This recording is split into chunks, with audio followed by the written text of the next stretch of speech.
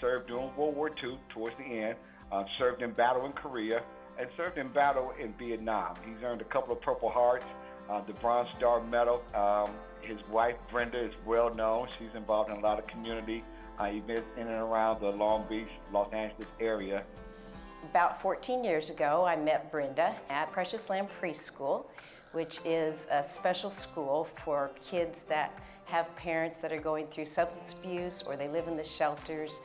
She really had a sense and a feel and a sensitivity for that. And I think Jack did too, right alongside of her. Jack and Brenda both, they're very generous. They're very generous with their time, with their money, with their attention. So I think that that's one big reason why she is so important to the city of Long Beach and the community members in the city of Long Beach, because she often would do what I call connect the dots.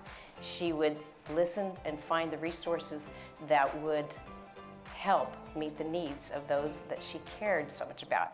So Jack is deserving of any honors that can come his way. We always say give folks their flowers while they're living. This is another flower in his bouquet, and the key to the city of Long Beach will be one great honor. I believe that they deserve the keys to the city of Long Beach because they have given out so much and continue to give. Jack, I do have on special order your favorite Cabernet Blanc. It should be in the next couple weeks. And I think I've learned all the chords on the piano to the song Route 66 so that you and I could actually sing a duet. And going forward, yeah, love to see Jack sitting in his favorite spot at my wine bar with Brenda next to him and cracking jokes and telling stories.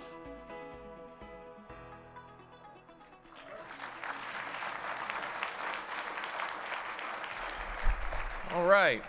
Jack and Brenda, please come forward and receive your key to the city.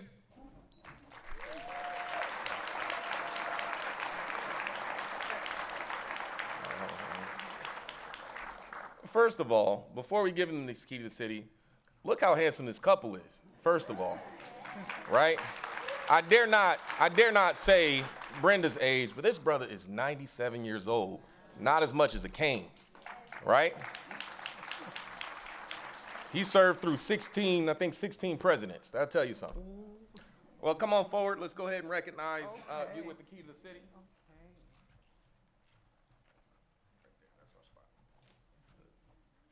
Well, on behalf of the city of Long Beach, it is my honor as mayor of Long Beach to bestow upon you the key to our city. Congratulations. Thank you very much.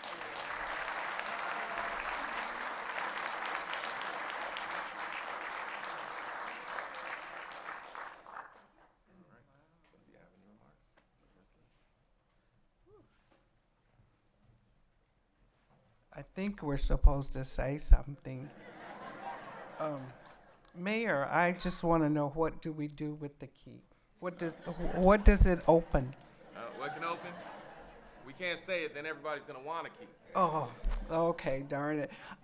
This is really an incredible honor for both of us. Long Beach has been such a giving community, and we love it. Jack told me I only had a few minutes to talk because he's going to talk a lot. So I just want to thank the committee that put this together. They worked so hard, and just to be able to connect with us. And yeah, this is awesome. And words, I just don't have all the words to say that, yeah. So I'm going to give it to him. Come on, him.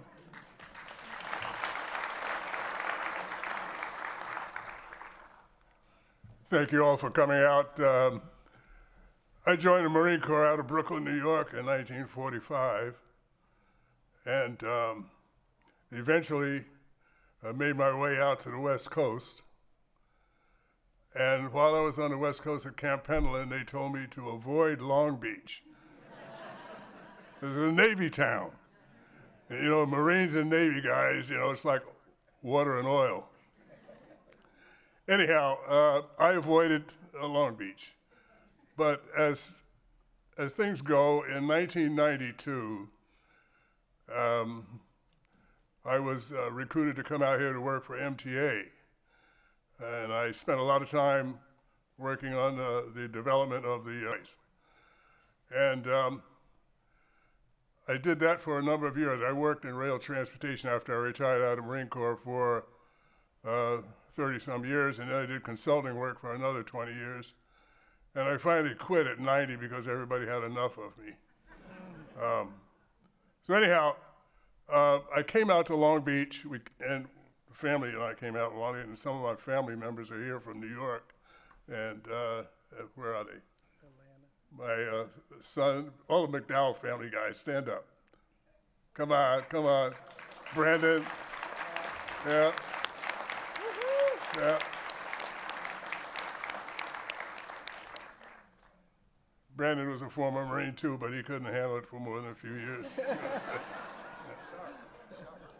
But to make it short, we've enjoyed Long Beach very, very much. It's one of the nicest cities I've lived in, and I've lived in 9 cities during my lifetime, 3 as a civilian.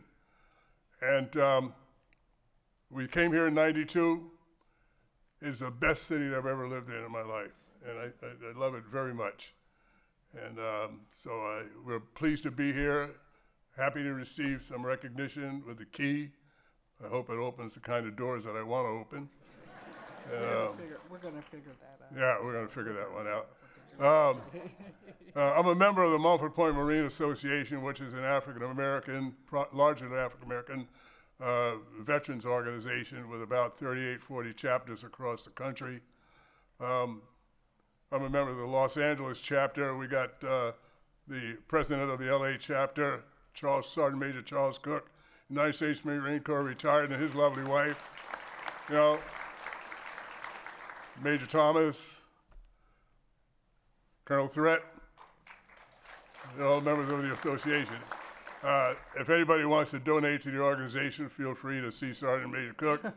I have no shame. Thank you very much, people. Thank you. Thank you. Thanks a lot, Mr. Mayor. Of course. Jack's got many more years to open doors, so use that key.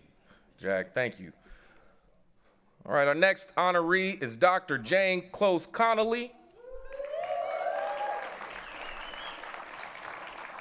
Dr. Conoley has dedicated 50 years to education, culminating in her remarkable tenure as the first woman appointed to the role of permanent president of Cal State University, Long Beach, our flagship of the CSU and our university here in Long Beach, where she held that post for 11 years. That's right. Here in Long Beach, it has been a true pleasure. I've known her as a council person, and I've known her as a mayor, and she is an incredible partner. It's been a true pleasure working alongside Dr. Conoley. Together, we've partnered on important initiatives, Public Service Corps, getting young people from Long Beach State jobs at City Hall, Long Beach Housing Promise. This president believes in housing so much so she invited me to the Chancellor's office to come and push for more housing at Long Beach State. We're now collaborating on new opportunities at Blair Field. Even though she's retiring, she's teasing up opportunities for the future before she goes. These are projects that reflect our shared commitments to community and to opportunity for future generations. Under her visionary leadership, the beach has grown into a powerful engine of opportunity. She's expanded access to higher education. She's launched innovative programs that prepare students for the jobs of the future. She's strengthened the university's role as a vital anchor for the city. She's a steadfast advocate for student success, ensuring that graduates don't only leave with a degree, but also with the skills, the confidence, the leadership quality, and the connections to make a meaningful difference in the community and in the world. We could not let her retire without sending her off right. She has earned this key to the city. Her impact will be felt well beyond the city of Long Beach through the lives of the countless youth who go on around the world and make an impact. And she has helped build a stronger and a more vibrant Long Beach. So we thank you, and let's hear a little bit more about Dr. Conoley.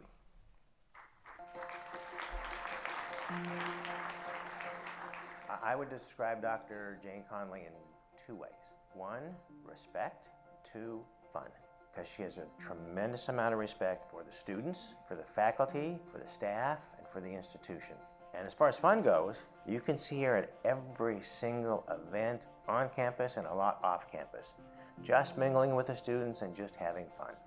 She became part of the city.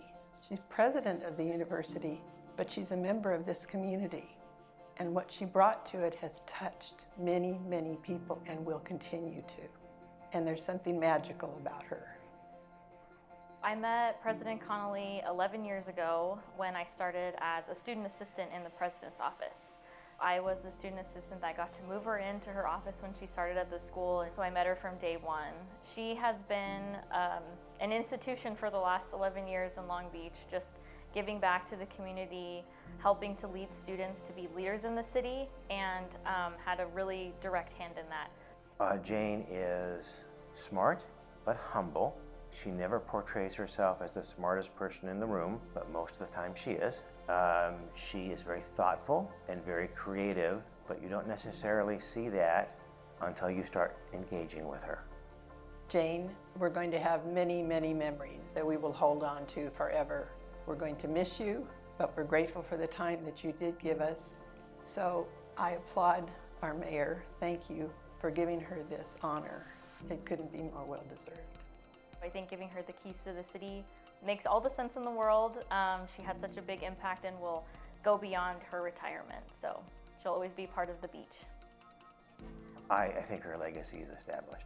When you look at the wonderful students that have been coming out of that university, and the fact that she goes to every graduation and shakes thousands and thousands of hands is remarkable.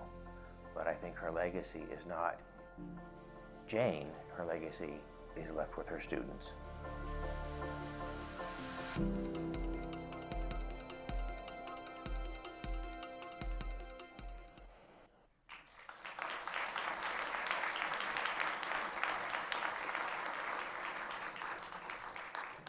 All right, well, without further ado, please come forward and receive your key to the city.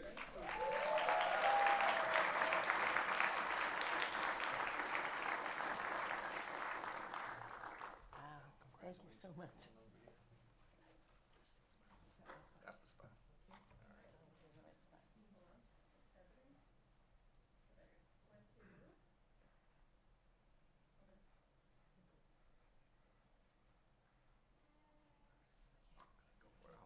I'll hold it for you. Okay, thank you. Well, that the people who put that together, you've made me cry. So we'll have to talk later about that. So thank you, Mr. Mayor and City Council people and community members, and certainly the committee who put all this together. It's such an honor to be recognized by the great city of Long Beach. Conoley and I have loved our now over 11 years, and I'm still president, still trying to retire. Living here, getting to know the people, and enjoying all that Long Beach amenities of nature, culture, entertainment, but mostly the wonderful people at the university, our faculty, our staff, our students, and then all the people in the community that I've met through Rotary, Chamber of Commerce, Arts Council, our police, our fire, our health department, city officials, and on and on. All those groups have been so welcoming, as well as our partnership, special partnership with LB Unified and LBCC. Some years ago, when your university was looking to distinguish itself on the crowded field of regional UCs and CSUs, our survey team found out that our location in Long Beach was a singular factor in students and their families finding Long Beach State a desirable university to attend. Now, of course, our Long Beach College Promise students very much want to stay here, but this fact was true for out-of-state students and students from across the globe. As our former Chancellor Tim White used to say to me, having beach in your name is a great marketing strategy. And he was absolutely right. I think we had over 120,000 applications this year. In fact, if it were not for the presence of family in San Francisco, we would certainly have chosen Long Beach as our retirement community. While we won't be here full-time, you can expect to see us around as we maintain valued friendships and opportunities for me to wear my favorite gold and black Go Beach shoes as I go to beach athletic and other events, And now with the keys to the city, I guess we'll just go anywhere and stay just about everywhere. I have appreciated the city's embrace of the university and by extension of me and Conoley. And in return, the university has tried to add value to the city through the Long Beach Promise Program, raising the educational attainment of the region, and by offering hundreds of programs for city residents in health, literacy, climate change mitigation, mental health, childcare, workforce and economic development, athletics, and the arts, just to name a few.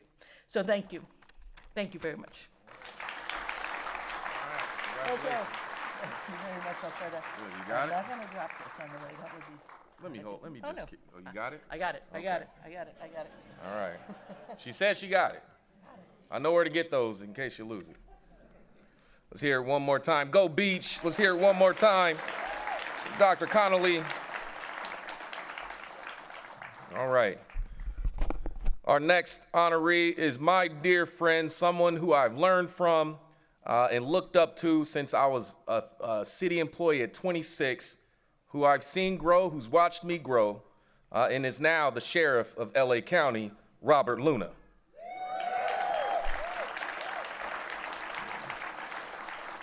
Sheriff Luna is a true son of Long Beach whose lifelong commitment to service began right here in our neighborhoods. Born and raised in this community, Sheriff Luna started his career with the Long Beach Police Department in 1988 when he entered the academy. You might see a photo of that. Over more than 3 decades, he rose through the ranks, breaking barriers as Long Beach's first Latino police chief. This was a milestone not only for our department, it's a milestone for our city.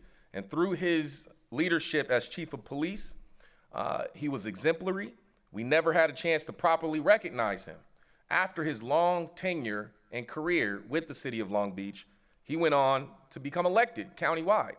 So we never even really had a retirement party for him here in the city of Long Beach to recognize the way that he led with integrity and fairness and demonstrated his deep commitment to our Long Beach community, the largest, second largest law enforcement agency in our county and in our region. So tonight we get to fix that. Tonight we get to recognize our friend, Sheriff and Chief Luna. He actually corrected me because I was calling him Chief, well beyond Sheriff. He was like, all right, council member. Okay, I got you. But we paused to recognize, you remember that, it was with Fluffy, you remember that? That was when we had Fluffy. But we paused to recognize Sheriff Luna's remarkable career, honoring the dedication and leadership shown to the people of Long Beach. The leadership that he's demonstrated over decades of service, work that's laid the foundation for his continued service at the county level. His approach to public safety has always been rooted in one clear belief: safety is built on trust.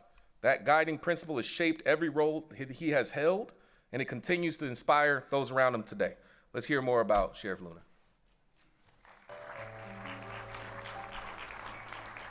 In a city of over 450,000 citizens, it's easy to find a good cop.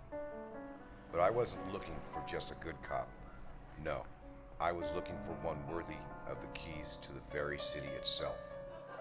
During my investigation, one name kept popping up: Robert Luna. But who was this man? I need to find out more. Robert Luna is one of those rare public figures who is absolutely what he appears to be. I can tell you he is a man who leads with his heart. I think I'm beginning to get a clearer picture of him. He is a very down-to-earth, common sense kind of a guy. He is a man that puts high priorities on his family and his faith. He's a hard-working law enforcement professional. That is who he is. That is who he is as not only a law enforcement leader, but as a person. I've seen it firsthand. This lead seems promising, but I have to dig deeper still. He puts a tremendous value on responsibility, accountability, truthfulness, an openness to innovative and creative ideas. I had the privilege of working alongside and so closely with the sheriff for many, many years, decades. And one of the things that stands out to me is his investment appreciation and commitment to community policing, to engaging and developing relationships with the people we serve. I see it every day with the officers that work here and our professional staff that work for the Long Beach Police Department. It's something that meant a great deal to him. It means a great deal to me, and I think it is essential. It's the foundation for policing in today's environment. Chief Luna provided a body of work for 36 years in the city of Long Beach to make Long Beach a better and safer. He's raised a family and done an amazing job with it. The family lives in Long Beach. Daughter's a Berkeley grad and an attorney. The son is now a Long Beach police officer.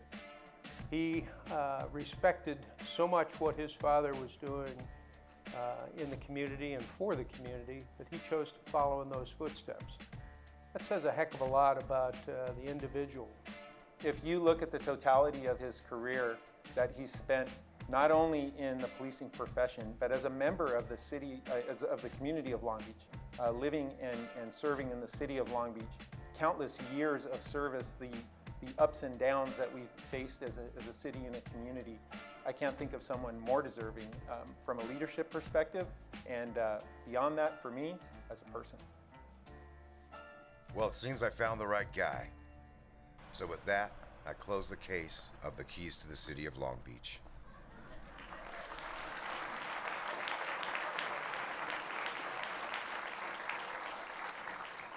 All right.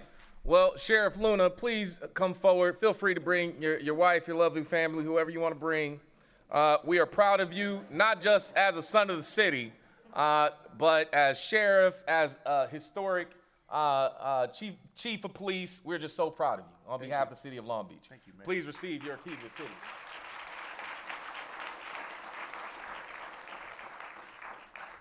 You're not on the spot. Come on. All right. You hold it while you do it.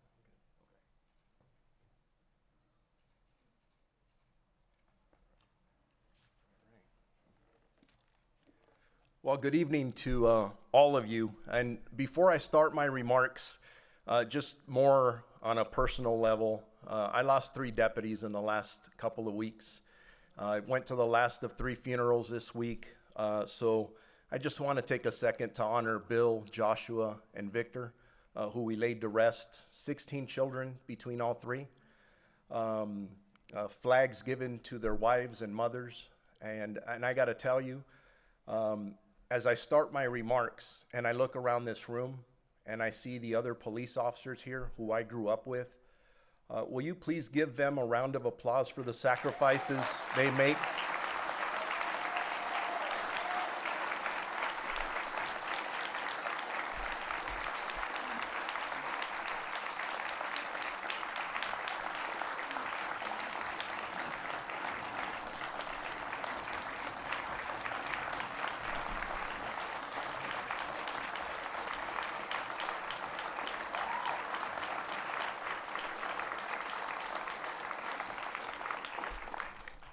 Thank you for that. That means the world to them. And honestly, I wouldn't be up here receiving this key if it wasn't for each and every one of them. I spent 36 years of my life with them, growing up with them, watching them at work, sacrifice their physical and mental well-being, really laying it all on the line for our community here in Long Beach. And yes, it's a roller coaster ride of emotions because policing is the toughest job in America for a lot of different reasons. But I got to tell you, you have an amazing police department here, and I'm very proud to say that I served here for 36 years as a part of it. And know this, that as I'm sitting here in front of you, there's a great deal of a man who's very humble, because my journey wasn't easy into policing. As a kid growing up in East Los Angeles from immigrant families, the last place I thought I'd end up was in policing. But it just tells you, you can do it. And that's what I tell the kids that I run into every day, that you can absolutely do this. So when I stand up here in front of you with a lot of pride, it's because this city allowed me to fulfill my dream of becoming a police officer so many years ago. And as I say this, it's kind of ironic because the guy who recruited me to the Long Beach Police Department is sitting over here to my right, Roberto Uranga, when he worked for civil service.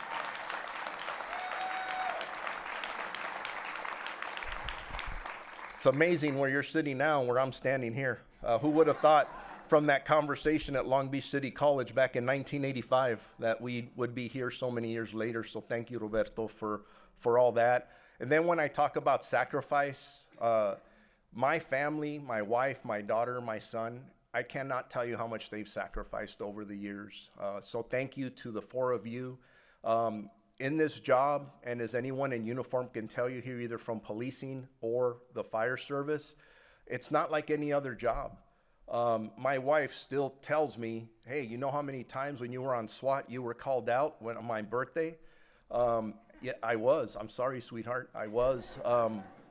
But those are the sacrifices that we make because we want to make sure that we're available to everyone in this community. So when we call. So this key is for all of you as well, the sacrifices you made for me to arrive where I'm at. And just as I conclude, the partnership we've always had to make this community safe, I always go around, yes, I'm the sheriff of Los Angeles County, largest sheriff's department in the country, but my roots are here in Long Beach. Everything came from this city, good, bad, or indifferent. Working with a lot of you in this community like Jessica and many others, Reverend Wood, we've gone through some ups and downs here. But you know what? Look where we're at today because of all the work that we've done together. And that's what it's about. So I can't wait to see the next chapter.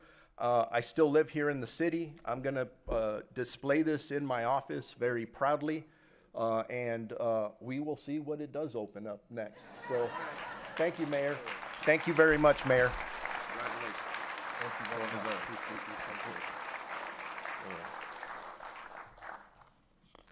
The largest sheriff agency anywhere in the country. Let me say that right. Let's hear it for Sheriff Luna one more time. And finally, we honor WAR, a legendary group from deep roots right here in the city of Long Beach. For more than 5 decades, since they started in the early 1970s, WAR has shaped the musical landscape, carrying the spirit of our city across the world. When we talk about Long Beach's rich music history, you can talk about, West Coast hip hop, you can talk about punk rock, you can talk about Sublime, Snoop Dogg. None of that would have been possible without the contribution and the legacy of WAR from Long Beach. So this is a band that was a jam band. They could jam to a lot of different types of music with Long Beach roots. And that helped define our city's sound and our city's soul. And most recently, we watched as they were honored with the star on the Hollywood Walk of Fame. And it struck me in that moment that they have a star on the Hollywood Walk of Fame, and we talk about them all the time, but they hadn't got the key to the city of Long Beach. Well, it was time to fix that. So tonight we get to fix that. We recognize from their earliest days that WAR is much more than a band. They've been cultural storytellers. They've been bridge builders across cultures. They've been musical influences and traditions that create songs to speak to unity, to speak to resilience, to speak to community.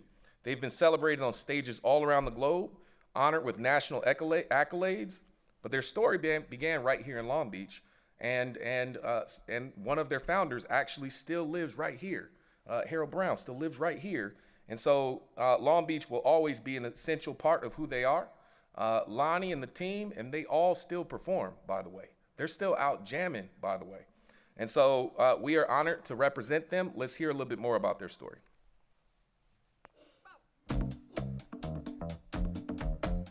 I've been with WAR since the beginning, since 1969. They have their roots here in Long Beach.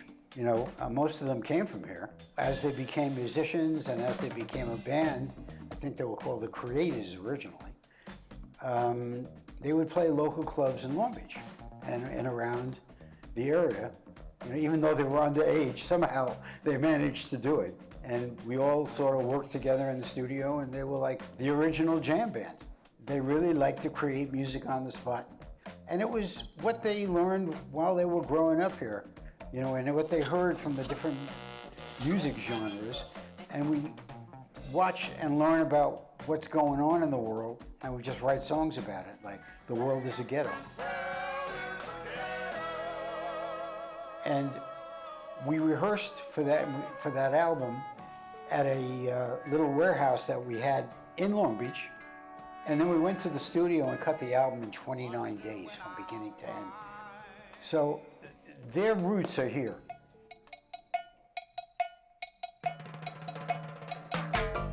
Low Rider, it's been in movies, it's been in video games.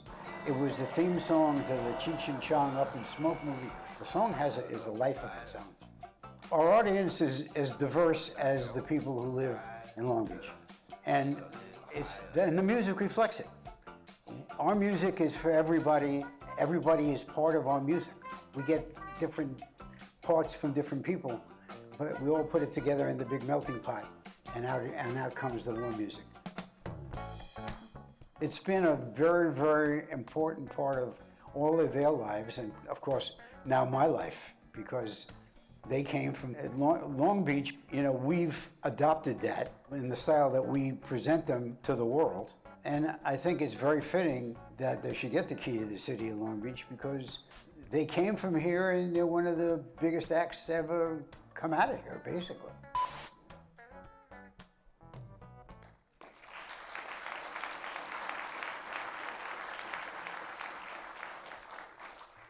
All right, so, you know, without further ado, we have members of WAR, some of the original members. And Jerry, you come up too, the original manager. Come on up, come on forward. Lonnie, Harold, Jerry. Any other members of the band here? Please come forward, please come forward. All right. Good, come on in, gentlemen. Okay. We'll get your comments after the photo. Okay. This way. All right, we got a few of these keys. Right, we have Lonnie as an original member. You received a key to the city. Harold, original member. Thank you. All right, we got one more. Jerry, this represents your contributions as well. These represent the whole band, but we have some living legends, some Long Beach legends here. We wanted to make sure everybody has something to take home. Let's hear it for WAR.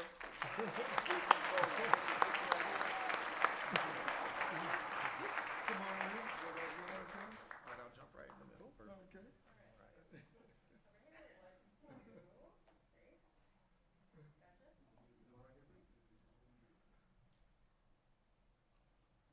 Lonnie, go first. Oh, me? Yes, sir. Yeah, you go first. Okay.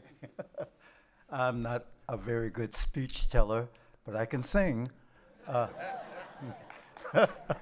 But you may get mad at me right now. I have to be honest with you. Harold Brown is the one who grew up in Long Beach. I grew up in Compton, right next door. But all together, you know, everyone was joining in from the surrounding cities like Harbor City, Long Beach, Compton, anywhere in the surrounding areas, Watts. And, but we migrated in Long Beach when we did all of our rehearsals. Like Jerry said, we created a lot of music in Long Beach. The World is a Ghetto was one of the quickest records we ever made, and we made it from a truck, believe it or not. And I just remember a lot of kids coming around enjoying us recording. Some of those kids, I don't want to mention any names, but Snoop Dogg.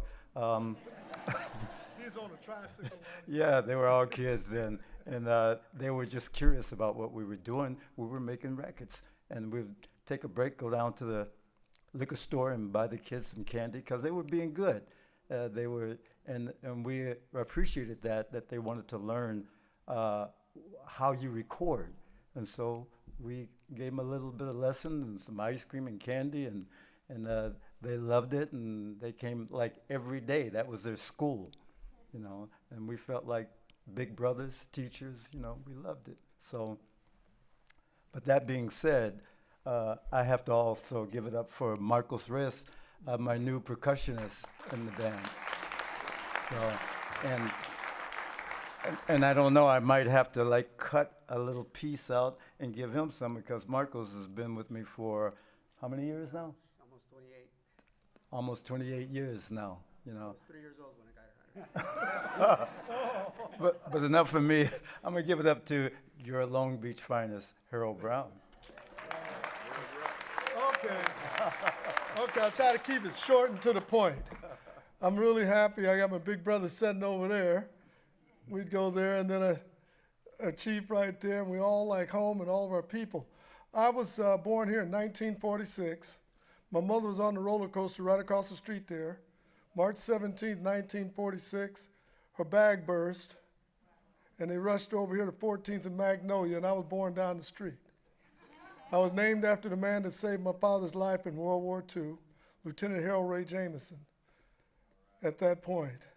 Also, First Lutheran, my big brother was down there. I got my first award is back over there somewhere. But I got my first award in 1957 from First Lutheran, where I learned how to play drums in 1957. I went to Burnett Elementary School over on Atlantic and Hill Street. And I don't know how many people are familiar with the Zoot Suit riots, but I grew up with the George W. Shibley family that represented all the Latinos at that time point. And then it's been a blessing for me. Then I went to First Lutheran. We were the first black family to attend First Lutheran down on 10th and Linden. I learned to play drums there in 1957. And then after that, I went to Long Beach Poly. Yeah! Where the rabbits at? So I went to Long Beach Poly, and I was one of the top distance runners in the state of California. Full scholarship to Valparaiso in '64, but I turned it down. Started my first business at 333 East Broadway in 1964. We joined the Musicians Union in 1964, working with Vince DeVere, Lucille Ball, and all of them. That's where Lonnie and all of us started being one of the first black bands booked up on the Sunset Strip. And then I was down to my last $7. I still keep 7 on me. When God changed everything. And that's when we got back, you know, we got a chance to hook up with our producer and buddy, Big Bro. Jerry, why don't you come on up here and take it over? I'll say something. Please.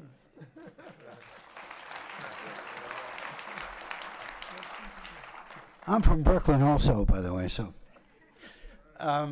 Yeah, these guys came to me. I found them almost by accident. I had a guy in my company. We had this big poster company back in the day, and we sold posters on the road with all the major stars like the Rolling Stones and Led Zeppelin, etc.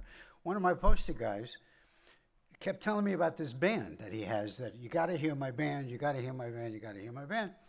So I said, okay, I'll set up a rehearsal at Studio Instrument Rentals in Hollywood, and we'll hear your band. Okay, so I go to the band, I go to hear them, and I was like shocked. Okay, here's a bunch of guys that could play Latin, funk, rock, blues, jazz, everything. You know, I said, and then the first thing I said is like, what the hell do you do with a group like this? You know, they can play anything, you know. But I said, okay, let me think about this. And then they played me a Latin version of Painted Black that just tore me up, just blew me away. And I went, wow, that's really interesting, you know. And so I just left it, and they said they were playing a Las Vegas show in North Hollywood at a place called the Ragdoll. So, and it's next week. I said, yeah, I'll come. I'll see you. They were playing behind Deacon Jones, the football player. You know, he's doing like one-handed push-ups, singing "Oh Baby, Don't Leave Me," you know. And it was a very interesting show, actually. But anyway, at the same time, I'm in my office, and Eric Burden shows up. He's the lead singer of the Animals. He's had 20 hit records, and you know, very despondent about the record business. Everybody took everything. His managers took all the money, and he's going back to Newcastle. And I went, you know, tonight this group that I've been trying to figure out what to do with is playing the Ragdoll, this club in the Valley. You know, why don't you come meet me there and see what you think, you know? They're very different. I never heard anything like them, you know. So we go to the valley, and we sit there, and he brings this Ceremonial player from Denmark who barely speaks English, by the way, and he's living with him, and come. So we watched the show, and it was interesting, and then they jammed, and Lee got up and jammed, and of course these guys thought Lee was Eric Burden, they didn't know who Eric was at all, And so I called, next day I call Eric on the phone. I said, so what'd you think of the band? He said, we're rehearsing at 4 o'clock. They rehearsed for about 2 months. Did some local gigs here, okay? Local, maybe even one in Long Beach and one in, San Bernardino, I think. So we were kind of ready. They were like just rehearsals. And then we played the Devonshire Downs Pop Festival with 100,000 people. Was the first gig on Eric Burden and War, by the way. And we followed this small little act called Creedence Clearwater, who had like 20 hits or whatever, and blew the place away on our first gig. And I went, wow, this is going to happen. This is real. And over the years, it became more real, and my guys who could play anything made hit records in every direction, and I'm very proud of them. And this is really a fantastic thing for us, and we thank you very much. Congratulations. All right, stay up here. All right, folks, let's hear for all of our recipients of 2025 Key to the City. These people have opened doors. They have blazed path and trails, and we honor them in the city of Long Beach. Now we invite all the Key to the City recipients and our city council forward to take a final photo.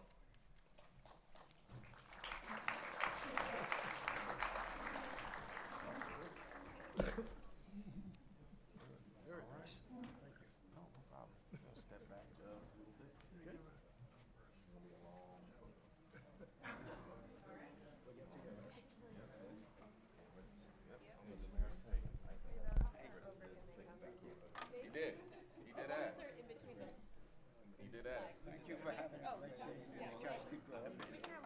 All right, let's try to get these keys all lined up.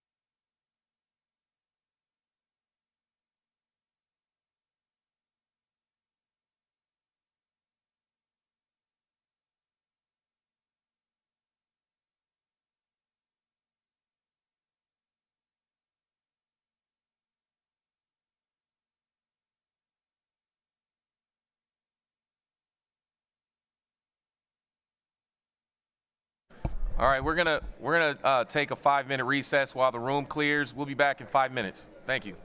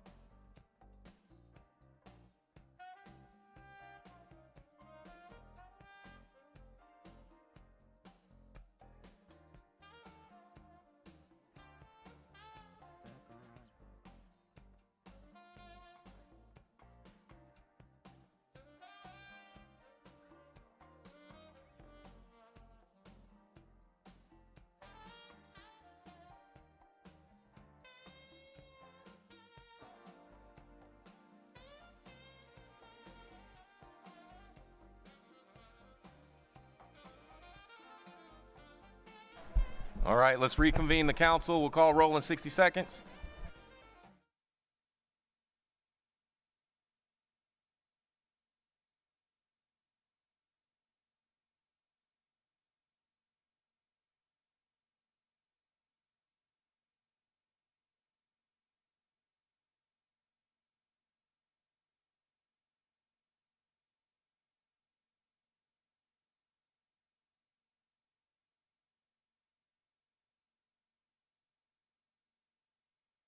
All right. Roll call, please. Councilwoman Sendejas. It's a lot of roll calls today. Present. Councilwoman Allen. Present. Councilmember Duggan. Here. Councilman Superna. Here. Councilwoman Kerr. Here. Councilwoman Sorrow. Present. Vice Mayor Uranga. Presente. Councilwoman Thrash and Took. Here. Councilmember Rick Sodi. Here. Mayor Richardson. Here. We have a quorum. All right. Well, thank you all for returning, and thank you for participating tonight. We have a lot going on the City Council agenda tonight. But I want to start off by wishing a happy early birthday to our Vice Mayor, Roberto Uranga. He's turning 28. He's my birthday twin. We're birthday twins. Our birthdays are a week apart, 30 years apart, but birthday twins. Happy birthday, Vice Mayor. Councilmember Thrash Intook is participating remotely. We have a lot to do today. We already had the Key to the City presentation. We have one brief presentation. We will have to take up consent calendar first because that has a time certain. So we'll do that. There's 2 ordinances. We'll get out of the way, and then we jump right into the budget hearing, which goes first, and then we'll get into. I know folks are here for the hearings, hearing 24 and hearing 25 and hearing 26. We'll get into those, and then we have additional items after that. So there's a really busy night. So let's start off. Let's take up the report out from City Council first. Yeah, I mean from closed session. Thank you, Mayor. We have no report from closed session. Fantastic. Thank you. Next, we will do consent calendar.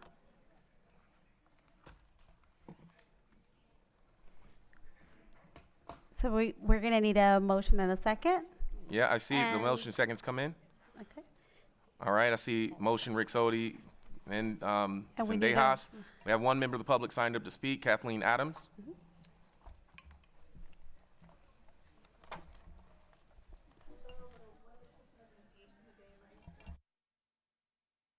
Let's make sure a microphone's on.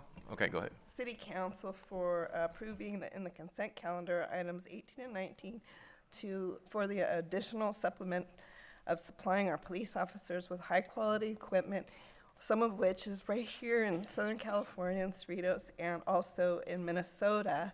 And I'm sure the best quality must be from Minnesota, and it's through 2028. So for 3 years, we're going to be seeing high quality products for our police officers. So thank you for that. This is in addition to the already approved $4 million for tasers and cameras.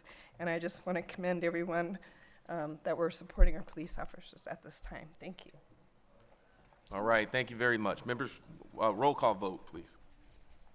Yes. Mayor, would you like to pull item number 7? I don't see it on Consent a item. request to pull item 27. Yes. Item 7. So we'll do consent. Oh, I do see that. Okay, yeah, we'll separate item 7, please. Thank you.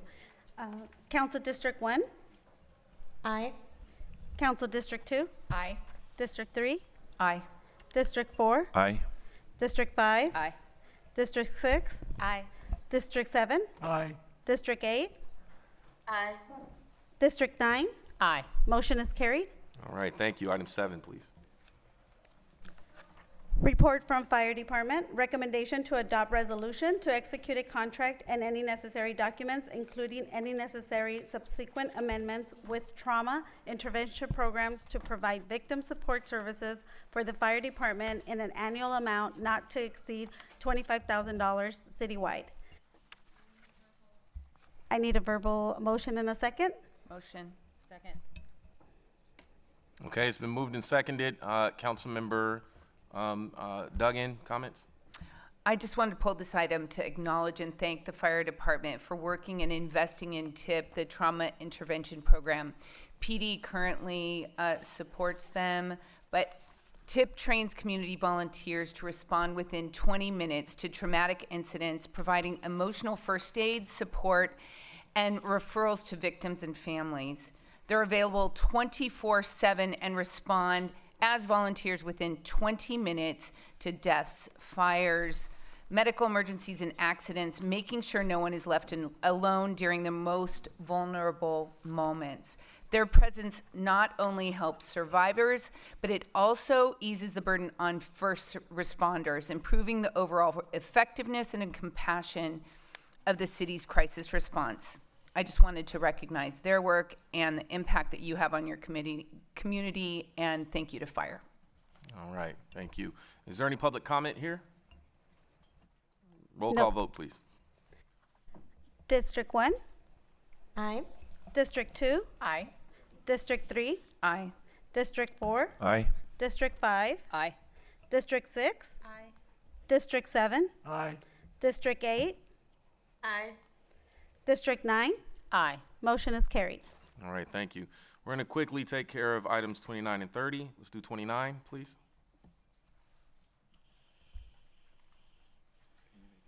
Report from City Attorney, recommendation to declare ordinance amending Title 10 in the Long Beach Municipal Code relating to preferential parking District U, read and adopted as read citywide. All right, thank you. Do we need a voice motion in second? Yes, a voice motion and a second. Okay, Second. sounds like, okay, move, Councilwoman Allen? move CD2, second CD4. Is there any public comment here? No Oh. public comment. Okay, roll call vote, please. Council District 1? Aye. Council District 2? Aye. Council District 3? Aye. Council District 4? Aye. Council District 5? Aye.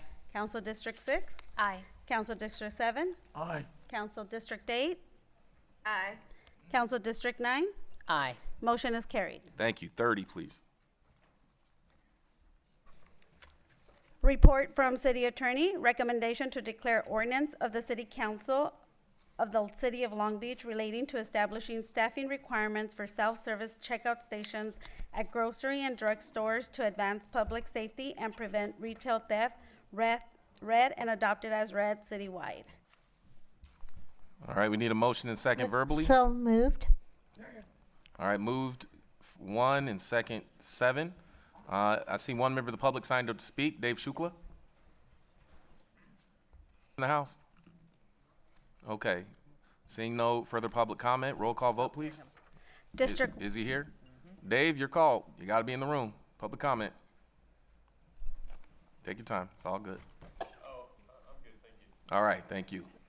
Roll call vote, please. District 1? Aye. District 2? Aye. District 3? Nay. District 4? Nay. District 5? Aye. District 6? Aye. District 7? Aye. District 8? Aye. District 9? Aye. Motion is carried. All right. Thank you. We now will go to the Neighborhood Leadership Program presentation. Congratulations. That is done.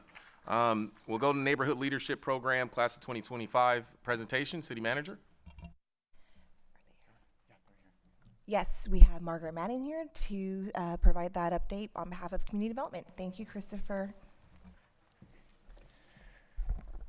Hey, Margaret. Good evening. Good evening, Honorable Mayor Richardson and members of the City Council.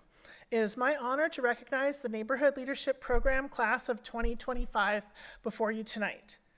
Since 1992, over 800 dedicated, thoughtful Long Beach neighborhood leaders representing the diversity and the best of our city and our country have completed our 5-month curriculum and are activating their love and commitment to Long Beach to make a difference in our city.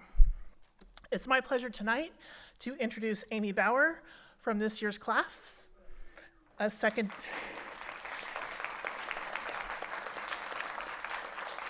district resident, Amy was selected by her classmates to represent the class before you tonight.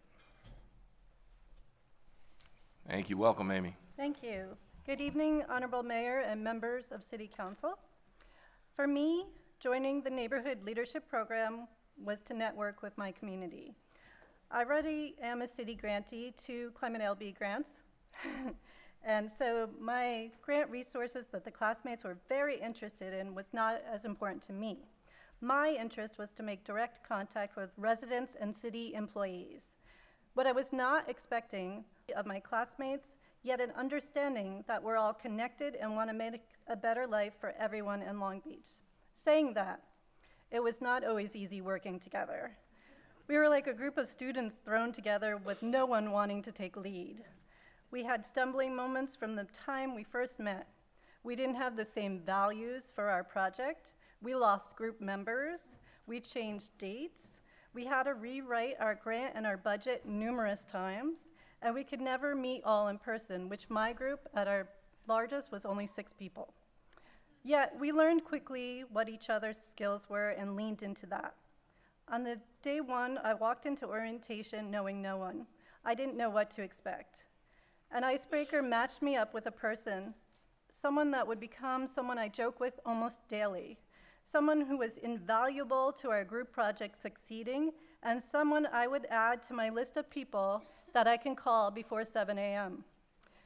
I'll be taking away new friendships with both NLP classmates and city employees. NLP solidified the intersection of my personal and professional activities with many other people in Long Beach, and you will see more of me as I continue to collaborate with all the people I've met during these past 5 months. Thank you for the opportunity to speak with you today, and I would just like to add a huge thank you to my NLP classmates for trusting in me to represent us all. Thank you and good night. All right.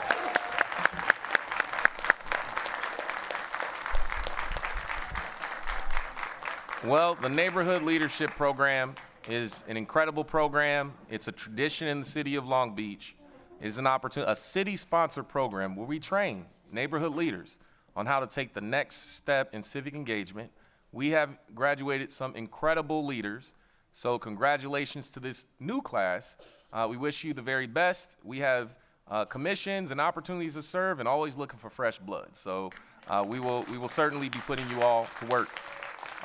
Public service is a thankless job, but we try to thank and recognize our servants here in Long Beach. Thank you so much. Let's have all of you stand up, the class of 2025. These are Long Beach leaders. These are Long Beach residents and leaders. Thank you so much. Congratulations. Councilmember Exodi? Yes. Thank you, Mayor. Yeah, I just wanted to, again, recognize all of you for your hard work. I know it's not easy giving of your time and your talent, and time is precious these days, so I really want to thank you for your commitment to the city. I've personally seen a lot of value come out of this as a former as a neighborhood leader. A lot of my colleagues who were also neighborhood leaders had done the Neighborhood Leadership Program, and my very own community affairs coordinator is actually a graduate of the Neighborhood Leadership Program, so I can definitely see the path that it leads to. But I also want to just give a shout out to the 3 outstanding graduates from District 9. I want to congratulate each of you. I see Brenda Robertson Covington back there. Jennifer Trucios, Mackenzie Mang, on completing. I want to congratulate you on completing this journey and commend you on your dedication and passion you've shown for this community and the work that you have put in.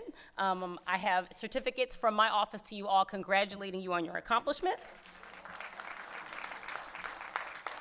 And I also want you to know, as District 9 residents, your journey does not end here. In October, my team will be hosting our own Uptown Lead Academy, another opportunity to build on the momentum you created and expand your leadership skills and ways that you continue to invest in our district. And so I just want to thank you, and I want to thank everybody that was in the class. Again, this is a great milestone, and leadership doesn't stop here. So thank you so much. All right, Councilmember Sorrow. Yes, I want to add my congratulations to the class of 2025. I know it's not easy when you all come together as you get to know each other and work together, and this is what the program is really about. It's building community, and it's strengthening our neighbors through you. So I just wanted to give a special shout out to 2 graduates from District 6, Veronica Martinez, yes, and Laura Mozo as well. Congratulations to you too. We look forward in hosting future events and neighborhood activities together. So please, my office will make sure we're going to reach out to you and put your skills into action. So looking forward to working together. That's called being voluntold. Councilwoman Zendejas. Thank you. As a very proud neighborhood leadership graduate myself from back almost 20 years ago, I just want to say congratulations to the class of 2025.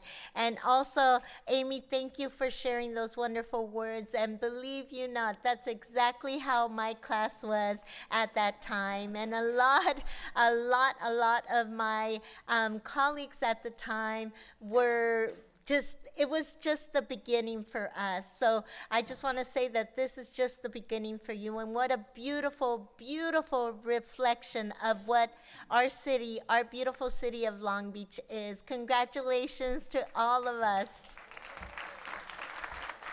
All right, well, congratulations to you all, and we have some recognition for our office that we'll share with Margaret.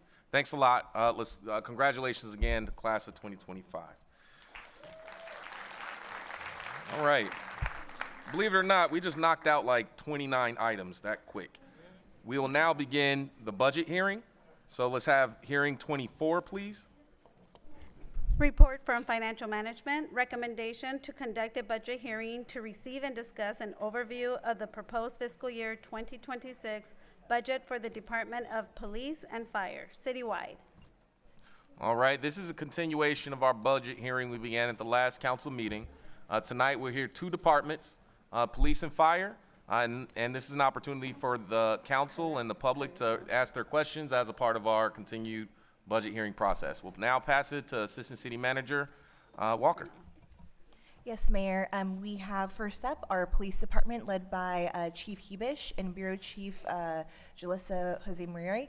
The one thing I wanted to ask is if we want to do PD, then question. Yes. Okay, great. And one period for questions. Perfect. That's Yes. how we'll move forward. Thank you.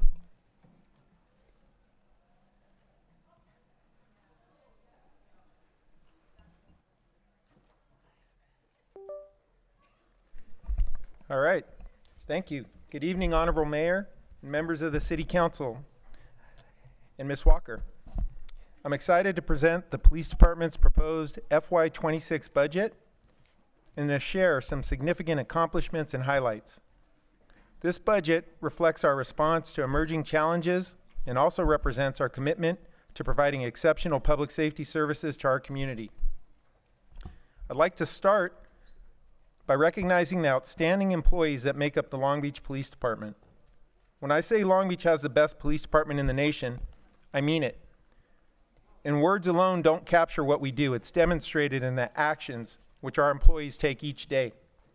Whether risking their lives to rescue suspects from a burning stolen vehicle, bravely rushing into a house set ablaze by an armed murder suspect, investigating, identifying, and arresting a man for violently abusing a helpless dog, or activating our entire department and members of our community to return a child safely back into the arms of her mother, the Long Beach Police Department shows up each day because it's who we are and who will continue to be, and I'm honored to be a member of this organization. An organization that's modern and forward-thinking with over 1,200 employees, sworn and civilian, each playing a vital role in the safety and stability of our city. Patrol officers respond to calls and provide critical assistance at moments when it matters most. Detectives work relentlessly to solve crimes, support victims, and bring resolution to families impacted by violence. Specialized units, including the High Crime Focus Team, Neighborhood Safety Bike Team, Quality of Life Team, and a variety of others, contribute to bringing meaningful strategies to the city's most complex challenges. Behind the scenes, our professional staff keeps the department running 24/7, managing communications, facilities, fleet, records, payroll, and finance with professionalism and precision. Our special services officers help staff our jail, our civic center, our public libraries, our city college, and the Long Beach Airport. Our Youth and Community Engagement Division has grown into a national model, and together, our employees form a responsive, resilient, and deeply committed organization. And despite unprecedented challenges, from staffing shortages to shifting legal mandates, we remained agile, solution-focused, and grounded in our values: respect, compassion, service, integrity, and accountability. The FY26 budget proposal promotes a vision which prioritizes future-proofing the Long Beach Police Department so we can meet the needs of a growing and thriving city. A strategic, forward-looking plan based on operational efficiency, workforce development, and innovative and modernized service delivery. We're not limited to only assessing our current needs, we're setting ambitious goals to plan and prepare for the future. We accomplish this through 4 key service areas: emergency response and calls for service, including rapid, coordinated responses to 911 calls, critical incidents, and the protection of critical infrastructure and key resource locations such as the port, airport, and entertainment districts and civic facilities. Criminal investigations, with an emphasis on case resolution, support for victims, and data-driven approaches to violent and property crime. Operational support, technology, and training, which ensures continuity across all functions, including training current and future officers. And community and department trust and engagement, which fosters strong, positive relationships with residents, businesses, and employees through transparency, outreach, and partnerships. As of July 2025, our officers have responded to nearly 100,000 calls for service, averaging about 547 calls per day. In addition, we also staff and support a variety of ancillary services within our community. And despite current vacancies and an unprecedented staffing shortage, we're still maintaining base officer staffing levels in the field in order to meet the needs of the public. Our officers are working mandatory overtime so we can do this, and yet, our Priority 1 response times remain well within the optimal national average for emergency police response times. Currently, we're averaging 5.6 minutes for Priority 1s. In addition, our community service assistants support our patrol operations by responding to over 4,500 Priority 3 calls, allowing officers to focus on higher priority calls and emergency responses.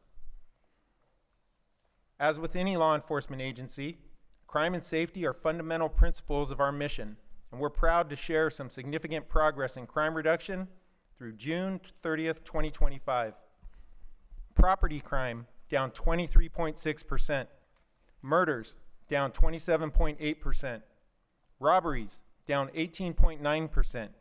Shootings continue to trend downward for the 3rd year with a 29.2% decrease year to date. Statistics are not the only tool we use to evaluate ourselves. We want our community to not only be safe, but feel safe, which is why our police officers have worked so hard to impact gun violence. This year alone, recovering over 500 firearms, many taken from violent offenders willing to victimize others. These outcomes are the result of focused patrol deployments, investigative expertise, and thoughtful resource allocation. We don't just track emerging crime trends and pursue high-risk offenders. We work diligently to strengthen trust within the communities most affected by violence. The police department continues implementing forward-thinking strategies that enhance how we serve our community by supplementing patrol operations, investing in the future of our workforce, and modernizing services. Supplementing patrol operations. We've enhanced patrol operations through the deployment of specialized units tasked with implementing enforcement strategies coupled with an intentional community engagement philosophy. Our high crime focus team provides additional support for neighborhoods experiencing persistent violence or high crime trends. They balance proactive enforcement with internal and external information sharing and engagement.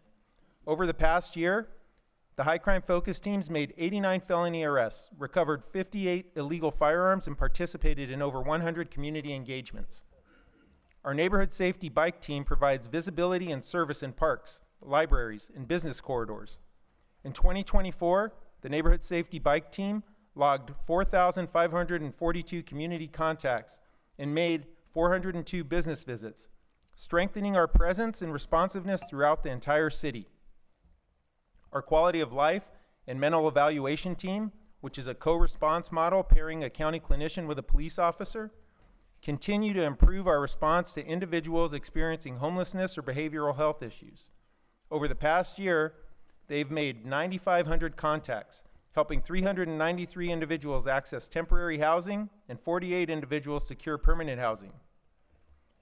We continue investing in the growth and development of our personnel by creating new training pathways and professional development opportunities.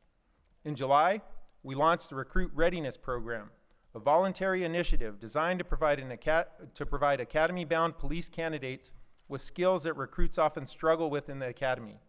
Just today, we added another 18 non-career recruits, bringing our total up to 36. We also implemented the most robust training program for new police sergeants in our department's history. This training program equips newly promoted sergeants with practical leadership tools, legal and procedural knowledge, and scenario-based training to prepare them for the complexities of frontline supervision.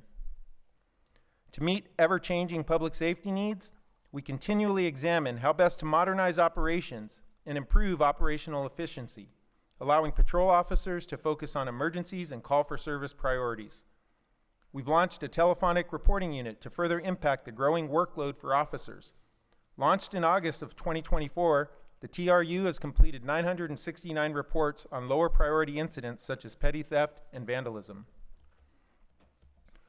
Our rapid booking jail pilot program has streamlined booking processes, reducing officer wait times, and increasing patrol availability while maintaining compliance and security protocols. The Real-Time Crime Center has helped with over 225 investigations, improving situational awareness and investigative turnaround times.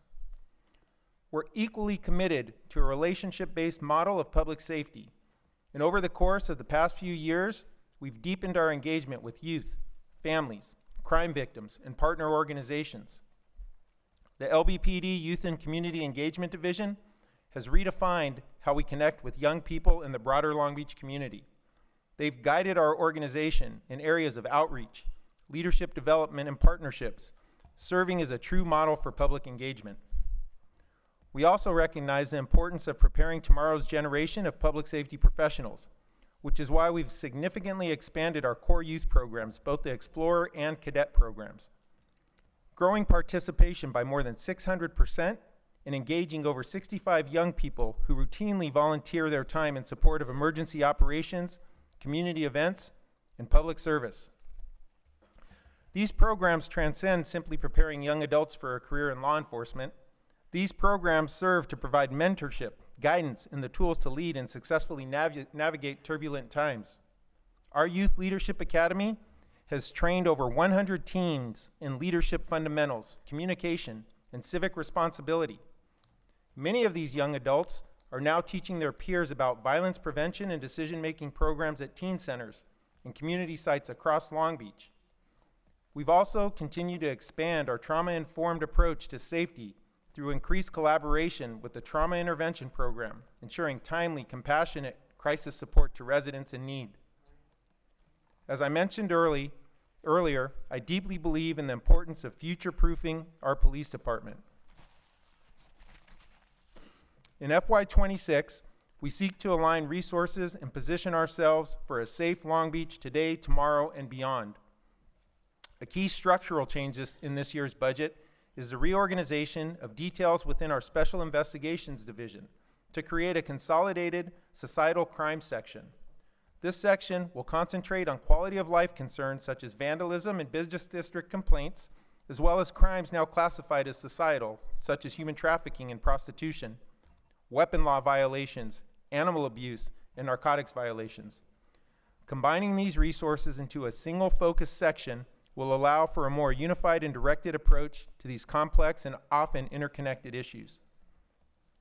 We're also expanding our community service assistance program by adding 8 full-time positions.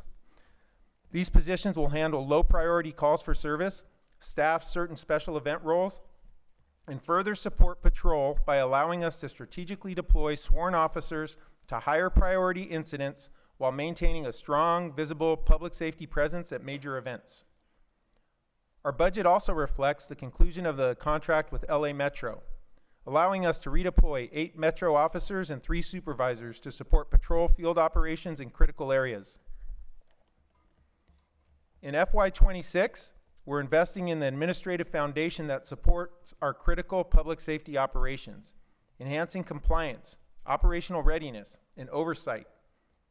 To reinforce our training, field supervision, and jail operations, we're adding administrative capacity, audit and reporting compliance, and program performance tracking. Within our Strategic Initiatives Bureau, we're expanding administrative support to oversee department-wide technology efforts, streamlining project planning and tracking and improving internal coordination across technology-related functions. In our finance and payroll sections, we're upgrading key positions to improve labor compliance, streamline administrative processes, and enhance fiscal accountability. The FY26 budget expands our commitment to youth leadership, mentorship, and professional development. We're reallocating administrative intern positions to focus on community engagement and communications, providing paid learning opportunities for young adults and creating a pathway to a successful law enforcement career. We're also seeking to expand our Youth Leadership Academy. With one-time funds, we'll be able to host a co-ed academy focused on mentorship, civic engagement, and skill building, and a Young Women's Leadership Academy designed to support our efforts to increase and grow the percentage of women in the policing profession in the Long Beach Police Department. I'd also like to note that several departments have signed on for the 30 by 30 initiative, and I stand behind that commitment, whether supported or scrutinized. And I'd like to share that members of our command staff here today consist of a female deputy chief, 2 female bureau chiefs, a female chief of staff, and several females representing command positions within our organization. So I'd like to give them a round of applause for everything they do and all of the people that support them in what they do. And they're going to be upset that I called them out. To meet the demands of today's public safety landscape and prepare for the global events on the horizon, including LA 28 and the 2026 FIFA World Cup, and the numerous large-scale events being held in our city, we're proposing several one-time forward-thinking investments that will expand our capabilities in the field and deliver smarter and safer services to the community. $1.3 million to maintain the high crime focus team's ability to address violent crime and high crime trends citywide and strengthen community engagement in our neighborhoods. $1.5 million to build out the real-time crime center into a centralized hub that enhances coordination, security, and threat response, including information assessments, analysis, and the dissemination of products to our officers in the field. $1.5 million to replace obsolete helicopter camera systems, improving evidence gathering, officer safety, and support of search and rescue efforts. $300,000 to launch a Drone for Patrol pilot program, which will test the use of drone technology to provide aerial support, improve officer and community safety, and increase response times for field units. As we look ahead to FY26, we understand the environment in which we're operating. There's a growing mismatch between an increased workload and the resources available to meet expectations. And while the demands have increased, our staffing levels and internal capacity have struggled to keep up. There are a variety of factors which contribute to the challenges ahead, including violent crime. While we continue to make progress in reducing shootings and homicides, violent crime is a dynamic challenge in our region. All the while, international and domestic threats remain ever present in our country. Legislative mandates. Every year brings new policies and reporting requirements that reshape how we operate, oftentimes without the funding or staffing required to implement them effectively. Technology advancement and departmental needs. Public safety technology and expectations are rapidly evolving. However, it's difficult to keep pace with the staffing and funding necessary to maintain these advancements. Recruitment and hiring constraints. Although we continue to make progress, we're still working to overcome a historic staffing shortage, which has led to significant mandatory overtime requirements for police officers. This is not a sustainable model and can contribute to fatigue and stress in the workplace. Special event demands and community impact. As Long Beach becomes a regional destination for large-scale special events, we face challenges staffing and managing these events. This includes increased demands to safeguard the public, both during and after events when crowds disperse into our neighborhoods and entertainment districts. Employee wellness and retention. The weight of these challenges is felt most acutely by our employees, and we must continue to address the associated impacts on our staff. And we are committed to maintaining a healthy workforce, which will help contribute to maintaining a healthy community. While challenges will always exist, we'll continue responding by acknowledging the reality of what we're facing and using these challenges to help guide our decisions and reveal new opportunities, such as opportunities to modernize our systems, innovate how we deliver safety, and deepen trust within the community we serve. We're investing in the infrastructure and institutions that will shape the future of public safety in Long Beach. In FY26, we'll welcome Class 100 as our first class taking place in our long-awaited, rebuilt Long Beach training facility. And I'd like to extend our sincere thanks to our partners in Public Works for their commitment in helping bring this vision to life.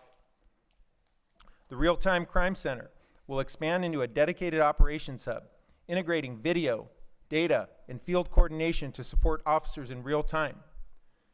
And the new crime lab planned for 125 Elm will elevate our investigative capacity and improve cutting-edge forensics to Long Beach and our region, which, as you know, will be on the world stage in the coming years. We're embracing innovation and technology that empowers our workforce, streamlines operations, and strengthens safety outcomes. The Drone for Patrol pilot program will enhance community and officer safety while improving situational awareness on the ground. Our scheduling unit, which we launched 2 years ago, and our new electronic timekeeping platform will help optimize staffing, essential in a resource-constrained environment. And the replacement of the city's CAD and RMS systems will improve public safety interoperability and field operations. Trust serves as a foundational public safety principle. Our community policing philosophies and strategies encourage relationship building and shared problem solving. Our youth initiatives are creating pathways to service and leadership for the next generation, and our expanded victim support demonstrates a compassionate approach to public safety. In closing, I'd like to add that I believe our department has moved the needle forward on public safety, and I have no doubt we will continue to do so. And although we're stepping toward the future with a sense of urgency, we're doing so with our values at the center of all that we do. The FY26 proposed budget is not just about funding operations, it's about building a department that reflects the strength, resilience, and diversity of Long Beach. It's about protecting the people we serve while also supporting the people charged with this duty. Mayor and City Council, I'd like to thank you for your continued trust, partnership, and support. I'd also like to thank our Long Beach community for their voice, vigilance, and vision for a safer city. And lastly, I have to thank the employees of the Long Beach Police Department for their immense passion, integrity, and unbelievable commitment. They show up every day demonstrating both courage and compassion in a belief in the reality of what's possible for our police department and our community. We're creating a future that Long Beach can be proud of, and I'm honored to be here with you every day. Thank you, and I stand ready to answer any questions you may have. All right. Thanks, Chief.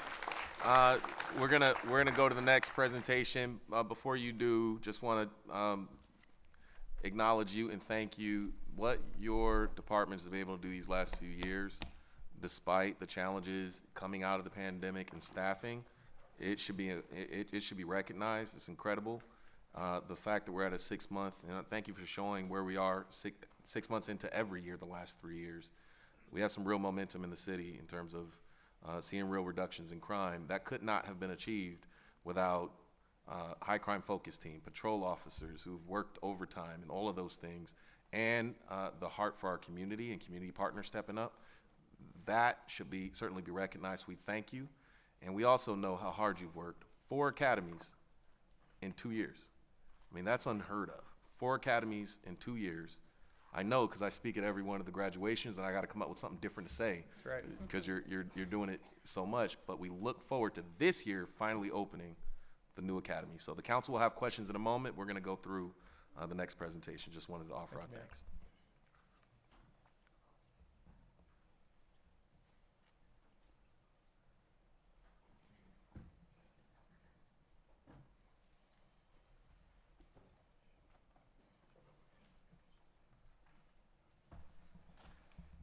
All right, so now we have our Fire Chief, Dennis Buchanan, with Bureau Chief Maura Ventura.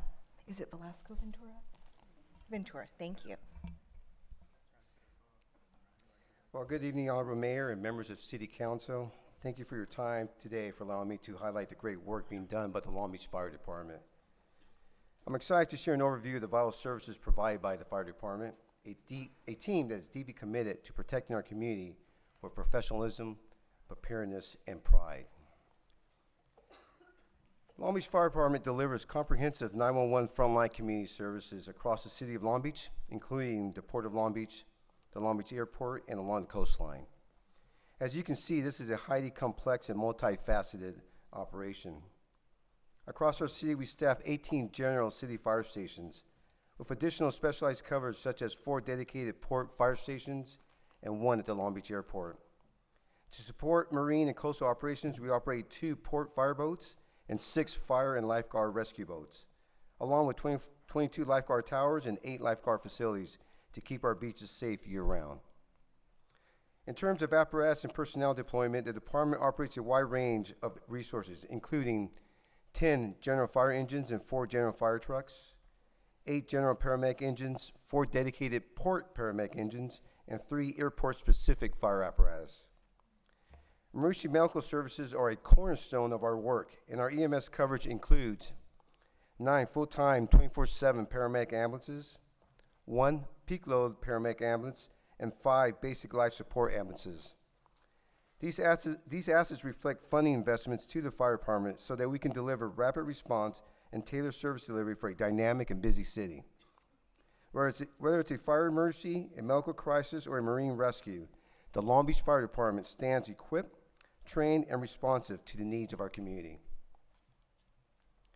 The fire department is more than just fire engines and trucks. We're a mission-driven team committed to delivering comprehensive services that protect and serve our community.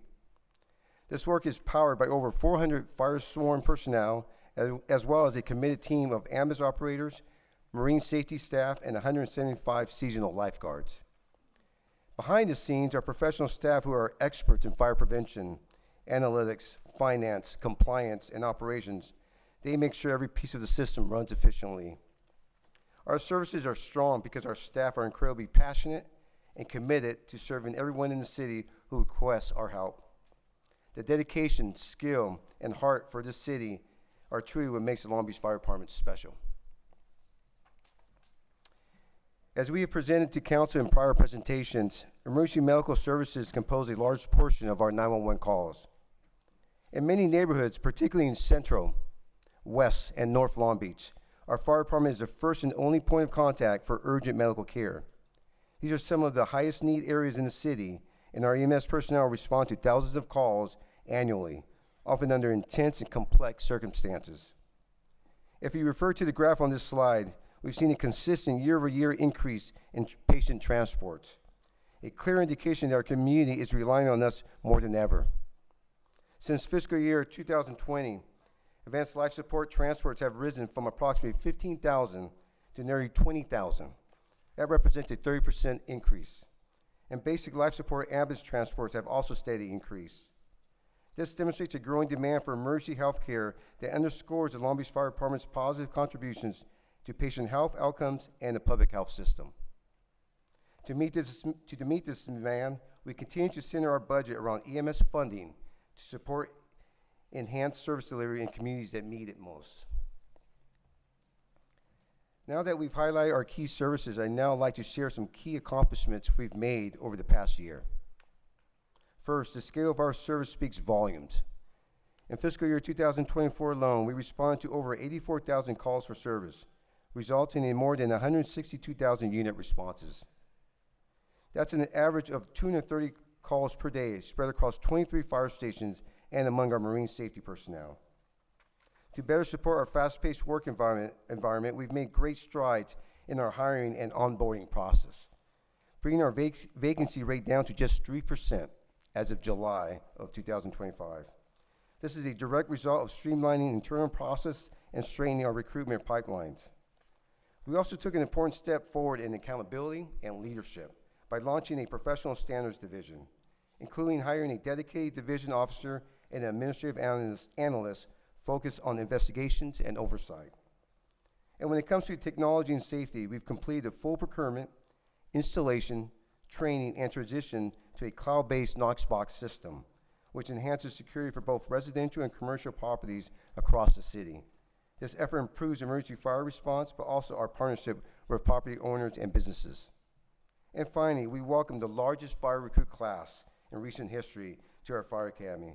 We started with 50 recruits, and I'm proud to report that 37 probationary firefighters successfully graduated, helping us reach fire sworn staffing above and beyond our budgeted staffing levels.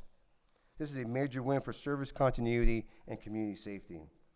In addition to advancing our department-wide goals, I would like to highlight one of the most critical high-impact areas of service, which is our 911 emergency medical services. In fiscal year 2024, emergency medical calls made up 78% of our service calls, totaling nearly 65,000 EMS incidents. That's an average of 178 medical calls every single day. This highlights the community's reliance on our firefighter paramedics and ambulance operators to ensure patient health and safety. Of those 911 calls, 46% result in hospital transport, with nearly 20,000 patients transported by our ALS paramedic units and more than 10,000 by our BLS units. These transports aren't just statistics. They represent real people who had their health issues stabilized, emergencies resolved, and critical care delivered to take care of patients who live or are visiting the city of Long Beach. Our EMS teams also continue to prioritize equity and compassion, serving as a lifeline to our most vulnerable residents. Over a third of EMS calls supported vulnerable populations, including more than 16,000 seniors, 4,200 unhoused individuals, nearly 950 veterans, and over 3,600 senior nursing facility residents. As I close out this slide, I want to share a big thank you to our firefighter paramedics. Not only are they ready to fight fires, but they're also trained to handle complex medical emergencies with skill and care. And let's not forget our incredible EMT fire sworn staff, our ambulance operators, and lifeguards who provide EMT and first aid care to residents and visitors throughout the city. As we look to the future of the Long Beach Fire Department, one thing is clear. Our ability to deliver high-quality fire, EMS, and lifeguard services depends on a strong, homegrown workforce. By responding to structured fires, medical emergencies, or rescues along our shoreline, our department needs individuals who not only have the skills, but the heart to serve their community. That's why we're investing in recruitment programs that engage local youth and young adults early in their educational journeys. Through initiatives like the Darren Rocket Academy and the Jordan High School LEAPS program, we're planting the seeds of public service in high school students. Over 850 youth participated in the junior lifeguard program just this past summer. We also support search and rescue efforts, our youth CERT volunteers, and EMS ride-alongs with local schools, including the Long Beach Unified School District, Long Beach City College, and Cal State University Long Beach, giving young people a real-world look into careers in public safety. And the results are paying off. Of the 2025A Fire Academy class, 76% of our graduate recruits came through one or more of our pathway programs. This is a win for our youth and young adults, as well as for the fire department.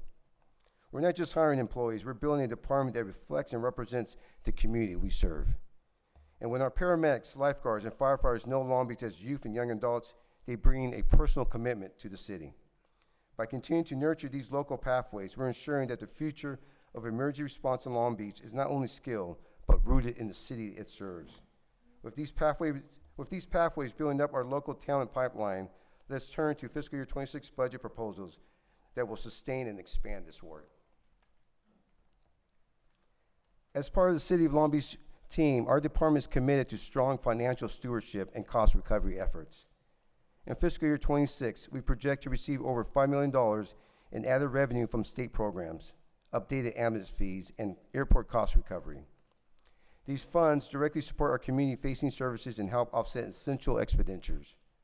Specifically, we are forecasted to receive an additional $2.5 million in additional revenue from the state's PPGMT program based on the increase of transports and the per-patient reimbursement amount. We're also updating our patient transport fees to LA County rates that went into effect on July 1st, 2025. The fire department has based its fees to match LA County for much of its history. And the fire department also worked for our partners at the airport department to right-size our interdepartmental MOU for cost recovery related to Fire Station 16, which is 100% dedicated to Long Beach Airport's service needs. And finally, we are adding one fire inspector to the Fire Prevention Bureau who will be dedicated to performing fire inspections for all Long Beach Unified schools, preschools, and private schools.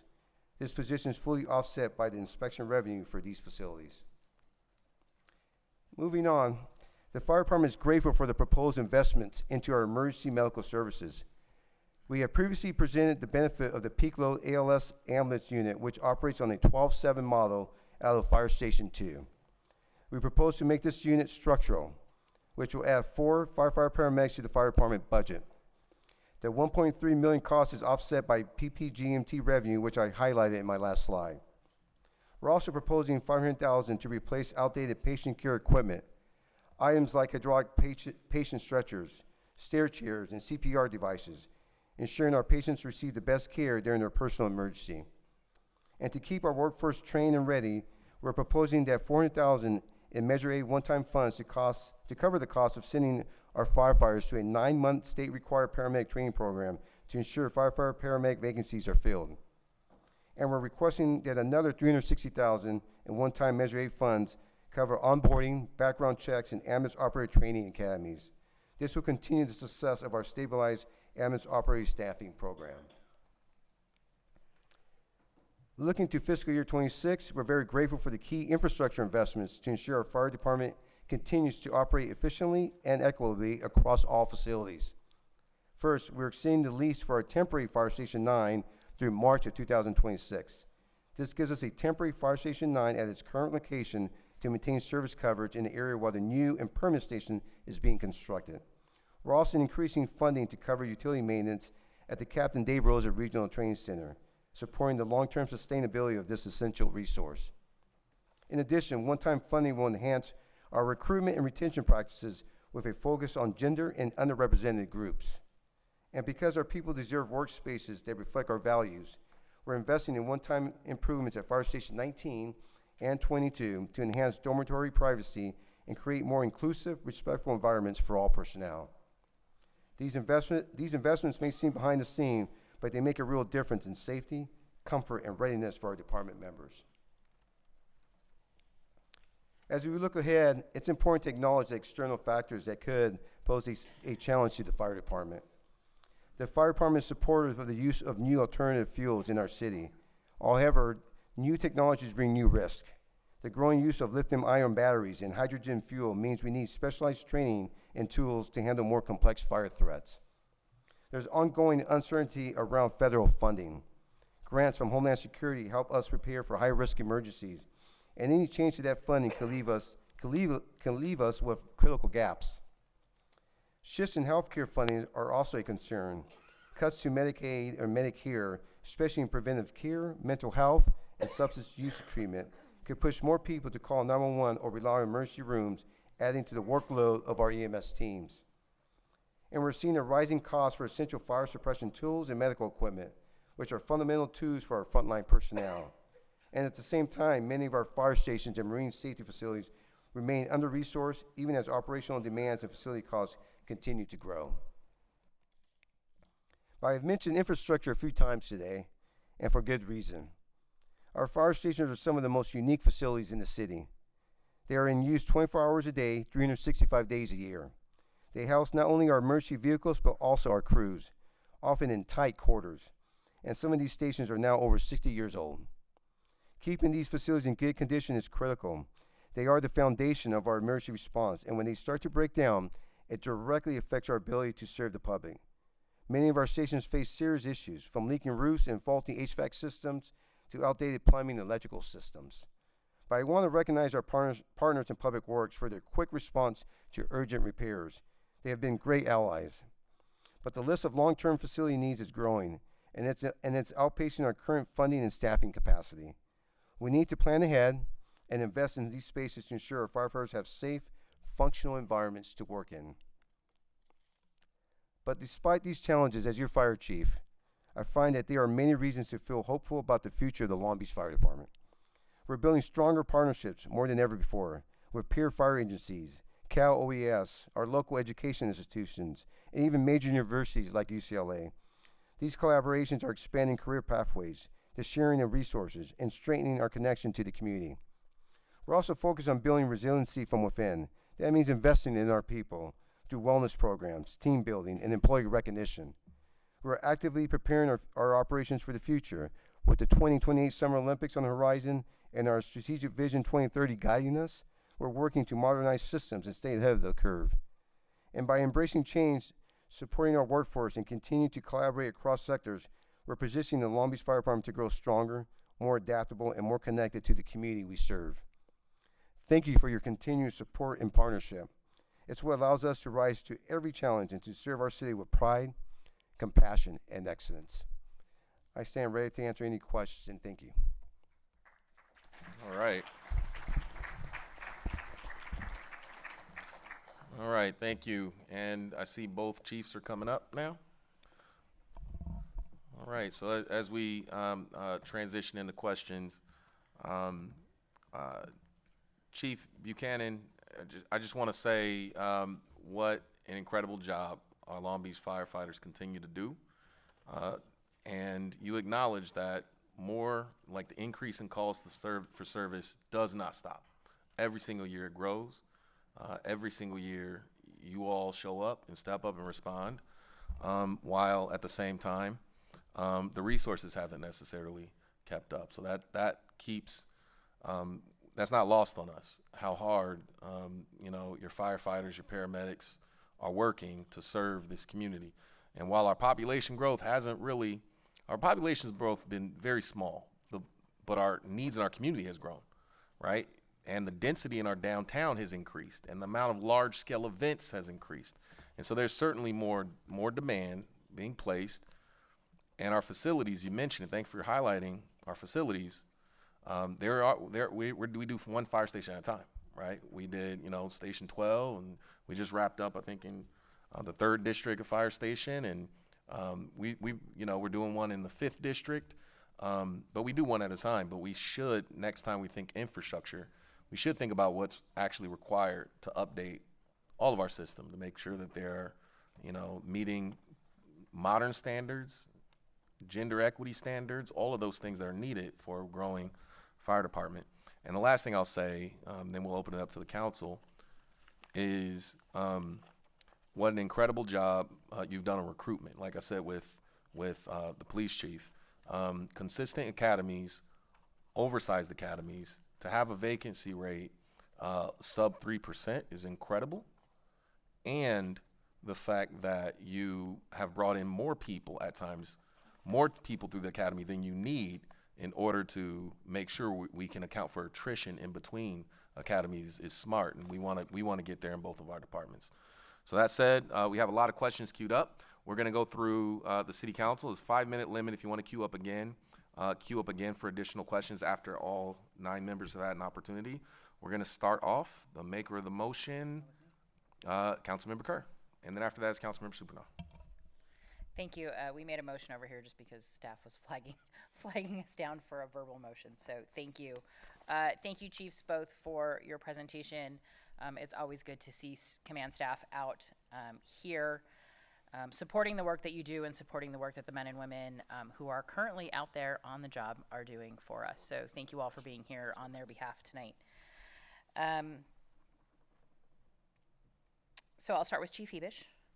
I want to thank you for the accomplishments that you laid out, the hard work over the year. I think it's fitting that we have this presentation after National Night Out last week, when many of our community members were able to see and interact with folks from all across the department, from motors to our bicycle safety officers to our non-uniformed personnel, as a way to remind us that even when we see you a lot in really hard moments, that the community has the opportunity to engage and interact with you on those. So kudos to your team for that last week, just as an aside. I was happy to see the mayor's recommendation allocation of the $1.3 million for the high crimes focus to proactively address violent crime and the increase community engagement and the collaborative effort. We appreciate the 3 divisions that represent District 5. We have North, East, and West for the work that they do to engage with businesses, especially who have luckily seen a decrease in those property crimes, but also doesn't make it any easier when it happens to them. So we appreciate the hard work when the teams go out. To the bike teams who are making folks in our park and along our business corridors feel better about the work and seeing them in there. and especially to our quality of life officers whose work is often unseen. It is a very small but mighty crew who make an incredible difference in the lives of those who are most in need.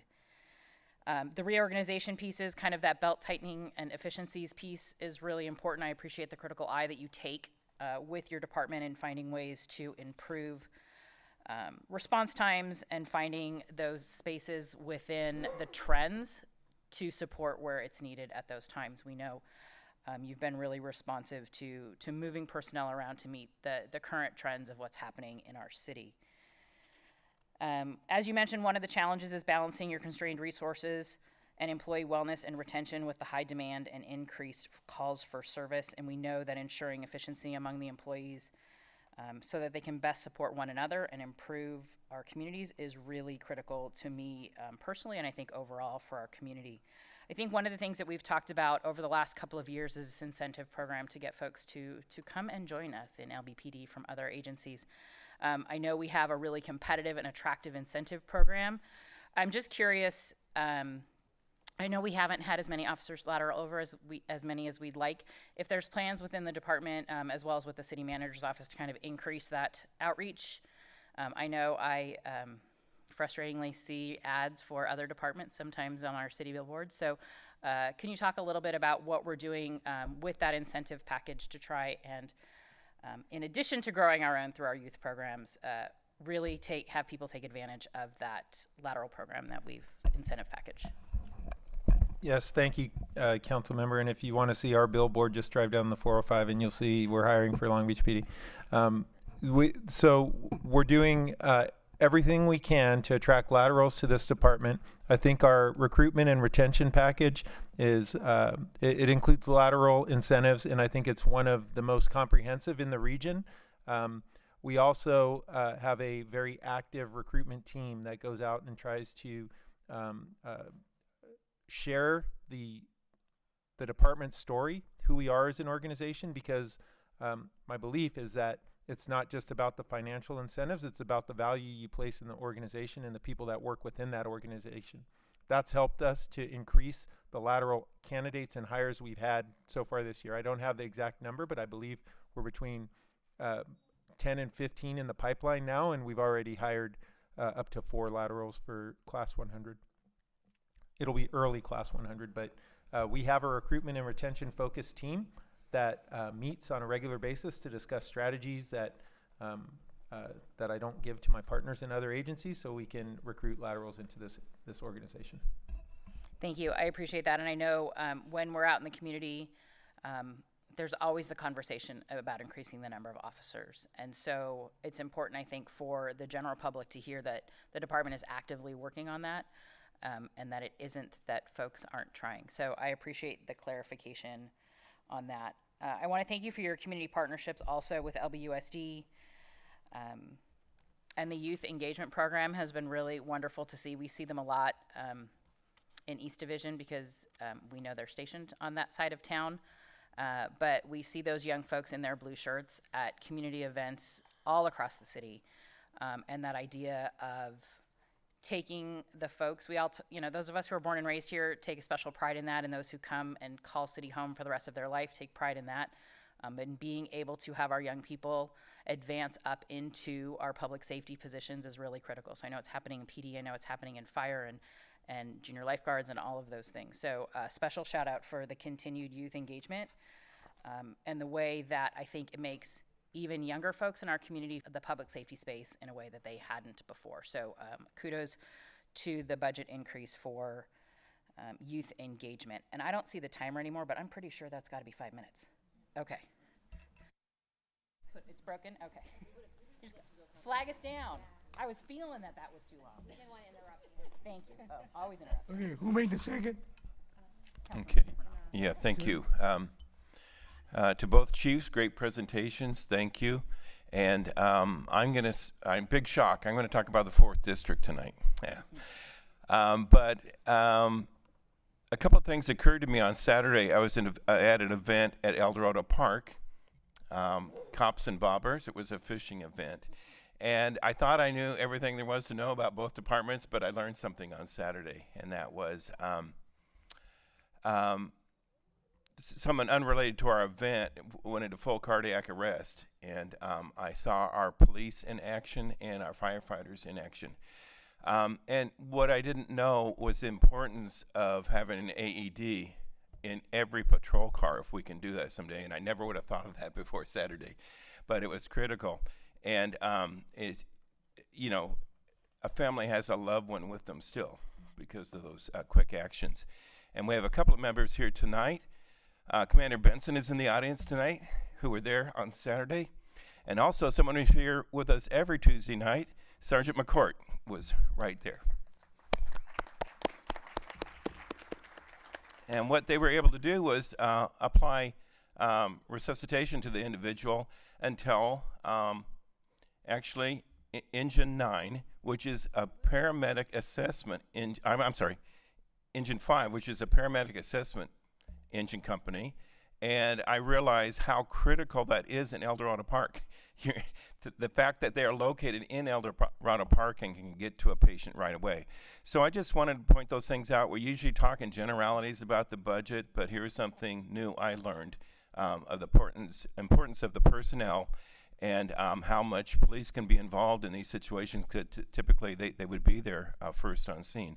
So that's what I'd like to emphasize tonight is these things, kind of the little things that we don't think of, but just want to make sure we leave no stone unturned when it comes to funding our first responders.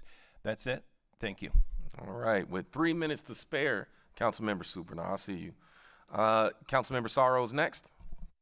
Thank you, Mayor. Thank you to both Chief for your presentation.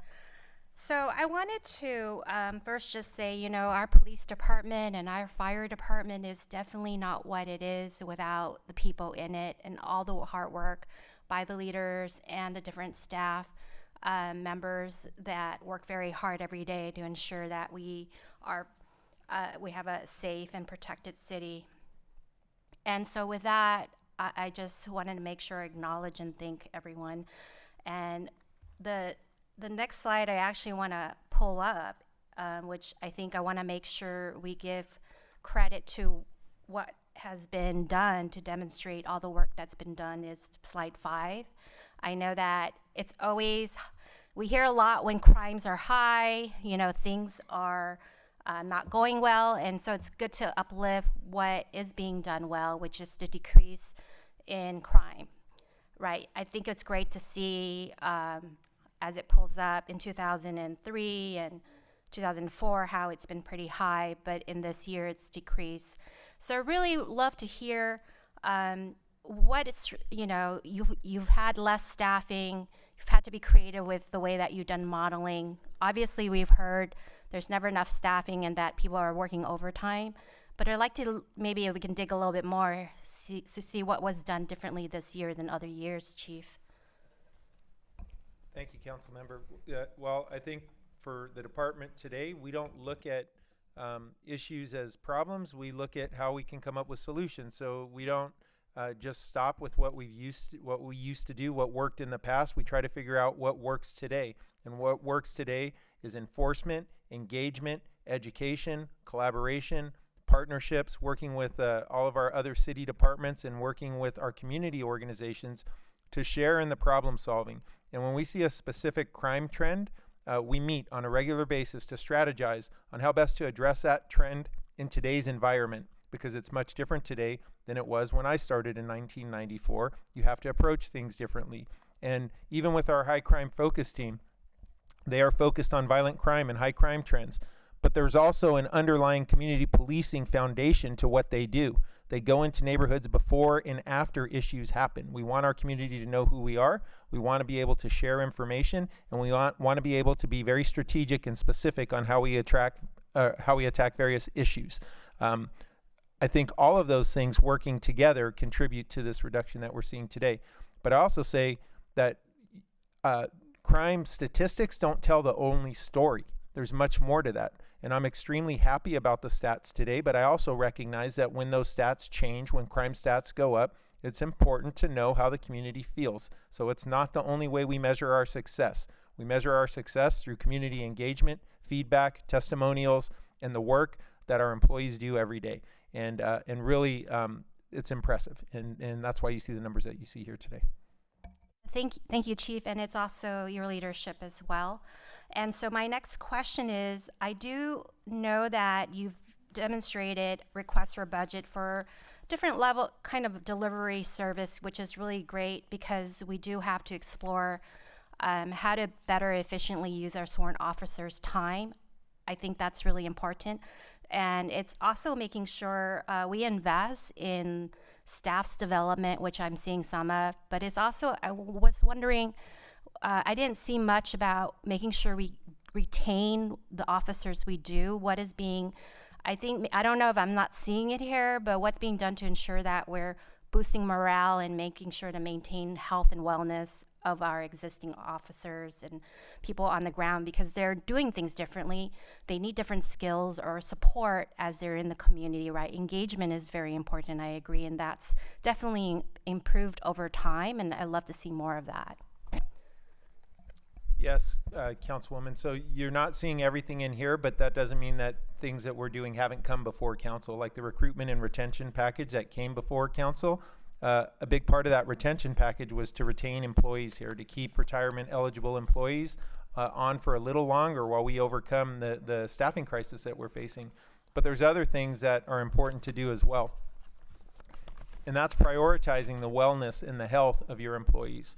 That's by demonstrating the value that they have in your organization, and you do that through, like I said earlier, through actions, not just talk. But we've launched a wellness division that is specific to address the wellness of our employees. We have probably the largest group of peer support employees that we've had in the history of this department. We just launched another class. We continue to try to find new and innovative ways to address employee wellness, to address the stigma that is associated with police trauma, and to make it okay to get help. Obviously, we've talked about the counseling that we provide, the services that we provide to employees to deal with that inherent trauma in the police profession, and we're going to continue to invest in those things. Also, really, the people that work here, the command staff that you see here today, a directed, focused, intentional effort on building morale, supporting employees, making sure that we're progressing in the right way for the needs of the community in 2025 and beyond. Thank you, Chief. I know I'm going to queue up again for my question for our fire chief, but I do want to thank you for sharing that a little bit more, because I think that we can't have communities feeling, as you shared, it is important that it's not just stats we see, but also the relationship and how people feel, and they can't have that if we are not, our staff is not taken care of, and that they're getting the support they need in order to be doing their job well, being in the community. So thank you. All right, thank you. Council member, let's see, Allen. All right, thank you, Mayor. There's not enough time to do both questions, so I'll start with the fire chief, and then I'll come back to you, Chief Hebish. First of all, I want to thank you for the presentation, and I appreciate the work on this and all of the changes. An item that really stood out for me was the funding for the gender diversity and recruitment. I was at National Night Out, and so you had some of your firefighters that were there as well. And I had this little 9-year-old Girl Scout. She was smart. Mayor, she's probably coming after your job. She was really smart. And she said, she goes, I would love to see more women because she didn't see any women there. And I told her, I said, trust me, when I was your age, there weren't a lot of women doing many things, but now we have women in the military that are in leadership positions, and a lot of that stuff is going to spill over. And by the time you grow up, you're going to see women. You're going to see more women in the fire department. And so it was really precious. And so I think that that's so important for future generations. So thank you. Then I want to emphasize again how much I appreciate the FY26 budget that provides ongoing structural funding for Rescue 2 to operate 12 hours a day, 7 days a week out of Fire Station 2. I think this is a step forward, but our community really does deserve a 24/7 full-time life-saving response. Not just a partial solution. And I know that downtown and central Long Beach are high demand areas, And full-time coverage is essential to meet the needs of the residents, essential to meet the needs of the businesses, and definitely our visitors. I know that when we heard every council person say how important public safety is. And having a 24/7 rescue unit, I believe, is imperative for our community. And I tell you, it's not lost on me when I've never seen so many firefighters and paramedics come into our city and stand in this line and tell their very passionate stories about saving lives. In fact, we've had, they were crying. They weren't asking for raises. They're asking for equipment to do their job. And so that was not lost on me, and I'll remember that. That's probably one of the most memorable times that I've had since I've been sitting up here on this dais, is seeing your guys and ladies get up here and tell the story about how important that is. I do want to ask, can you provide the exact, do you have any number of times that we've been out of a rescue? I think it was March 4th, since we were, that we asked that rescue to move to a 7-day staffing, and dispatch was going to be tracking that. Chief, do you have any of that information that you could share as far as like how many times we've been out of a rescue? I sure do. Thank you for the question, Councilwoman Allen, and thank you so much for highlighting Paramedic Rescue too. And I appreciate the additional funding to put in that Piccolo unit to provide advanced life support to our community. Yes, the stats I have is basically from January 1st of 2025 to July 31st of this year. We've been out of rescues for greater than 1 minute, 207 times. And out of rescues for greater than 5 minutes, 75 times. But we are seeing improvement, but we are still running out of rescues. And that's imperative that we address that. The demand is exceeding my capacity. I'll continue to advocate for additional resources, but I will leave it up to the mayor and council members to decide how you want to prioritize that funding. All right. Thank you, Chief, and thank you for having, because I know we didn't talk about this ahead of time, so thank you for having that information. I appreciate also dispatchers. There are unsung heroes as to that answering all these calls for tracking how much we're out of service. And I definitely want to continue to have these conversations. How we also are going to invest. You know, I do sit on the budget committee with Chair Joni Rixote, so we'll continue to talk about that. How am I in my time? Okay, I will queue back up. Thank you. All right, thank you. Next, Councilmember Rixote. Thank you, Mayor, and thank you both for your always great presentations. I also, like Councilmember Allen, I'm going to go in alphabetical order. I'm going to give Chief Heavish a break, so you don't have to go first this time. Take a sip of water, sir. So one thing I wanted to just uplift, I know we're all going to kind of mention different things, Chief Buchanan, but one of the things that's really struck out to me was the slide 22 where you talked about accomplishments in the pathways programs. I did a little math here, and I was realizing that when you think about, I love this graph where you talked about like the different pathways and how people found themselves as recruits to the fire department. And when I did the math, I realized that 75% of our recruits fell into one or more of the pathways, right? So really thinking about like how this is really allowing us to recruit from the city of Long Beach, right? Having people that live here, that are vested in here, care about our community, right? And then wanting to serve it and providing a corridor and a pathway for them to do that, pun intended. So I love this particular slide, so thank you so much for continuing to invest. And obviously I represent the District 9, so I'm gonna go Jordan High School. So thank you. So I just wanted to uplift that. If people hadn't seen this, really fantastic work.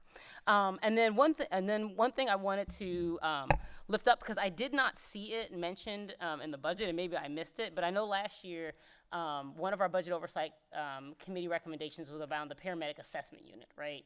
And having the 6-month pilot program.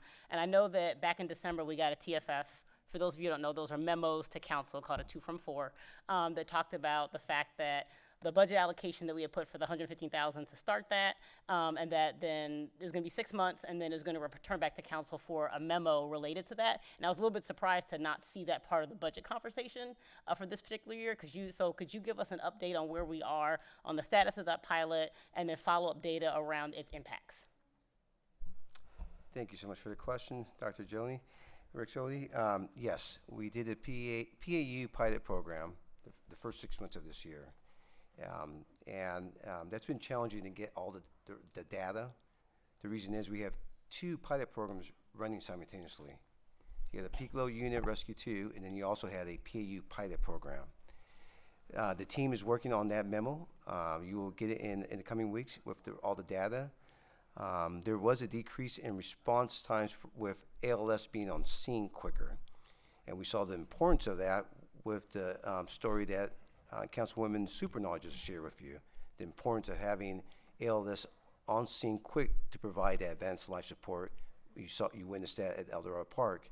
So we'll be giving you that memo, like I said, in the coming weeks. But that is a PAU pilot program. I just want to make sure it's clear to everybody here that you saw on slide 4 that our transportations continue to increase. So in 2020, we're looking at around 15,000 ALS transports. 5 years later, we're at 20,000. And in the coming years, it just continues to increase year over year. A PAU pilot program is outstanding, but that does not address our transportation-related challenges, and we'll continue to work on that. I will be establishing a service delivery evaluation committee to look at data, analyze and research and evaluate different delivery models, but we need to address our transportations. And we need to make sure we have enough resources to provide ALS and BLS transportation, in addition to probably looking at PAU and expanding that program. Okay, so quick question. I think when we think about, I think a lot of the conversation we're having up here, right, is around what are all of the different kind of models that we can then use, right, to address the issue. So you can talk a little bit about, I know you said you're gonna put together kind of like a task force related to investigating some of these. Like, what are the other potential kind of models that you're looking at? Thank you for the question. Some of the other models they're looking at is, throughout the region, you do have models in regards to paramedic engines.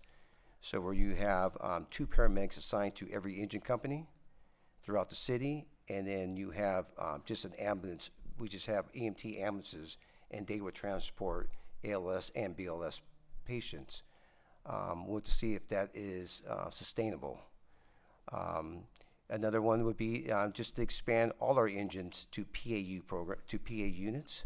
So we always have a paramedic on scene quick to provide that service, just like Councilwoman Supernaw expressed. And also maybe we're going to need to expand some of our ALS and BLS ambulances. What we're seeing is year after year, there's an increase of patients that need to be transported. So every call that we go, around 46% of our EMS calls result in the transportation. So as we continue to have these special large events, just like Chief Heber stated in his presentation, you have a large amount of people coming into the city, attend the events, and then leave the city. That impacts our fire department, impacts public safety. And so we have to look at ways to increase our resources and make sure that we have, and then look at our staffing and see if we could be innovative in using additional paramedics that already have a paramedic license. So these captains and engineers, they already have a paramedic license, to use them better, and so they can provide the ALS transportation. For a large metropolitan city like this, yes, the demand is exceeding the capacity. So that's why I'm going to go ahead and establish this service delivery evaluation committee to look at different ways and best practices and industry standards so we can provide the best service to our community. Thank you, Chief. I'll queue back up. Thank you. All right, next is Vice Mayor, you're on. Thank you, Mayor. I really don't have any questions other than observations to give to both of you. First of all, I want to thank you so much. Excuse me, for all the effort you're doing in recruitment. I've always said, you bring him in the front end, you're going to get good in the back end. So you're doing that and those efforts, and that's great. And I also want to compliment both of you individually for your personal efforts in going out into the community, being visible, shaking hands, being a part of the excuse me, part of the community, because that's important that people see you and say that you're approachable, you're accessible, and I want to be like you. So thank you very much for that, and that's all I have to say. All right. Thank you, Vice Mayor. Next is Councilmember Thrash Intook virtually. Thank you so much, Mayor. And before my time starts, I just want to thank my colleagues so much for your patience with me this evening as I am off-site, and thank you for your verbal motions, seconds, as well as your responses to each of the motions. I appreciate it. So as I am here participating virtually, I just want to thank both of our public safety leaders for those really excellent presentations. I will say Chief Habish, Chief Buchanan, both of you represent our city oh so very well. And I am so proud that both of you have represented us as well as you have and continue to do so. Let me just say, when it comes to the report that you gave, Chief Habish, I want to let you know that I am always and constantly thinking about a number of issues, but I'm really, really pleased at some of the things that you highlighted in the budget and are looking to move forward with. I will always pay attention to ensure that we have the appropriate use of force. Pleased to see the quality of life alignment and elevating human trafficking as part of that. Elevating additional community service officers. We have an excellent one and an excellent team that serves our North, so we're excited about that. And not in this format, but in other formats, I will be in touch as I want to discuss what else we can be doing from a community engagement perspective to continue to promote, I think, the good work that you and the officers are doing throughout our PD. I'd like to then move to our Chief Buchanan. Chief Buchanan, I want to thank you for all of your support around the very unique asset that we have in the North, including our railway and some of the efforts that we will need to work on together in order to address that issue. But let me talk about the matter of the day, and I am so glad that Council Member Supernaut was able to share the story that he did share. That story actually reiterates the importance of what I wanted to chat with you about. And that is that, and my colleague, Councilwoman Briggs Odie also mentioned it, is the Paramedic Assessment Unit. So from all that's been said tonight, I think the public is clear that there was a 6-month program for Engine 11, where there was a paramedic rescue that was on that particular engine that allowed our fire department to respond very quickly, specifically not only to cardiac arrest, but other things that ensured that we had residents who were able to have life-saving activities right away. You mentioned that that was a pilot, and so at this very moment, there's currently no PAU pilot happening in Engine 11, which means that we are uncovered and all of that great level of service that the North had been able to achieve previously is not there. And I can say, and you please do correct me if I'm wrong here, that I believe that there is no PAU pilot happening or no PAU happening now in Engine 11. And there is nothing happening at a park. So there's no park in the North that has a PAU taking place. And so we are uncovered. The last few months, I know certainly I have stood with my colleagues regarding Rescue 2, which was mentioned here this evening, and ensuring that that was full-time, that we continue to operate, the importance of that and its ability to move about the city. But we know that that can still have detrimental impacts on the north part of the city where it might take longer for Rescue 2 to get to us. So Chief Buchanan, that brings me to just a couple of questions that I have for you regarding the PAU, its success, and moving forward. You talked about setting up the committee. I want to know the timing regarding that because I am very interested in the quantity of calls, the number of calls, and any life-saving interventions that were conducted as a result of that PAU's operation. That's the first set of questions. Thank you for the question. Yeah, so the PAU, and for everybody, that's a paramedic assessment unit, and that's a paramedic that's assigned to a fire engine or to a fire truck. In this case here, and Engine 11 out of North Long Beach was a PAU unit during that pilot program.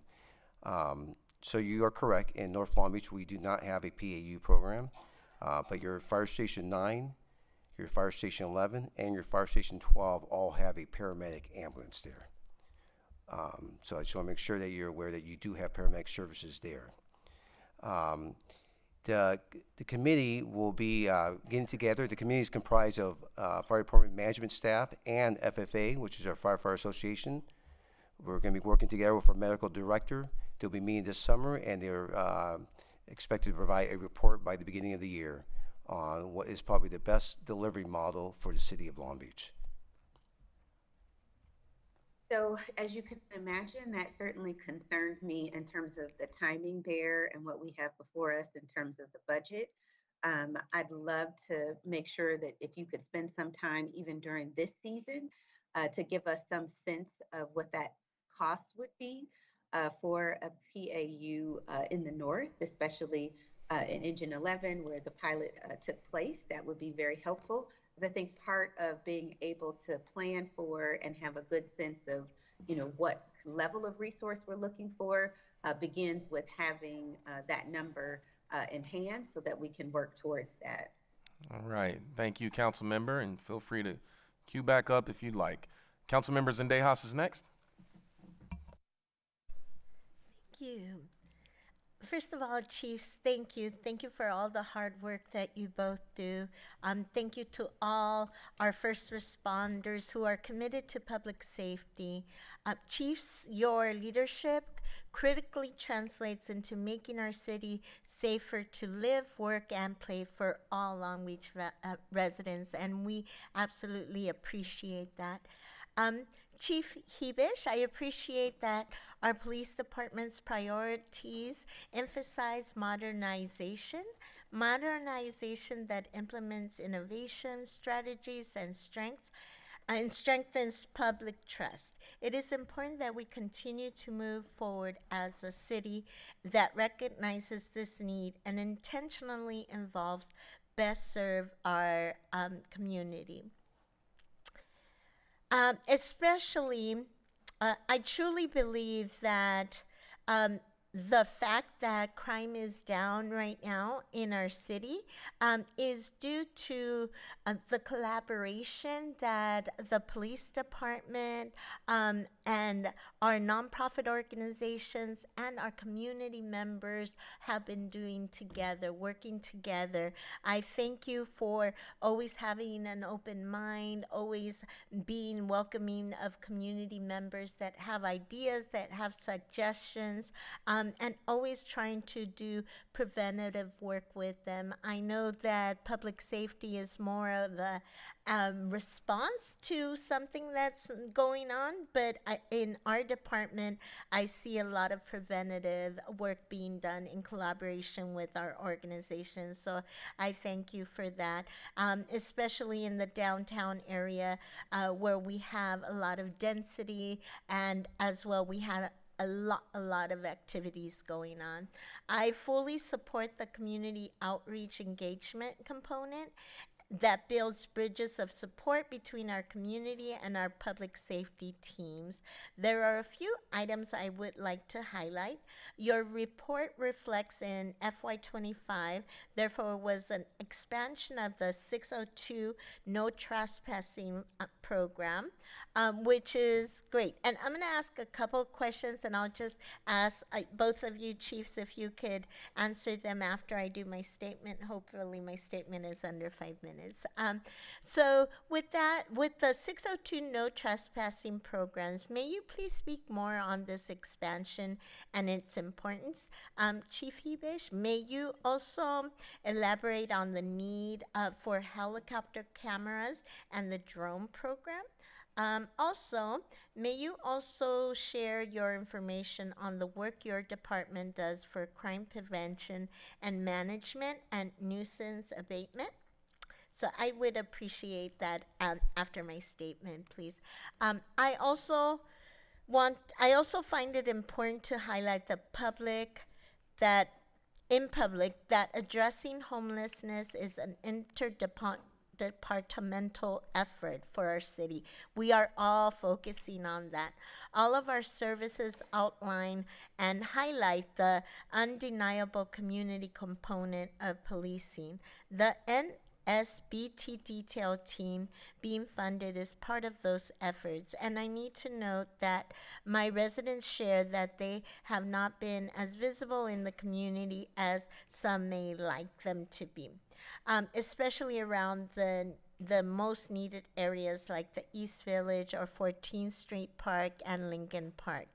Also, I think that there is an opportunity for officers on bikes to enhance safe passage programs that ensure students are safe going to and from school.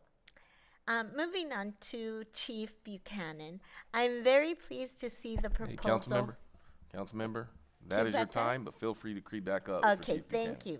All right, thank you. Can I have Chief Hebish answer those two? Yeah, you can answer the question, absolutely. Thank you.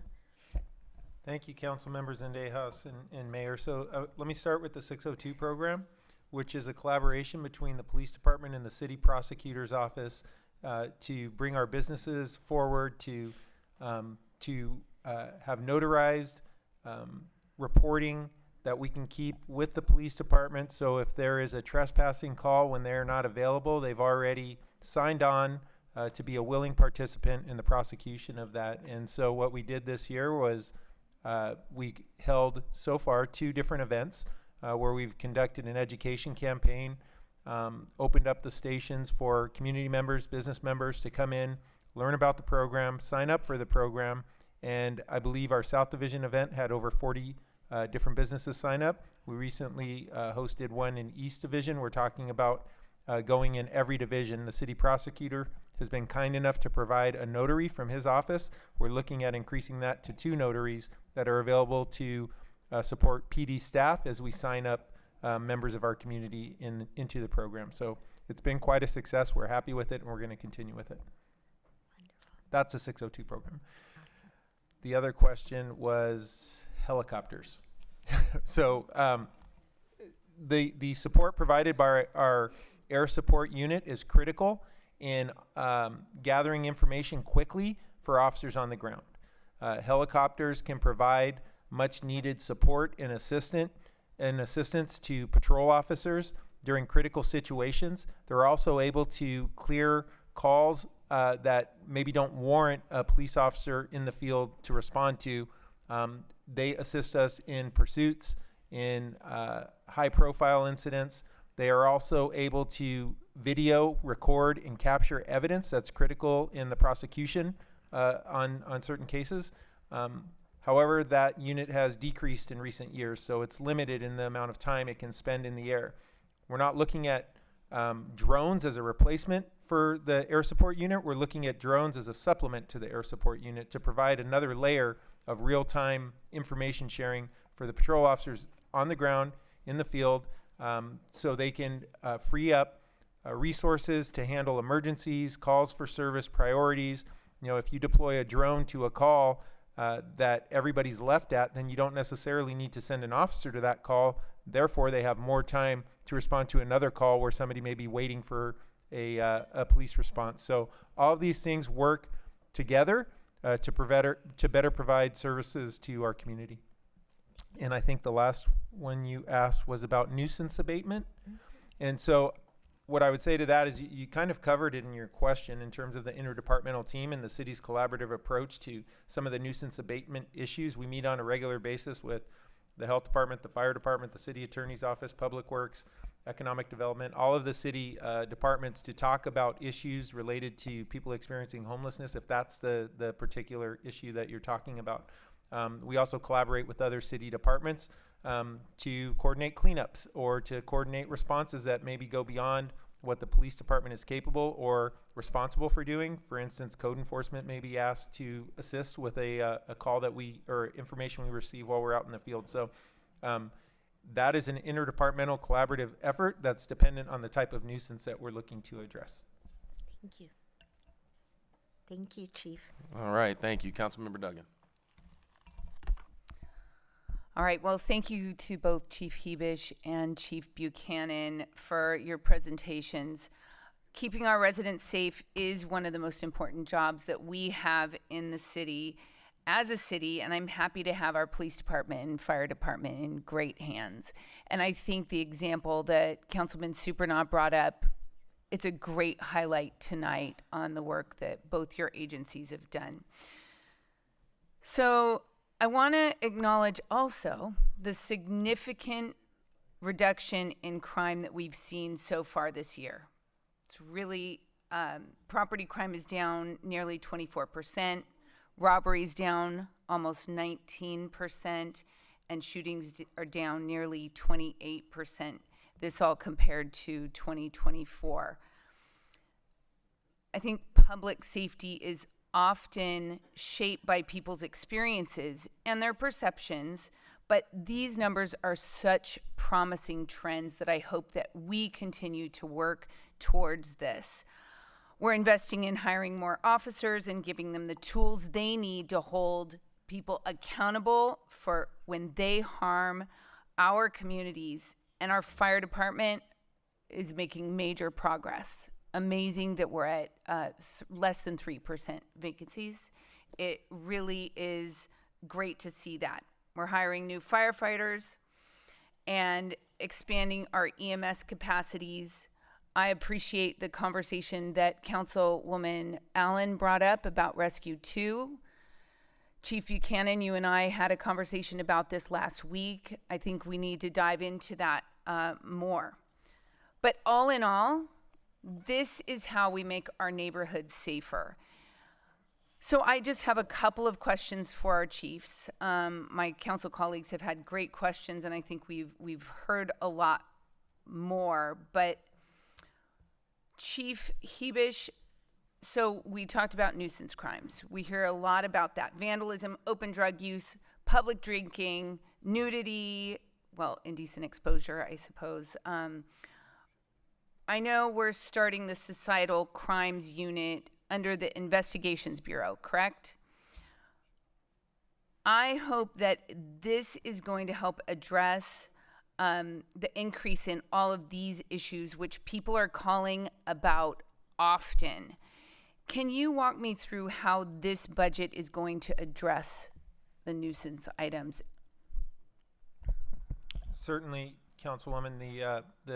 Well, first we'll start with the societal crimes section, which is really a consolidation of units that we were details within the department that we were unable to fill for staffing because of staffing issues.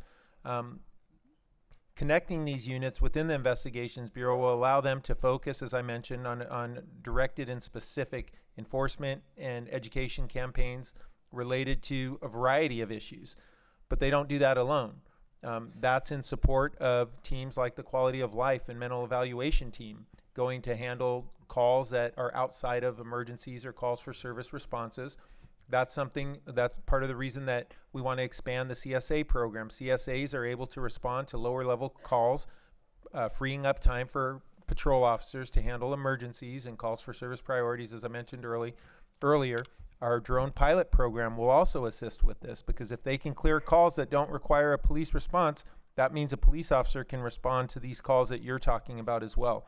So it's this is about finding modern ways to future-proof our organization and allow us to operate within the situation that we're facing today, and to be able to utilize anything we can to help assist the officers who are currently working mandatory overtime to provide service to our community. Thank you. And you're adding 8 CSAs, correct, to help with this? That's correct, Councilmember. Great. That's really good. Second question, and I would ask the same question of Chief Buchanan. In my community, we hear a lot about response times. We talked about this yesterday for both priority 1 calls and non-emergency calls. Chief Hebish, can you go into more detail about the factors that impact the response times? Yes, council member, and there are a variety of factors, so I can spend an hour talking about the different factors that impact response times. It can be something as obvious as staffing and the number of officers in the field, but it can also be something like workload, increased workload. You know, we had talked about the national average, which is between 5 and 6 minutes, and I'm proud to say that this department has been within that for priority 1s for the past 20 years, and we continue to do that. But oftentimes legislative changes and unforeseen circumstances can impact a response time. For example, 5 years ago, officers didn't have to enter racial information, RIPA data, on every call. They do now. That can take more time to do. We didn't have body-worn cameras in 2019. Now we have body-worn cameras that require an understanding and an activation on calls for service when officers respond in the field. We don't have the availability of air support in the manner that we did years ago. So that can also contribute to response times.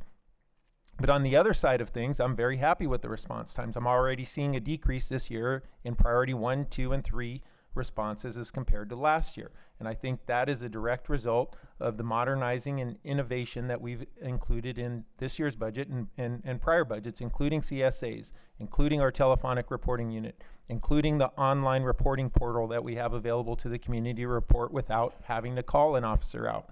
So I think when you talk about response times, it's not an exact science. So we look at that, we evaluate that at every crime meeting. We talk about our priority 1, 2, and 3 response times, whether or not there's an issue that needs to be addressed, or if we need to change, reallocate resources, or change the way we deploy those resources to ensure that we're still meeting the national average and getting to our community when they need us most. Thank you. I'll queue up again. Thank you. All right, going to the second round. Councilmember Kerr, then Sorrow. Yes, thank you, Chiefs. Thank you all for your patience on this important subject. I'm not going to belabor the points that my colleagues have brought forward. Councilwoman Allen, Councilwoman Thrash-Untook, and Councilman Ricks Odie have talked about the paramedic assessment unit pilot. Clearly, that's something that is important to continue to have the conversation for. So all I'll say with that is I look forward to the report that comes out, Chief Buchanan, and thank you to your team for doing that work. I think having an understanding and what those metrics look like as you wrap up the data will be critical to decisions that we make, and that if, as we have this conversation within this budget cycle, if that is not something that we can do or talk about most effectively now, that as we continue the conversation in the coming months in mid-year reviews and all of those, to really keep those pilot programs and the results that you bring forward into our mind. So that's all I'll say about that, but I want to thank you and the team who are all here again,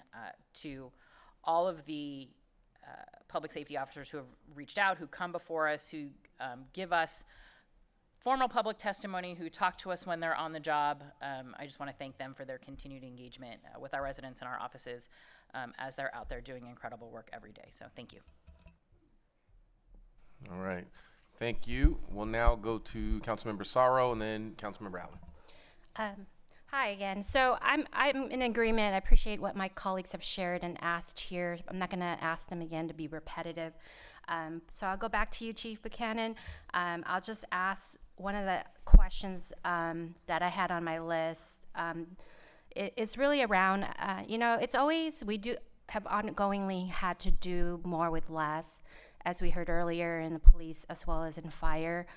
And I always am concerned back to, well, how is our firefighters, paramedics, right, doing? So I wanted to just follow up on, I see a little bit of funding here in inclusive hiring and some level of retention practices, but I'm wondering what, maybe I'm not seeing again here, what are being done to ensure that, the staff is mentally and also morale-wise supported. Thank you for the question, Councilwoman. Yes, wellness it's a top priority for me. And this year, working and partnering with the FFA, it's the year of wellness. So we are expanding the resources to our employees. We're engaging with them. We're leading by example. Command staff members and members from FFA are engaging in workouts. We're promoting our Counseling Team International for mental health wellness, and we expect to continue to expand on this. We look forward to making sure that they have all the resources so they could do a successful 30-year career. Yes, it's a burden on our firefighter paramedics right now, heavy workload. And that is my number one concern right now, and my top priority is to increase resources so we can spread that workload. Yeah, and I'm wondering how can we do that gradually, right? Maybe as far as like within this budget and investing in those resources, whether it's not a lot, but what are the steps that is being done that we could address them, right? Is it, I don't know, different model of services so that their staff could have more rest, or I'm not sure, right? So that's what I'm just wondering, is if there are some ideas maybe being explored right now. Yeah, and those are ideas that I expect from our the committee that's going to be looking at that service delivery evaluation committee. That's what I expect to come back in that report, to look at different models that will address wellness and then also address the workload that's placed on my men and women. All right, thank you. Thank you, Councilmember Allen. Thank you, Mayor. I'm going to follow the lead of my councilwomen's Kerr and Sorrow, because I did have a lot of questions regarding the paramedic assessment units as well. But I think, looking at these questions, they are kind of unfair, because I think at the end of the day at council, we've got to figure out if this is a priority. How do we make this happen? And so, and then of course we have to still balance a budget. So I think that those are conversations that we need to have internally. So I'm going to go over to Chief Hebish. But thank you, Chief Buchanan, for all that you do, and I appreciate you answering my questions previously. Okay, so I'm going to go to Chief Hebish. Well, first of all, thank you for your presentation, and then all the work that I know has went into all these investments. Some changes that I'm pleased to see is $150,000 in the one-time funding for the career development and mentorship programs. I'm also pleased to see the $1.3 million one-time funding for your high crime focus team. I love the drones. I think those are a good idea. I think that could be a great crime fighting tool. So I support that. Hearing you talk about, the shortages that you still manage to meet national numbers with regards to averages of arriving on for priority one calls is just incredible that you're doing this with less. I do always worry about the mental health of the officers. That you can ask someone to work so hard for so long and then you just burn people out. And also, heavy on me hearing our previous chief and Sheriff Luna say about, burying 3 officers, just in the last month. And I just know this is a really, really tough job and tough, situation. So I sure hope that we continue just to look after the mental health of our men and women that serve us so well in the city. And also, I do appreciate you pointing out your women in leadership. And I know it may be uncomfortable for women to be pointed out, and you're like, I'm just doing my job. I get all that, but I hope you guys understand the women in leadership, how important it is that he does that, and how important it is that people know and see your leadership. I'm telling you, these young women are looking at you. And so I know it's uncomfortable, but I really do appreciate you sharing. And as much as you guys can get out there and mentor other young ladies, I think that is really good. But that was just my only question for you is how are the officers doing? How's morale? Thank you, Councilwoman. Councilmember Allen, the officers are doing the work that they choose to do, and they're doing it with professionalism and respect, and they're serving this community very well, and they're serving, and we should be proud to have them as police officers in our city. but what you're talking about makes me think about, you know, what I talk to command staff about is sometimes we have to protect ourselves from ourselves. And so that's why we're so deeply invested in the wellness of officers and checking in on them and ensuring that we're building into sergeant training and understanding of wellness and health and emotional intelligence and being able to sense whether or not something's impacting an officer. That's also why we created, and you may recall this, we never had a real scheduling unit. Now we have a department scheduling unit with technology to help us better schedule and staff officers in the field and better use the resources that we have, and to take into account whether or not somebody needs some time off. And so there are a variety of things that we're doing to help support officers, to build morale in the organization, and you do that from the top down. It starts with me. It starts with showing appreciation and support and being vocal about that support, recognizing officers for the work that they do. And I say officers, but I'm also talking about the amazing professional staff we have in the Long Beach Police Department. Over 300 civilian employees that work every day to support the police officers, the sworn personnel, in what we do. So all of those things work together. This command staff is so committed to the employees and to the community, and you see them all here today. But I'm proud of that. I'm proud of the work that they do. I'm proud of the commitment and the concern they have for the employees of this police department. It's been a long career, and to see where we are today is something that all of us who have ever, you know, worn a badge or a uniform should take great pride in. Well, thank you, Chief, for your leadership. One last question. So I've seen, it seems like that there's been more motor officers I've seen lately, and I don't know if it's just by chance, but have we been able to beef up that? Because I know we've had a lot of questions with the community wanting more motor officers. And then my last is on your bike patrol. How many do you have? Are we beefing that up, or is that steady? Yeah, so both the motor traffic enforcement section and the neighborhood safety bike team are not fully staffed. The neighborhood safety bike team, I believe we have 8 officers right now. We have another 8 to staff when we're able to, and the traffic unit as well, traffic enforcement section. So you're seeing more traffic enforcement officers, motor officers, because of very strategic deployment and using the limited number of officers we have in the most effective way we can. So now we're including the deployment of motor officers in our discussions about crime and safety strategies, and so using those officers where we need them most. I'm optimistic about the future and the ability to fill those vacancies, and that is all connected to the recruitment, retention, hiring, academies, historic class 100, which we're working very hard to make our largest class. And once we start getting more officers in the field, we can start filling some of these ancillary functions as well. All right, and how many motor officers do we have? That's my last question. I'll have to get back to you on exactly how many we have, but I 8. There you go. See, female right here. Oh, Julissa knows. Jose Murray, 8. Well, thank you, Chief, and thank you for your leadership. All right. Councilmember Exodi. Thank you. Chief Hebish, just a couple of questions. So one was, I was taking a look at the budget related to the different bureaus, and I had a quick question. Under the support services, the support bureau, I can see that the number of FTEs for fiscal year 25 and fiscal year 26, it went down for about 30. So I'm assuming those got allocated somewhere else. Could you kind of walk us through where those got allocated?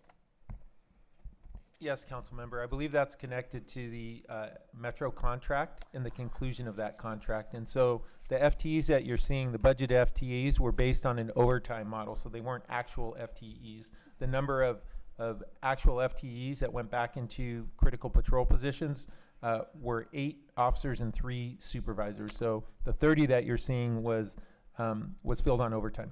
We never were able to grow into those numbers. Understood. Okay, that's great. And then I had a question, a follow-up question to Councilmember Zendejas's about the drones. So when I was actually very interested in this particular program, and I know we've been talking about it a lot from a variety of aspects. And when I was like doing my kind of like online searches of like what we've done in the past, I noticed we have as a city have purchased drones in the past. So you can talk about, and I know we're going to be purchasing more, so can you kind of talk about like what those drones have historically been used for, and then what the plan is for them moving forward, and then how many we're planning to purchase? Yes, sure. So as a city, there's drones that are in the port that do not belong to the police department, that the ports acquired and they use for their purposes. However, the police department drones that we've purchased have been used under the SWAT capacity. So we've used them for SWAT operations and for crowd management situations. The drone for patrol program that we're looking to onboard will be, I believe we're purchasing 4 drones as a pilot program. We're going to use those to assist patrol officers in responding to calls for service and providing situational awareness in the field. And so that's what this budget will help us do, is launch that pilot program. Understood. Now, will that program require special training for our patrol officers that operate them? Yes, ma'am, and we've already done it. Oh, well, amen. And then last thing, as part of this implementation, do we currently have a kind of like policy? Because I imagine, like, as we're talking about some of these things, there's like concerns around surveillance and all of that. So you could talk a little bit just around like the policies that we have in place currently related to the usage of drones. Certainly, we have policies for everything that we do. Any technology that we onboard will have an associated policy that considers the lawful, legal, ethical use of that technology. The drone program is no exception. So we have a policy that guides drone operations for the SWAT detail, but we have a special order right now that is going to allow us to expand this pilot program, and will cover the uses that are that we're using drones for in the drone for patrol pilot that we're launching. Okay, so you have a special order, and then with that special, so if we decide to then continue, would that special order continue to be in effect, or we didn't have to create a separate policy then if we decide to move forward with making that program permanent? No, if it's going to be permanent, yes, that special order will become policy, but that special order is what we're utilizing to get the pilot launched. So once we're ready to go, we have a special order in place that serves as policy. As we're assessing the pilot, we make changes to the order, revise it, add things that we maybe need to add, and then create the permanent policy for the department to guide our operations. Excellent. And I'll tell my staff to follow up, because I'd actually be really interested to read the special order. And then my last question was also a follow-up about the bike patrol. Can you talk a little bit about like how they're deployed, where they're deployed, like all of that? Certainly. They are deployed strategically throughout the city. We have 8 of them. Their focus is parks, corridors, business districts, neighborhoods, wherever we need them, wherever we feel that we want to increase our presence, our visibility, our accessibility, our community policing engagement, we utilize the neighborhood safety bike team. That's why it was created. We hope to fully staff that unit to allow us to spend more time in various parts of the city, but they can be in North Division today and South Division tomorrow, or separate and have 2 in each division, depending on the needs. And so we've really utilize them to supplement and support the needs in patrol, anything related from special large-scale special events to crime and safety issues. And so it's about being visible, accessible, and approachable in the community, and they've helped us do that. Excellent. And then with my remaining time, I just want to say thank you for creation of that societal crime section. I read through it and really saw how you're going to be really working to address the human trafficking issues that we talked about a lot over the last couple of years. So thank you for being responsive to the needs of our community. Thank you. Councilmember Thrashintook. Thank you so much, Mayor, and thank you to all of my colleagues. Councilwoman Ricks Odie, I too want to just double down on the bike patrol. Chief Habish, we are highly interested in doing all we can to make sure that you have what you need in order to fully staff that division. So please do let us know what you would need to make that happen, because I think that is critical for a number of our neighborhoods. And then I do want to put a very, very fine point on what has been stated by a number of my colleagues, and I want to thank all of you for lifting up the importance of the PAU pilot that happened in the North. And I couldn't have asked for a better story this evening. So I want to thank Councilman Supernaw for that. And we're so glad that family was able to have access to life-saving equipment as well as trained personnel. And I know we all want to make sure that our entire city is covered in such a way. So Chief Buchanan, I'm asking for a level of urgency around the committee that you intend to put forward, as well as making sure that we understand what we're talking about financially, and some of the outcomes around having that kind of support in the north part of our city. And then finally, I just want to note that I really appreciate the emphasis on infrastructure and the need to invest, Chief Buchanan, in our facilities, our public facilities that house all the men and women who are conducting our work through the Long Beach Fire Department. And I'm specifically noted that you had Station 11 there, and it is one that is absolutely due for some investment, given the kinds of investments that we're making around and across the city. So I look forward to understanding more how we might be able to make investments that are on a multiple scale as we move forward with, as you move forward with your thoughts regarding that. So happy to hear from you on either one of those matters. I know I didn't get a chance to let you answer my question the last time around. So thank you. All right, thank you. That was for Chief Buchanan. Infrastructure question, Chief Buchanan. Councilwoman, can you please repeat that question? So on one of your slides, you captured a series of stations that you noted were some of the older, 60 years old and plus. You talked a bit about the importance of investing in those fire stations. So just I noted that Fire Station 11 is on that list. So wanted to make sure that you knew how I was watching the importance of that and wanted to get any sense of your direction regarding how you would want to make sure that we invest in that infrastructure. Thank you, Councilwoman. Yeah, infrastructure is one of my top priorities. I do want to highlight that since 2018, we have replaced 5 fire stations, and I'm extremely grateful for that. 3 in the Port of Long Beach, and then in North Long Beach, we replaced Station 12. And by the beginning of next year, we'll be responding at a new Fire Station 9. I highlighted Station 11 there. That's the last station that needs to be replaced in North Long Beach. That is, we'll have to work together to find the funding in the proper location. As you know, that the station's over 60 years old. It does not provide the right accommodations for my men and women and the equipment. As we start going to a green fleet, they're going to have some parameters and we're going to have some issues in regards to having new fire engines and trucks be able to fit in some of these old fire stations. And we address wellness. Some of these stations do not provide for the proper wellness of our men and women due to the fumes coming into their living quarters. So these are things that we need to address with the identified funding source in the right location.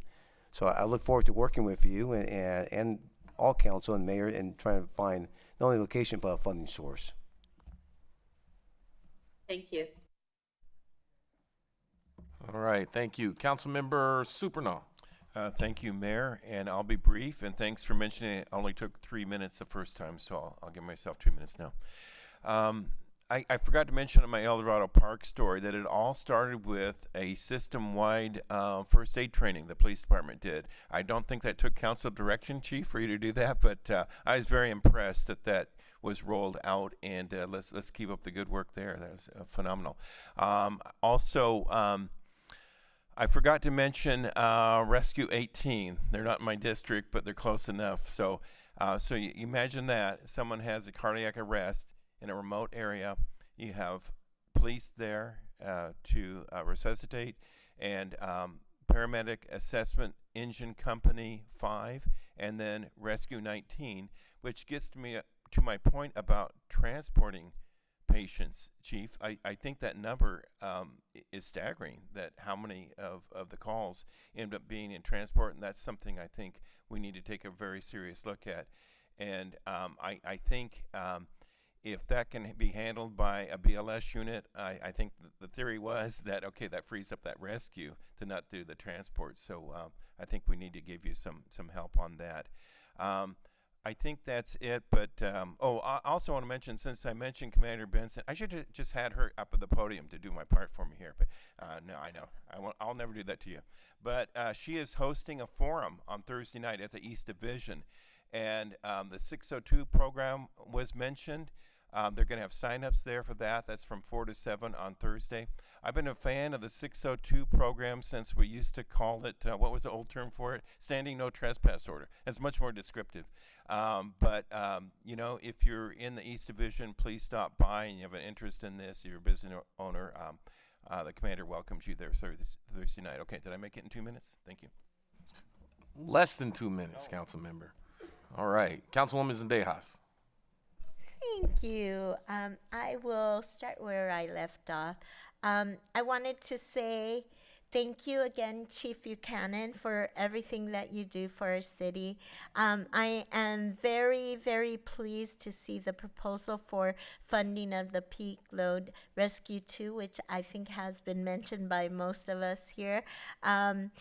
Also wanted to ask you a quick question. I know we're all asking about this, but what will it really take? Like, what is the funds that are needed to provide a full-time 24-hour rescue as opposed to maybe the 12-hour basis? Thank you for the question, Councilwoman Sendejas. So if you're referring to Paramedic Rescue 2, we have structural funding for 4 firefighter paramedics. That's 1.3, and they'll be operating for 12 hours a day, 7 days a week. To move that to 24 hours a day, 7 days a week, and be just like the other rescues, it would be an additional $600,000 for a total of $1.9 million. Okay. $1.9 million will move Rescue 2 to be 24 hours a day, 7 days a week. Thank you for that, Chief. Lastly, I want to note that I'm very pleased with the partnership with Long Beach Unified School District and our senior communities to educate them on fire safety.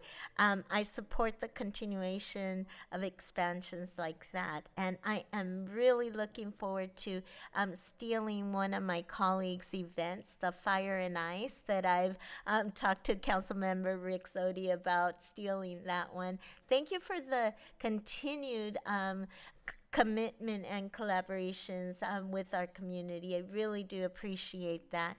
And I know that we'll be working closely with you as well. I'm going to go back to Chief Hebish for a minute. I wanted to say thank you to Councilwoman Rick Zodi on the follow-up on the drones. Thank you so much. That was going to be one of my follow-ups as I queued up again, so thank you for that. I also wanted to share what an incredible national night out it was this past Tuesday. I was so glad that we were able to make it out. I wanted to thank you. I went to 2 of them, one at Craftsman's Village, which my residents were so thrilled to have our officers there, and eating hot dogs, sharing laughs. I mean, it was just a really great event. Then I made my way over to Drake Park, where we had so many resources that are available, and that was just spectacular to see. I was able to meet up with the TIP program that you guys work very closely with, and that earlier in the meeting, Councilwoman Duggan recognized their efforts. That's really great to see that partnership expand also into our other public safety avenues that we have. I also wanted to share a quick story about National Night Out. On top of it bringing me so much joy to see a 5-year-old little boy coming up to police officers and doing bubbles with them and stuff, and just playing around and being kids around the police officers really filled my heart with joy. But one thing that really overwhelmed my heart at National Night Out is when I talked to 2 amazing young ladies from the Explorers, and they were talking to me about their program and what they were doing, and I asked them, do you want to be a police officer when you grow up? And the way that they answered yes was overwhelming. So to touch on Councilwoman Allen's remarks earlier about how important it is to have female officers in both fire and police is very important. And the sparkle that I saw in their eyes, I know they're going to be great police officers, and that's because of the mentorship that they have received from our fire department. So thank you very much. Thank you. All right, thank you, Councilwoman. And lastly, Councilmember Duggan. Chief Buchanan, I have a question for you, and then one more for each of you.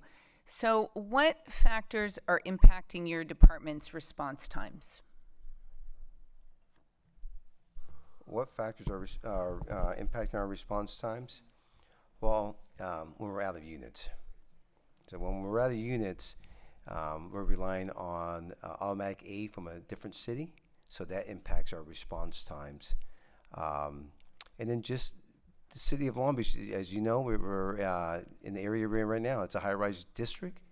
So the infrastructure around Council District 1, to get into upper floors of these high-rises, that impacts our response times. But mostly is basically not having the right amount of resources, EMS resources, to have to reduce our response times, and that's probably the biggest impact right there. All right, thank you. I think that's part of our discussion tonight. So for both of you, and Chief Buchanan, you can answer this first. What can we as a city council do to give you the tools you need to bring these response times down? I think that more discussion and talk about what you need with increased resources, but please answer the question. Yeah, thanks for the question. As your fire chief, I'm gonna continue to follow our BEAR program, our budget process, and I'll continue to advocate for funding to address my staffing and resource and infrastructure challenges. For staffing, I am extremely grateful. The last 2 fiscal years, you've provided me a lot of funds to have 2 large fire academies. That is why I have a 3% vacancy, and I appreciate that. And I'm very grateful that we're looking at innovative ways. You've provided funds for I can have a pilot program. This year I had the PAU pilot program. I also had the Rescue 2 pilot program. So we're looking at innovative ways to provide better service to the community, but it's going to require funding, and I'm going to continue to advocate for that, but I'll allow you to make that decision. And the big funding is, like I stated, is the infrastructure. You saw the 2 fire stations on that slide. You saw our lifeguard headquarters, that's also old, and then you saw our training center. Our training center is from the 1960s. It was designed for 24 recruits and around 7 or 8 instructors, all male firefighters and instructors. Now I'm doubling the size, right? I have 50 recruits and around 13 to 14 instructors, male and female, and I want to have the right accommodations for everybody coming into this academy. So these are big discussions, how we try to identify funding to address those challenges. Thank you. Thank you for sharing that. Chief Hebish? Can you clarify the question for me, Councilwoman, if you don't mind? Just what can we as a city council do to give you the tools you need to bring response times down? Sure. Continue to partner with the police department. I appreciate the support, the ongoing support. And it's not just a funding issue. It is an issue of showing and demonstrating the appreciation and gratitude we have for the people that come into this profession, because it's felt throughout the organization and beyond, and it helps with recruitment. And so recruitment isn't just about the police department, it's everybody in the city, and we try to share that message. We try to share the message of what it means to work in the Long Beach Police Department, the type of city you'll be working for and with. And so I would say what you can do is to continue to partner with us, continue to support us, continue to trust that we are doing what is in the best interest of public safety, and we'll continue to do that. I think that is probably first and foremost, because it helps build this organization, this police department, in a manner that the city needs moving forward to continue to provide a safe and thriving Long Beach for everyone. Thanks to both of you. I think the discussion tonight has been great, and our continued discussion on what is needed. But I want to finish kind of lightly with support of the Cops and Bobbers, which brings community together. It's such a great name, and our grill and chill. So thank you very much. I've heard of Cops and Robbers. I don't think I've heard of Cops and Bobbers. That's a new one. It's a fishing term. Is that an East Long Beach thing? That must be an East Long Beach thing. We don't say that in North Long Beach. All right. Well, thank you so much to our chiefs. Thank you to the council. I know we have a couple more big items To get to, we have 5 members of the public signed up to speak on this hearing. Denise, Daniela Suarez, Sophia Barcenas, Anna Mercia, and Josh DeLeon. If you heard your name, please make your way to the front. I'm going to read it one more time. If no one makes their way, we will move on. Denise, Daniela, Sophia Barcenas, Anna Mercia, and Josh DeLeon. All right, please come forward. Oh, we're not going to be able to wait. Is that Josh? Please come forward, Josh. All right. Yeah, just take your time. Just take your time. You waited for us. Thank you. Thank you. We got some snacks in the back, so I'm ready for that as well. All right. Good evening, everybody. My name is Josh DeLeon. I am a Long Beach resident and the lead organizer with Long Beach for a Just Economy. And we're here having a conversation about public safety, and it's very important. I'm here to be additive to that. We have to recognize that as part of this budget hearing, when we talk about public safety, there are a lot of things that are impacting public safety that have not been mentioned here. In particular, I'm thinking about the anti-immigrant and illegal federal overreach that we have seen so heavily in our region. Crime is down in Long Beach, except crime done by ICE. When masked agents without warrants arrest our community members, both legal residents and undocumented residents, both with and without criminal history, that infringes on public safety and trust. When community members avoid calling on public safety agencies, like the agencies that chair today, or when community members have fear and don't go to medical facilities because they don't want to get arrested while taking care of their needs, that is a gap in access to our emergency services. The point here is that public safety comes in many forms, and that includes protecting our rights as immigrants and as tenants. That's why we in our coalition are calling for stronger structural investments in programs like the Long Beach Justice Fund, as well as the Long Beach Community Land Trust and Tenant Rights Council that help protect residents from housing instability. And that's why we want Long Beach to lead in its immigration protection policies by further strengthening the Long Beach Values Act, which the community will share later in the agenda. The point here is that public safety is not the job of 2 agencies alone. It is a citywide commitment, and it includes protecting all of our residents from all threats, including the violation of their rights to reside here, to make a life here, to live and work and rent with dignity here in the city, built by immigrants, workers, and renters. Thank you. All right, thank you. All right, Denise, Daniela, Sophia, or Anna? Denise. Denise, Hello. all right. My name's Denise. I am a community organizer with Orale, and I'm a resident of District 2. I'm here to advocate for $2.2 million for the Long Beach Justice Fund. I just want to stress the importance of this program getting new money to be able to help the most people that it possibly can. I know this council and the mayor care for immigrants, and you've made great effort to allocate budget to this community. The Justice Fund is one of the many items that was funded in the mayor's Defending Long Beach Values package. But I ask that it be a priority and that it be funded the $2.2 million before other new programs are funded. This is a fund that will have the most impact, and it's a program that can serve community today as it's already been developed and invested in. Thank you so much. And my 3 other folks, they will come back. I'd appreciate if they had a chance to speak. They've been here all night. Thank you. All right, I'm gonna call them one more time. Daniela, Sophia, or Anna? Irma? No, I have Anna, Sophia, or Daniela. Are you Anna? Yes. Yes, please, proceed.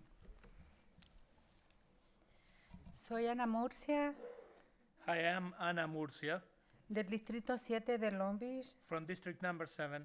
Estoy acá para apoyar el Fondo de Justicia I'm here to support the Justice Funds, y pido que voten a hacer más fuerte la ley de valores. and I ask you to vote to strengthen the Values Act. Es importante para la seguridad de nuestras comunidades. It is important for the safety of our communities, Gracias por su escucha. and thanks for listening. All right, thank you very much. Is Daniela or Sophia? Daniela? Daniela. Daniela, please come forward. Hello, good night. My name is Daniela Suarez. I am here with Orale today. I'm a resident of District 4. Today, I am here as a mother of a young child, as an educator, and also as a proud immigrant. I am here to ask the City Council to increase protections for our immigrant community and invest $2.2 million in the Long Beach Justice Fund to ensure access to legal representation. During the past months, we have seen people being kidnapped in broad daylight while going to work, to church, to pick up their children from school. The violence that our community has been subjected to should not happen anywhere, and it should certainly not happen in our city, one of the most diverse in the country.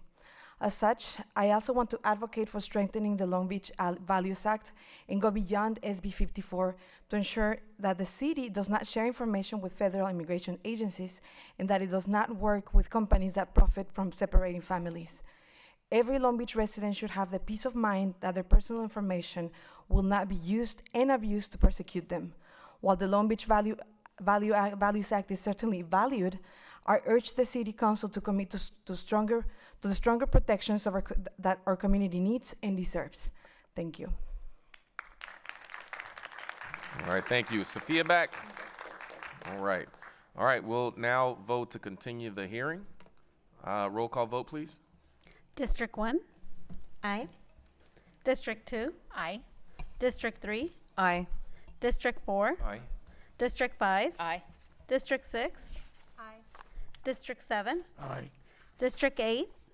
Aye. District 9? Aye. Motion is carried. All right, thank you. Still a couple more things to do.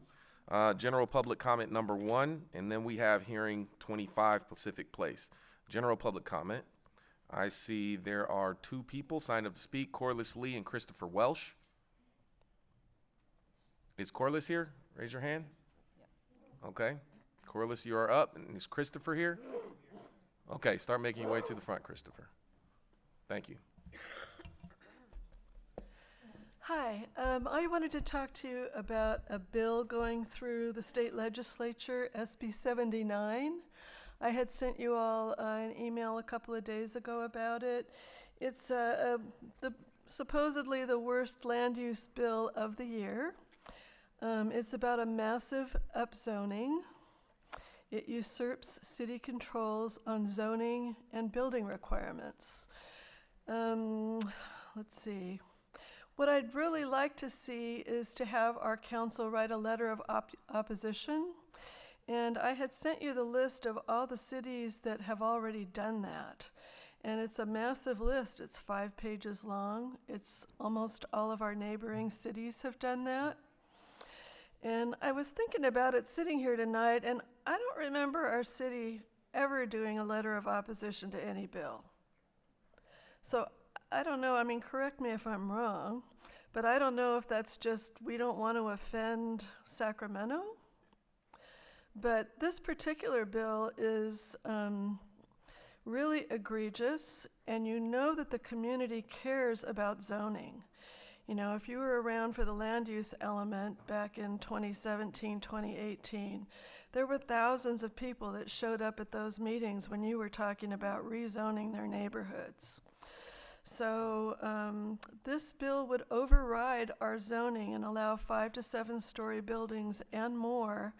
And if you read the bill, it starts out looking like it's just around the blue line, but if you read it more carefully and you see that other cities have done their homework, it really goes out into the community.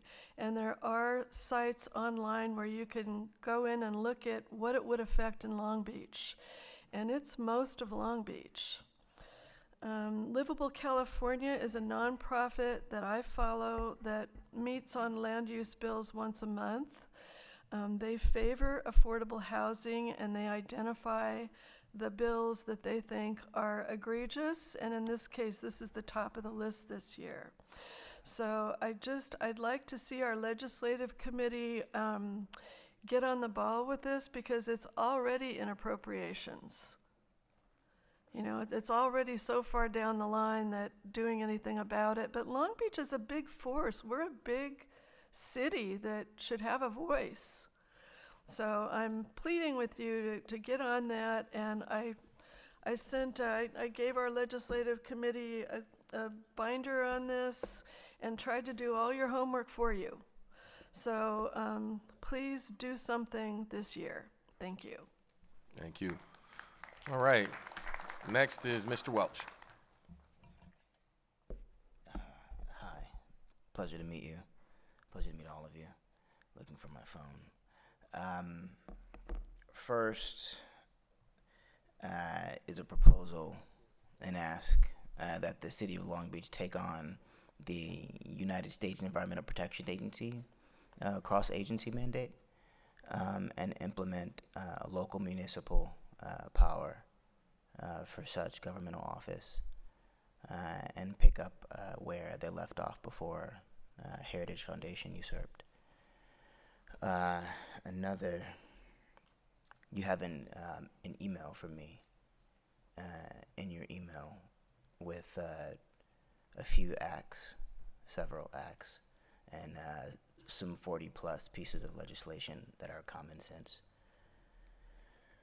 What else? Sorry, 2 minutes. IQ Air, phenomenal woman CEO. She would love a phone call from the City of Long Beach to do air filtration within local Long Beach Transit. And if you would like to push and take the challenge, the A-line for the US EPA's cross-agency ask for indoor air quality.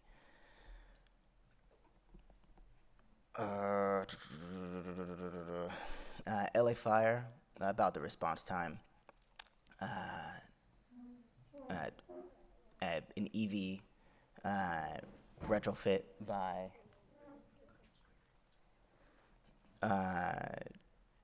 2030. You can start that now. Probably the GAWK would probably, or the GAB would be charge times, so you can do a quick battery change station at every fire station. And then take on Shenzhen, China's surveillance doctrine or culture, having 1,500 cameras and 700 sensors, all high definition with facial recognition. And then have that backed by XAI's Grok as a operating system. That's it for now. Thank you kindly. All right, thank you. That concludes general public comment. We're now going to go to hearing item 25, please. Report from Community Development, recommendation to receive supporting documentation into the record, conclude the public hearing, and consider 2 third-party appeals from Benjamin Harris for Los Angeles Waterkeeper and Sanjuna Supekar with Carson Black and Montier LLP for the River Park Coalition. Adopt resolution certifying the Insight Self-Storage Project Environmental Impact Report, making findings of fact related thereto, and approving a mitigation monitoring and reporting program.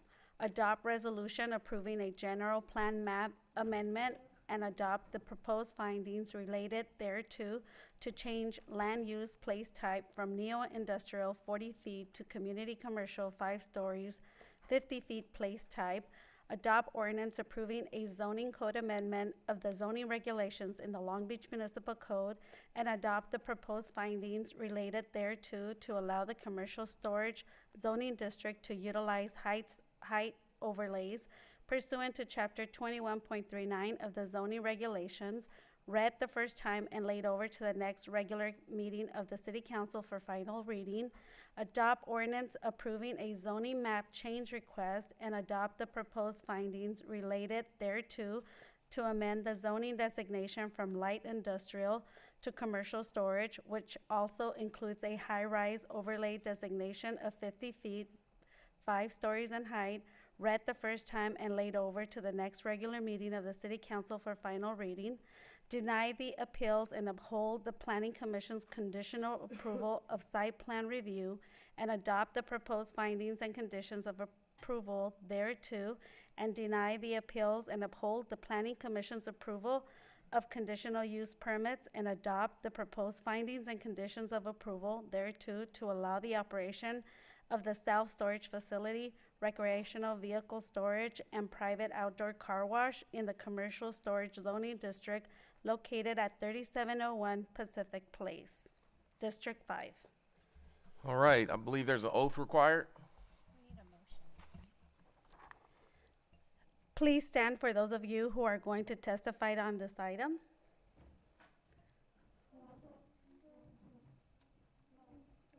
Okay. Raise your right hand. Do you and each of you do solemnly state that the testimony you may give in the cause now impending before this body shall be the truth, the whole truth, and nothing but the truth, so help you God? You may be seated. All right, thank you. So this is a hearing of great interest. I'm going to walk through the process because hearings follow a very specific process, and we intend to do it correctly. So it starts with a staff presentation that should not exceed 20 minutes. Appellant comments will then follow, though each appellant has 10 minutes, and there are two appellants, River Park and Waterkeepers. And then the applicant has a 10-minute rebuttal. After that, we go to public comment. There are 21 people signed up to speak. Neither the appellants or the applicants can supplement their argument during public comment. After that, we will close public comment. We will take it back behind the rail for City Council deliberation and action. This action has to be separated into 7 separate votes to account for each action taken. Additionally, because this is a virtual meeting, each vote will be a voice vote. So this is very procedural. We will follow the procedure for this hearing, and it begins with the staff presentation. May I have a motion and a second, please? Let's get a motion to start the debate. Do you need that verbal, or can you hit the button? We need a verbal. Okay, we need a motion and a second. I'll make the first. Okay. Second. Okay, 9 and 6. Thank you. All right, let's proceed. Mr. Mayor, before we begin with the staff presentation, just very quickly, I'm Principal Deputy City Attorney Aaron Wiesner-McKinley. And before we move back to staff, we just wanted to quickly address the record on this item. The River Park Coalition Appeal Letter, which was dated June 11th, 2025, was included as an exhibit to this hearing item on the meeting agenda for tonight's meeting, which was posted on Monday, August 4th. The River Park Coalition Appeal Letter was inadvertently dropped from the item late on Friday afternoon, and it was put back on the agenda documents earlier this afternoon. All City Council members have confirmed that they received and reviewed the River Park Coalition Appeal in advance of tonight's hearing, thereby resulting in no prejudice to any party to the appeal. Additionally, the arguments set forth in the River Park Coalition Appeal are word for word and attachment for attachment the same as the appeal filed by the Los Angeles Waterkeepers, with a couple exceptions. The Waterkeepers Appeal differed in the sense that it included a paragraph of argument around the Planning Commission hearing, and they also had some different content and language around erroneous information, but they both contain the same argument. The Waterkeeper appeal was posted with the original agenda item on August 4th, and it remained a part of the item for the entirety of the time period that the hearing agenda was posted. We now have the appeal online, and it's available for review, and we also have a hard copy of the River Park appeals, the River Park Coalition's appeal here in Chambers, if anyone would like to take a look at it. All right, well, thank you for updating that for the record. We'll now move into the staff presentation. Thank you very much, Mr. Mayor. So we have a fairly extensive presentation. As you said, this is a very complex project, lots of information, so I will turn that over to our team. Primarily, it will be given by our project planner, who's really been in the details on this, Quentin Jackson, also supported by Allison Spindler-Ruiz, our Planning Bureau Manager, and Christopher Kuntz, our Community Development Director. So I'll turn to the team. Great. So, Mr. Mayor, members of the council, this project does have many years of history, and this project has been heard before. So Quentin and Allison are going to give you that detailed technical presentation, and I just want to stress the reason it's a detailed technical presentation, sometimes not the most exciting, is because the work that we have to do when we receive an application like this is a piece of private property.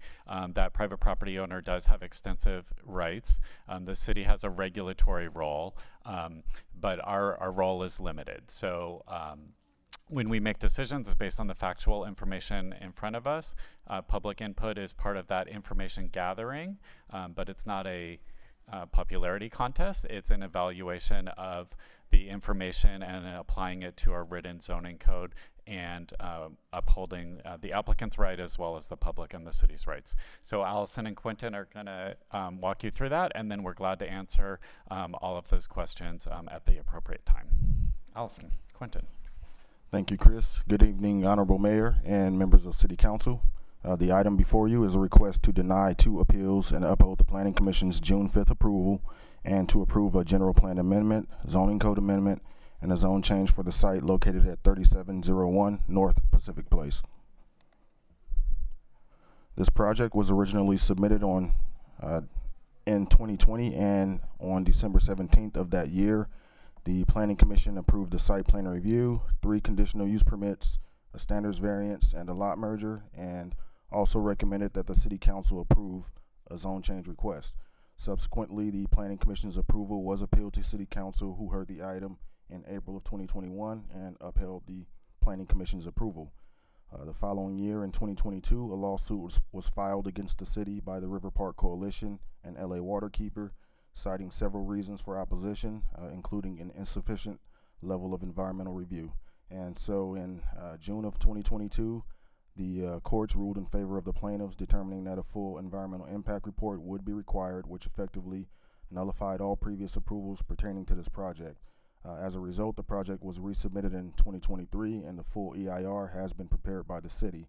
The resubmitted project included a site plan review and 3 conditional use permits, which was approved by the Planning Commission on June 5th, 2025. The project site is located at 3701 North Pacific Place and is currently comprised of a 14-acre vacant property. It has a current zoning designation of light industrial and a general plan place type designation of neo-industrial. The site is bounded to the north by the Metro A line and residential properties, to the south by the 405 freeway, to the east by a school, park, and residential properties, and to the west by more vacant land and the LA River. And so this slide highlights the buffering and isolation of the site in terms of its immediate borders, and it further details the fact that the site is only accessible from a single point of entry from Pacific Place. The site is particularly hard to access from neighborhoods to the west and to the south. In terms of the development history of the project site, previous activities have resulted in a contaminated property. During the 1920s, the site was established as an oil brine treatment facility. During the 1930s, oil drilling activities commenced with the operation of 13 oil wells. During the 1950s, the oil treatment facility was discontinued, and in the 1970s, the site was filled with imported soil. Between the years of 1961 and 2014, all of the oil wells were eventually abandoned, and a golf driving range was established and operated from 1997 until 2007, and after its closure, golf-related retail and equipment rental continued until 2015. The proposed project consists of a self-storage facility, a car wash, and an RV parking lot. The self-storage facility would be approximately 206,000 square feet, spread among 4 stories with 1,681 self-storage units. The car wash would be approximately 1,450 square feet and exclusive to tenants of the property, and the RV parking lot would consist of 551 covered parking spaces. The planning entitlements required for this project include a zone change, a general plan amendment, a zoning code amendment, a site plan review, and 3 conditional use permits. The zone change, general plan amendment, and zoning code amendment are all subject to City Council approval, while the site plan review and conditional use permits were approved by the Planning Commission on June 5th, 2025, but are being heard on appeal tonight. Also, certification of the aforementioned environmental impact report. The zone change is requested to convert the project site from light industrial to commercial storage in order to allow the establishment of the self-storage facility and RV parking lot. The requested zone change would also include a building height overlay of 50 feet and 5 stories, which is indicated on the screen with the zoning code HR-50/5. The commercial storage district is the most appropriate zoning to support the project because it encourages storage uses in areas that are difficult to use because of parcel shape, limited access, or adverse environmental conditions, all of which are characteristics of the project site. Given the unique nature of the project site in terms of irregular shape, natural isolation, limited access, and adverse environmental conditions, the site is appropriate for the commercial storage district, which is a similar but less intensive zone than the existing IL zone. The project also includes a general plan amendment which works in tandem with the proposed zone change before you. Currently, the project site has a general plan place type designation of neo-industrial, which is more in line with advanced manufacturing, research and development, and other light industrial uses. Within the land use element of the general plan, the community commercial place type is indicated as being consistent with the commercial storage zoning district.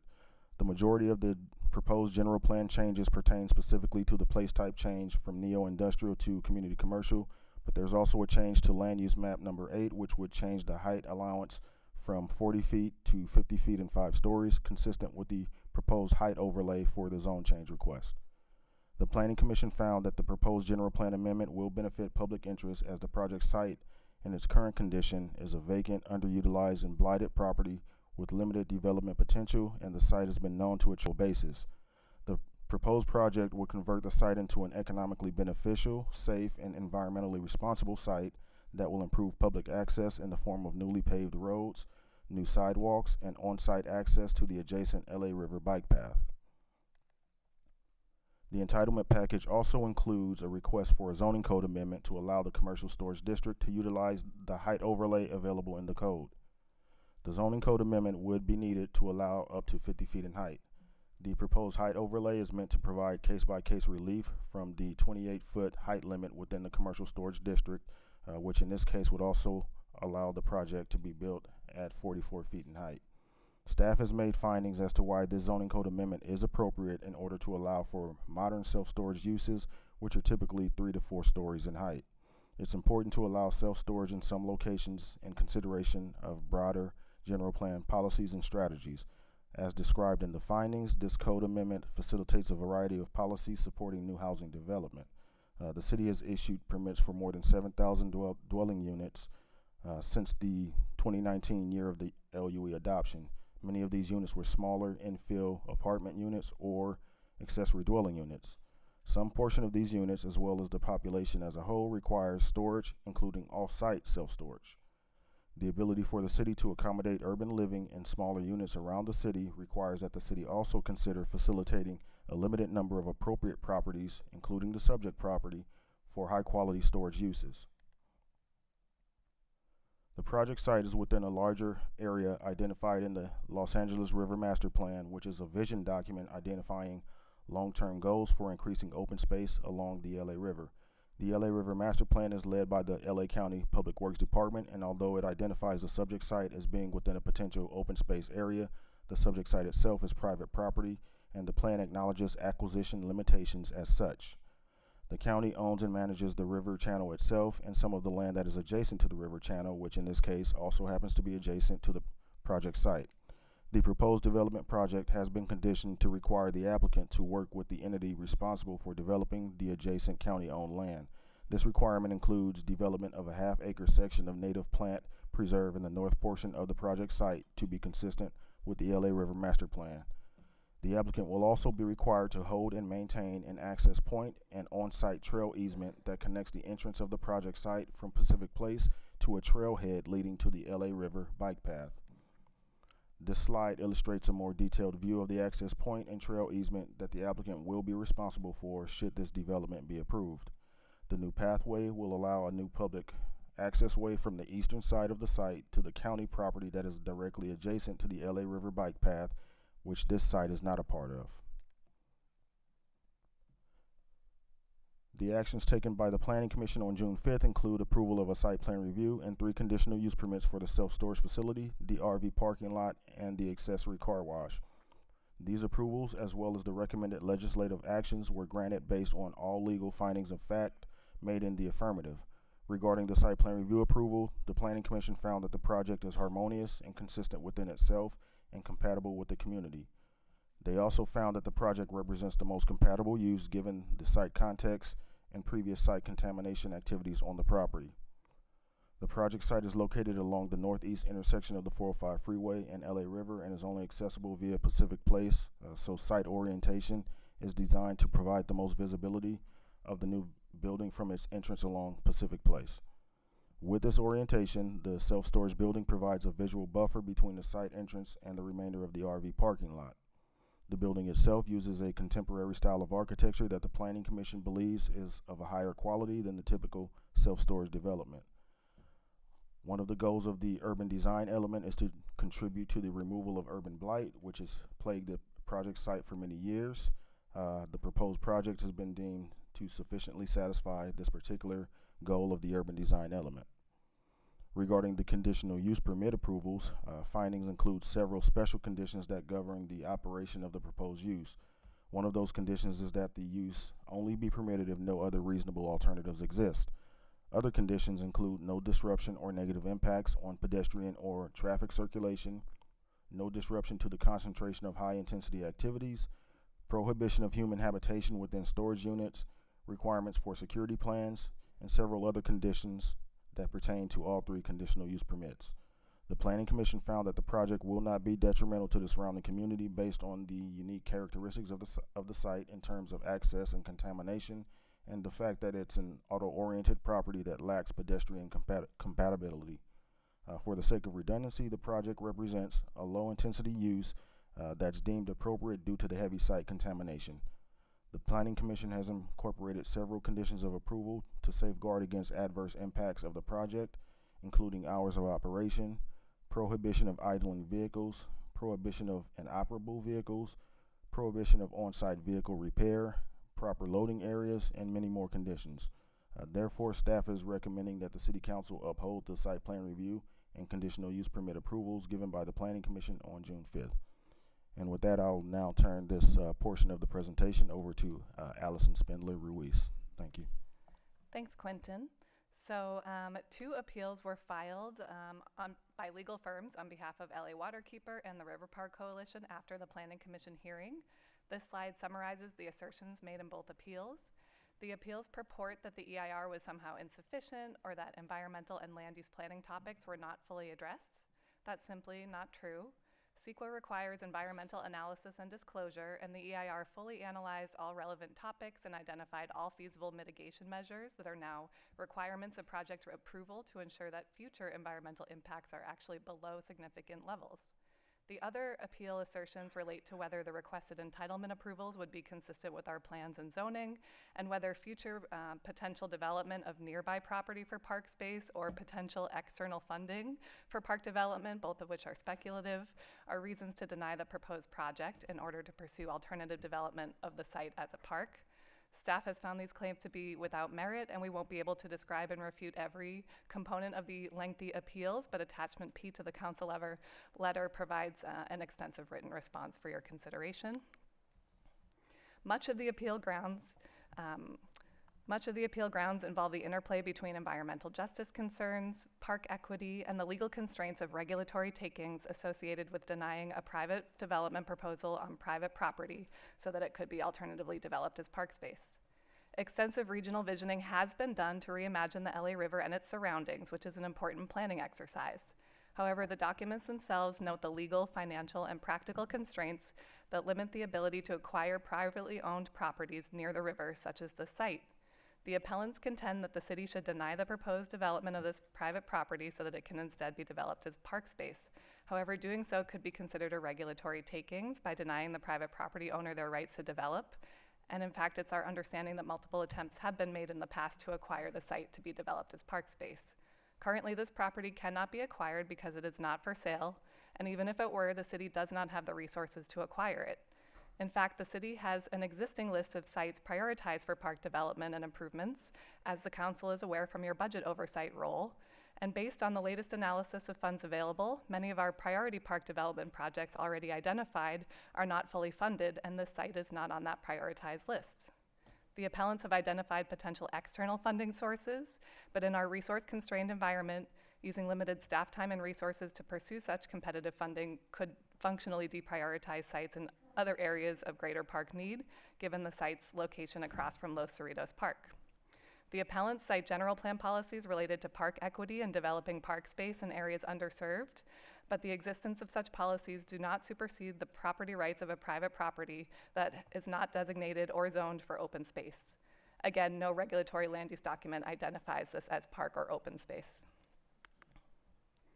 Environmental justice is embedded in our planning framework and requires us to consider potential project impacts in the context of cumulative pollution burden in environmental justice communities.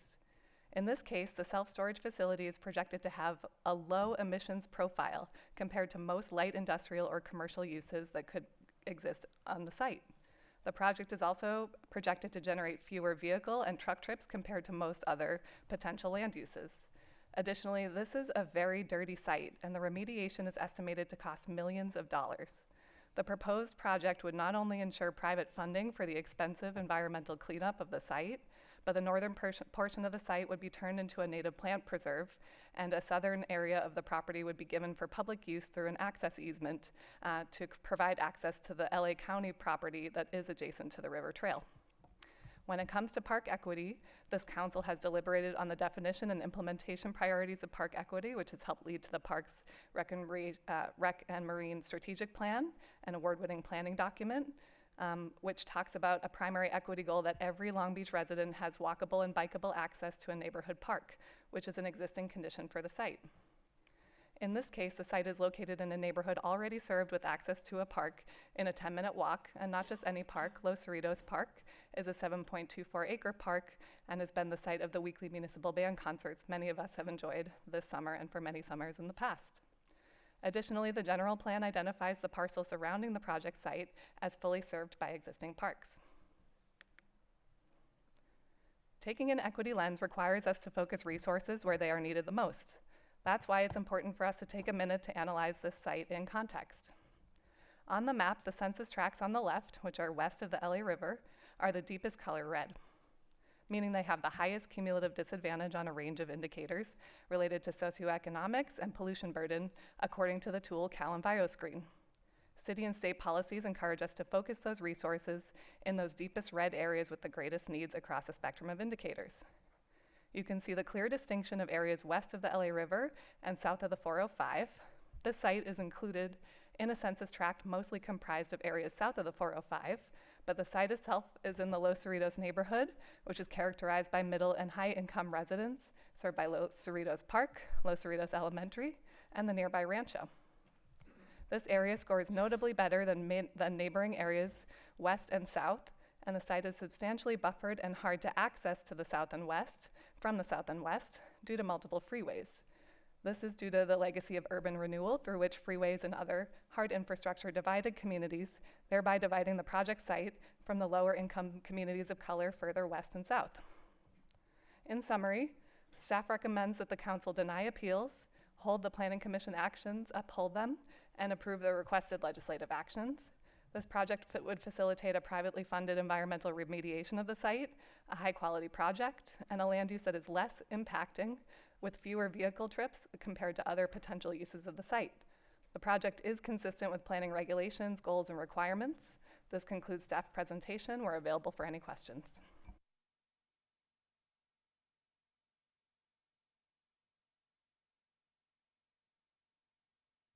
Does that complete staff's presentation? Yeah, we All right. went a minute under. We're done, and I think we'll proceed to the presentation from the appellants.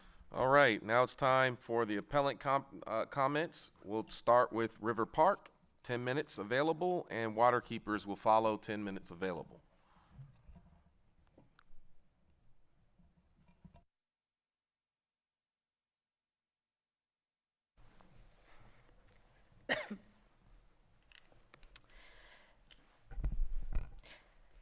Good evening, Honorable Mayor and City Council members. My name is Sanjana Supaker, and I'm an attorney at Carson's Blackman Tier. I'd like to reserve 3 minutes for rebuttal, if I may. Is that allowable? That's allowable, Mayor. Okay, great. You can go 7 now, and then we'll save 3. Thank you. I'm here today on behalf of the River Park Coalition, or RPC, a community coalition that works to promote public serving open space in nature-deprived areas of Western Long Beach. Along with our colleague Ellie Waterkeeper, who will present separately, we strongly urge you to vote no on the Pacific Place project. This project is a self-storage and recreational vehicle facility sited on one of the few remaining undeveloped parcels in Western Long Beach abutting the Los Angeles River. We've submitted several letters to the city that demonstrate the inadequacy of the environmental review prepared for the project in violation of CEQA. And as an initial matter, we requested a continuance of this item, notwithstanding the issue brought up by the city attorney this evening. Due to the city's late revisions of appeal responses, I believe it's attachment P, addressing CEQA issues, as well as a erratum regarding bees, that were substantially different from previous versions of those documents that were initially uploaded with the staff report. We don't think it's proper to make substantive revisions of these attachments after they've already been disseminated to the public, and believe that these result in violations of the informational mandate of CEQA and potential Brown Act violations as well. And we disagree that there was no prejudice in this matter.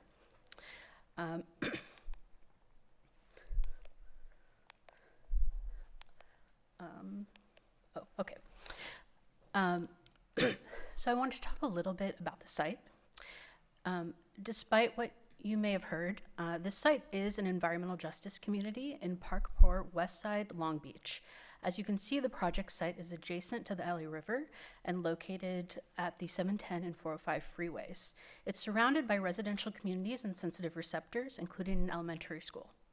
The site's designated as an SB 535 disadvantaged community, and also it is within the AB 617 Wilmington, Carson, West Long Beach Community Air Monitoring Program area.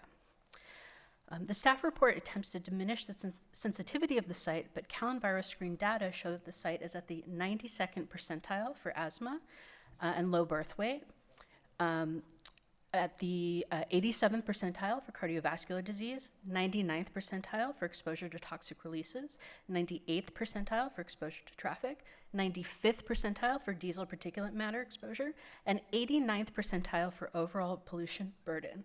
This is clearly a site already burdened by environmental hazards. RPC, along with our colleagues at LA Waterkeeper, have been advocating for proper environmental review for this site for at least half a decade. We filed a successful lawsuit in 2021 after the city approved an M&D for a previous version of the project, despite its potential impacts to land use, biological resources, air quality, and transportation.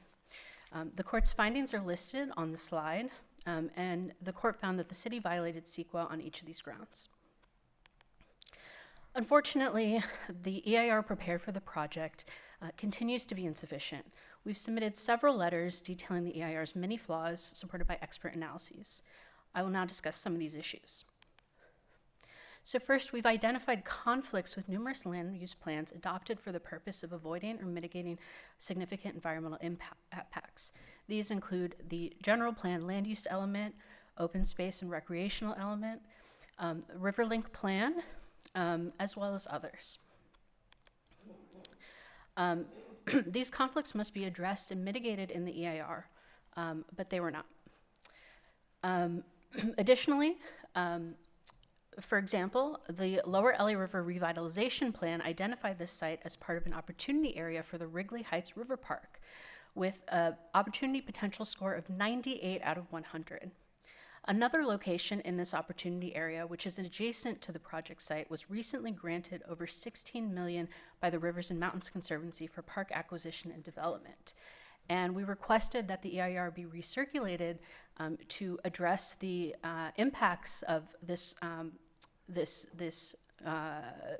park acquisition and development, but the city declined to recirculate the EIR. Our letters have discussed several biological resources impacts, but I'd like to address one in particular. Almost 1,300 protected rare southern tar plants were destroyed during pre-development grading activities on the site. The EIR is imposing only a 1-to-1 mitigation ratio for these lost plants, which is insufficient to mitigate the loss of tar plant. This remains a significant impact, and the mitigation is using experimental methods with a poor track record of success. Our letters have also addressed several concerns with the air quality analysis. This project is within what's known as the diesel death zone, located at the intersection of the 710 and 405 freeways. And we submitted expert data showing that concentrations of construction-related NOx emissions would exceed ambient air quality standards. And you can see on the slide, there's a contour labeled, I believe, 188, and there's sensitive receptors, including residences within that contour. Our letters also demonstrated numerous traffic impacts, particularly with regards to traffic safety and failure to analyze cumulative VMT impacts when compared with the other large developments near this busy interchange. The photo here shows one of these dangerous intersections at the freeway on-ramp heading south from the project site, and you can see that there's a car entering the freeway on-ramp, but it's opposing the opposing traffic. And we also have concerns with the alternatives analysis, particularly with the failure to evaluate a park alternative or off-site alternative. The range of alternatives was inadequate and misleading, with an impermissibly vague alternative that is essentially just the existing land use designations on the site. These inadequate alternatives fail the substantive mandate of CEQA. 7 minutes have concluded. Thank you. I'll reserve the rest of my time for rebuttal. Thank you. All right. Next are the Waterkeepers appeal.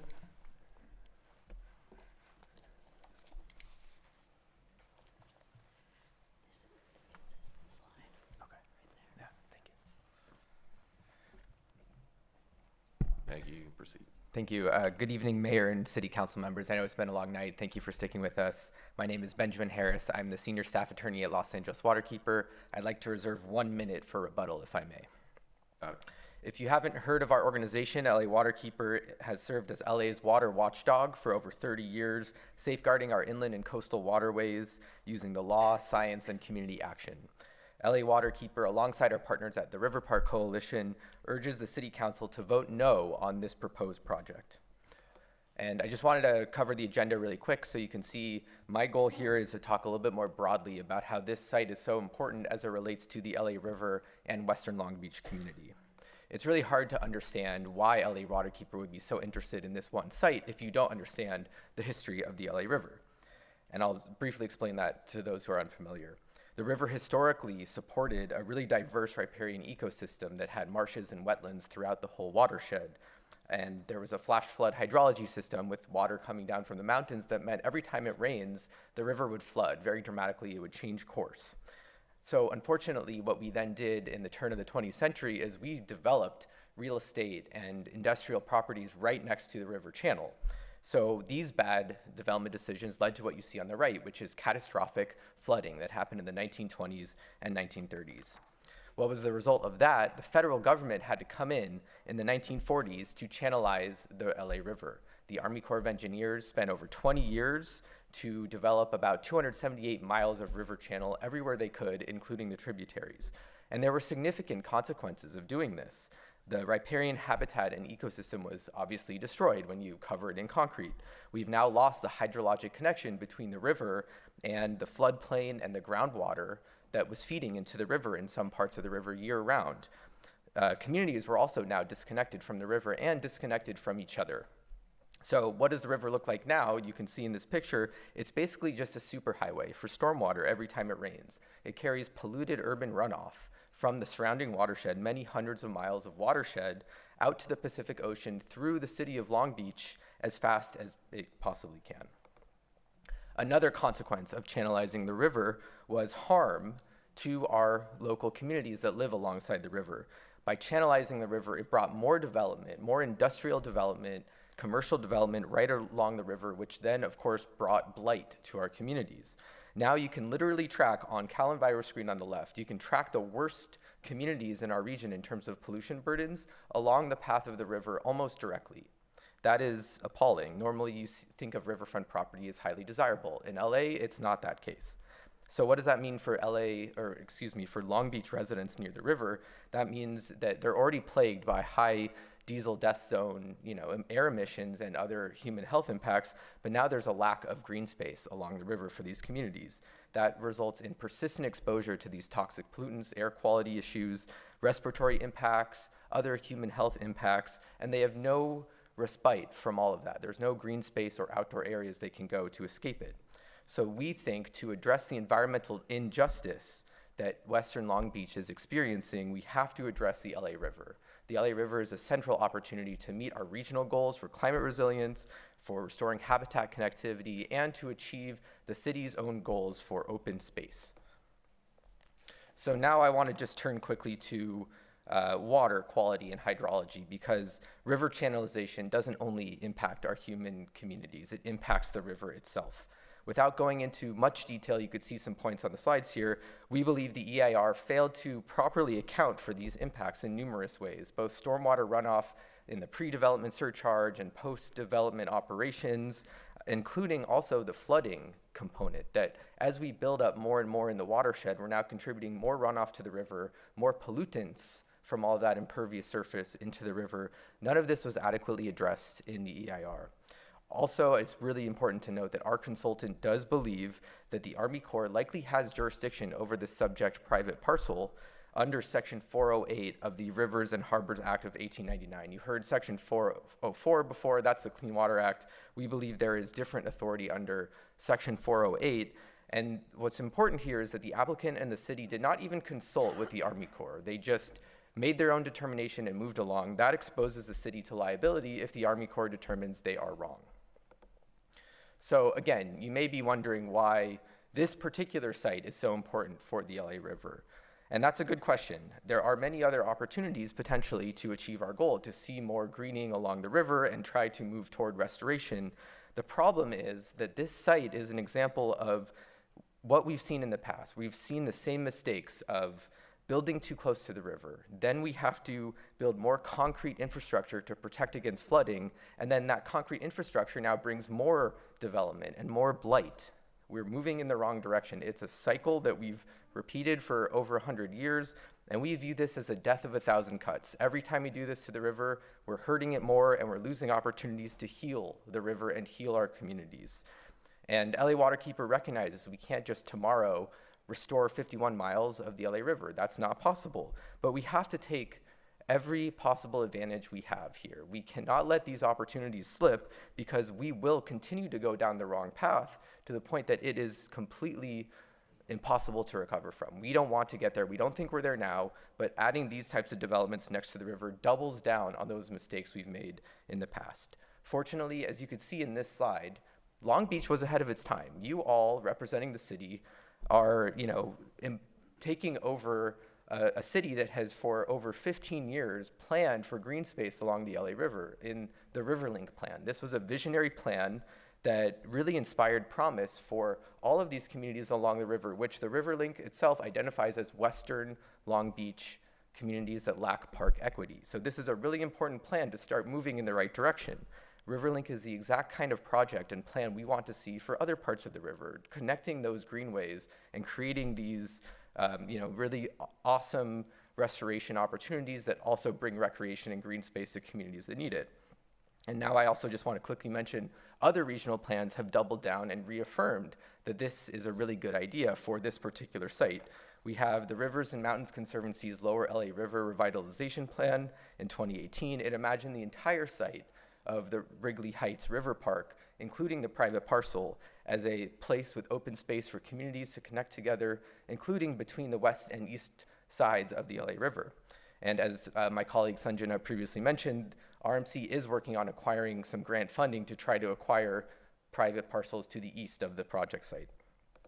Then in 2022, we have the LA River Master Plan from LA County that once again reaffirmed Wrigley Heights River Park as a key opportunity site for green space. But most importantly, for our purposes, the city of Long Beach's own open space element in the general plan has shown how important it is to expand green space in this part of the city. If you look at this map, there is plenty of green space on the east side of the city, about 17 acres per 1,000 residents. On the west side, which does include this parcel, there's only 1 acre per 1,000 residents. That is a massive park inequity. And overall, the city is not meeting its goals of open space for the entire city, even if you count 500 acres of green space, which is golf courses. The city is lagging behind, right? So paving over this site will only make it harder. It will only make it harder to find additional opportunities. And the city has even recently agreed to 2 development projects on other open parcels next to the LA River in 712 Baker Street and the Intex property on the west side of the river. So I ask, if there's no open space to be prioritized here at a place that's been planned since 2007, where in Western Long Beach are we going to expand open space for these communities? Where are we going to do it? No matter what, this is just the wrong location for the proposed project. There's no reason it has to be built along the LA River. We have submitted a sign-on letter with 11 organizations, environmental and community-based organizations, that agree this is not the right site for this project. The applicant's own analysis of the market demand shows that there's more demand further out from the site because of availability Your time of has other concluded. projects. I'm sorry? Your time has concluded. Oh, thank you. I will save the rest for rebuttal. All right, thank you very much. We'll now go to the applicant rebuttal. Staff, you have 10 minutes to respond. Oh, So on this, Mr. Mayor, we're going to have the applicant actually give the rebuttal. the applicant of the staff. rebuts. Yes. You get to rebut. All right.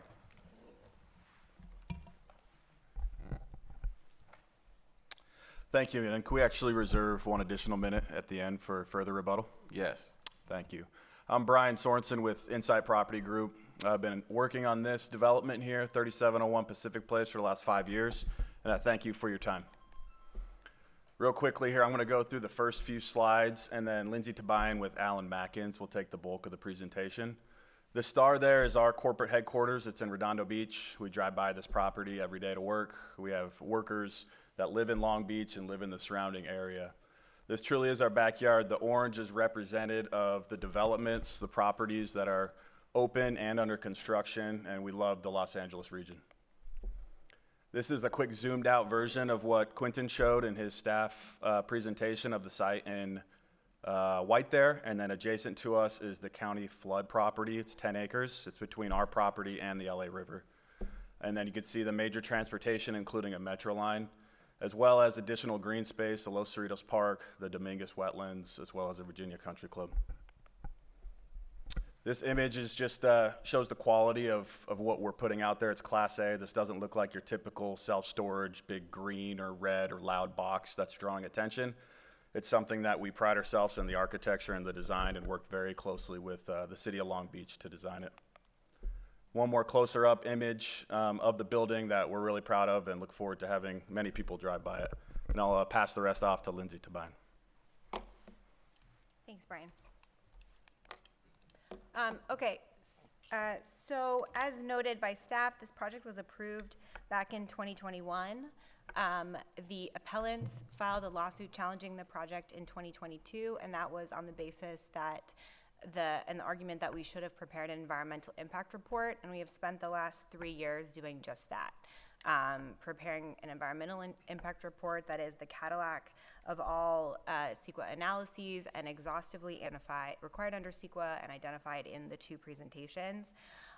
Since I have limited time, I'm not going to spend time responding point by point to the arguments that were raised in the prior presentations, but at a high level, I would like to note that we have received and provided detailed responses to all community input on the project, and that included detailed responses to each and everything that was said by both of the appellant presentations.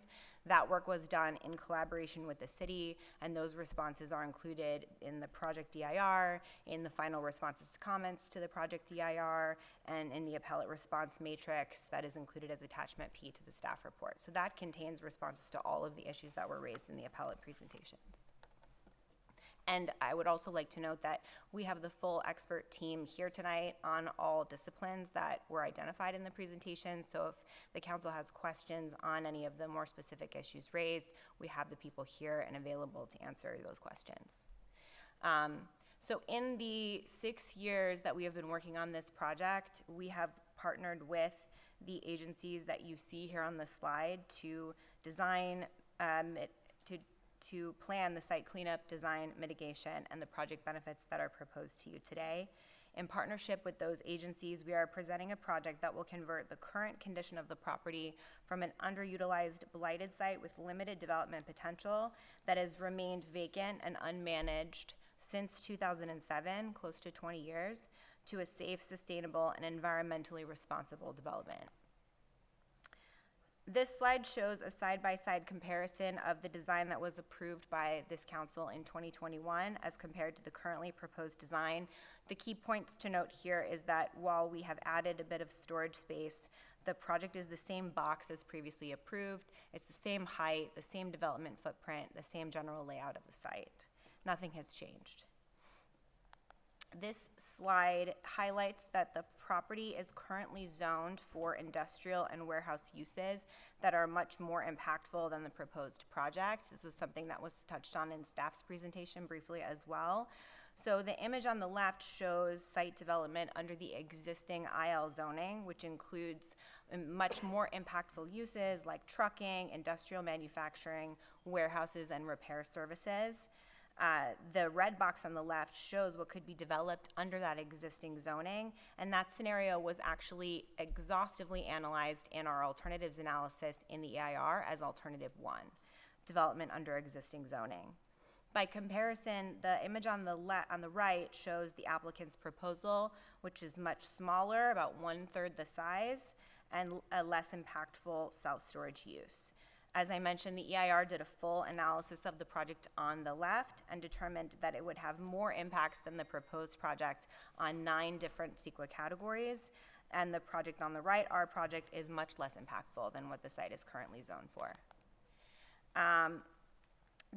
As shown on these slides and mentioned in staff's presentation, the site in its current condition has been close to impossible to manage. Since we acquired the property in 2019, we've fenced it and added security and have still encountered substantial security issues.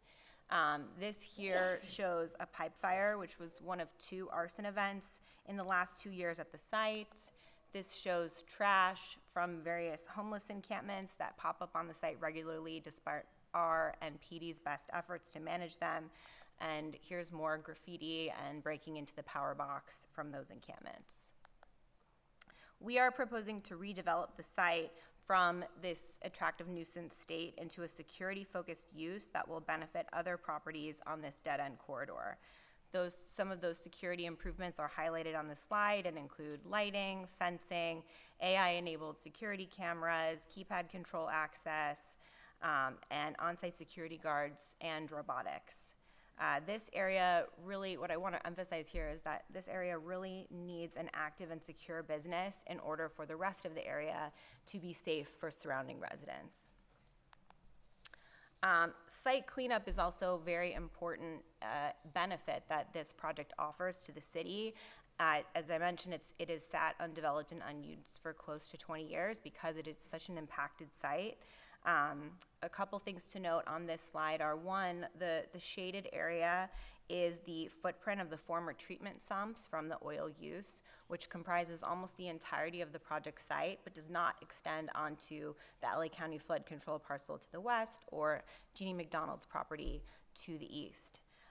Also, the numerous circles on this image are the borings that were taken during the extensive testing and sampling of this project in collaboration with DTSC and the city, and that testing allowed us to confidently delineate and characterize the contamination on site and to establish an appropriate remedy in collaboration with DTSC.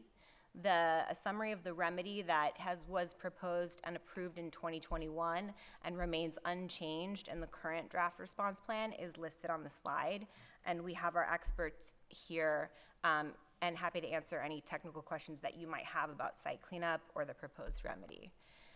The current status of the DTSC portion of the actions is that DTSC will still need to approve that response plan before work can begin, and they will have 180 days from the city's final action to take that final action. Nothing can happen until DTSC approves it.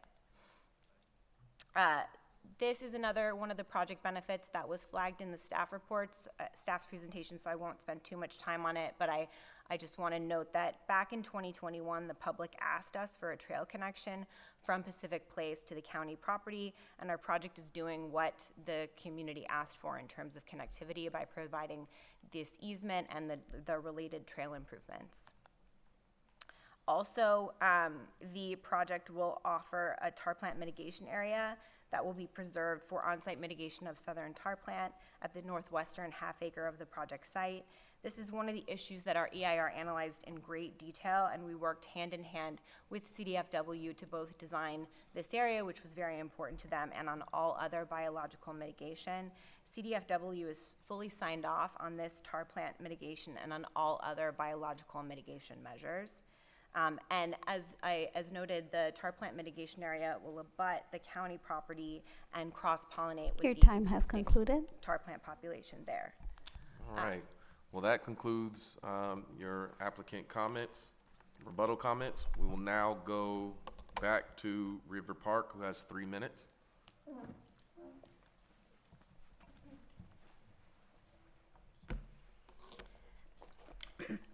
Thank you very much. So just want to address a few points. Number one, we don't believe blight is a reason to approve the project. Regardless of the proposed project on the site, it's the responsibility of the property owner to maintain the property. Number two, the easement does not address the conflict with, the trail easement does not address the conflicts with the Riverlink plan and other land use plans.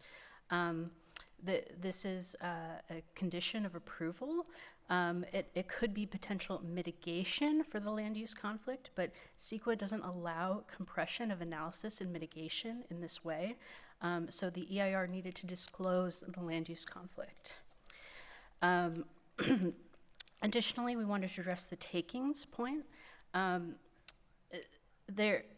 The City Council has the authority to deny the project on the bases that we've presented, the inadequacies of the EIR, the lack of substantial evidence for the city's findings for the requested entitlements.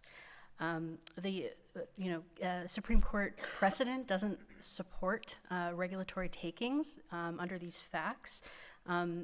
Many of the land use plans, for instance, that we've discussed were in place before the applicant acquired the property, so they don't have a reasonable investment-backed expectation to conflict with those requirements. And there's no deprivation of all economically viable uses. This is made clear by the alternative 1, which shows an alternative project if this project were denied. Want to address the Los Cerritos Park and the question of parks nearby to this site. We really want to emphasize that we're talking about a regional park deficiency in the west side of Long Beach. That entire region, again, that's 1 acre per 1,000 residents.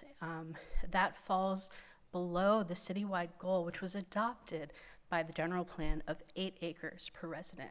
So it's the regional goal is important. It's irrelevant, the proximity of the Los Cerritos Park.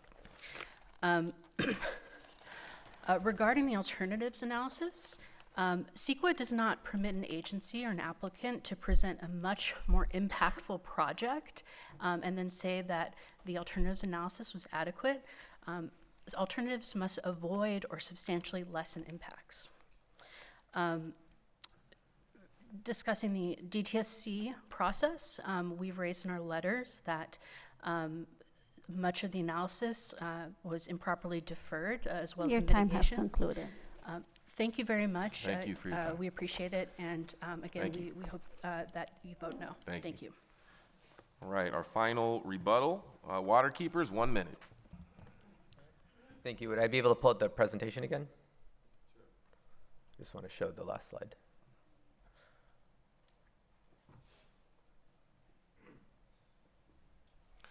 We're asking for the water keepers presentation.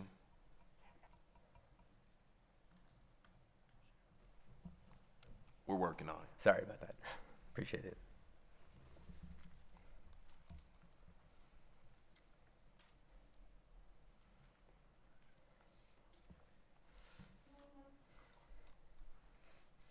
All right, is this the last, All right. this correct slide?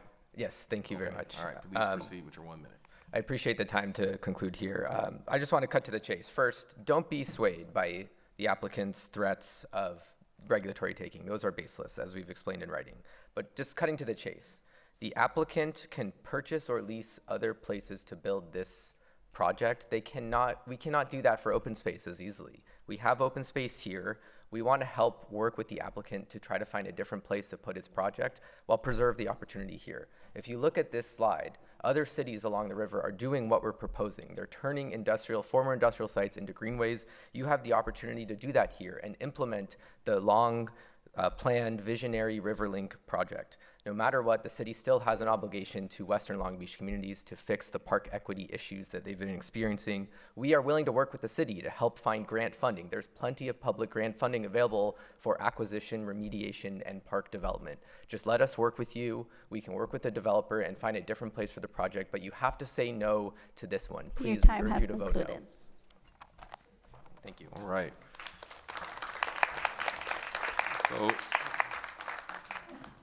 So now that concludes presentation, appellant comments, applicant comments.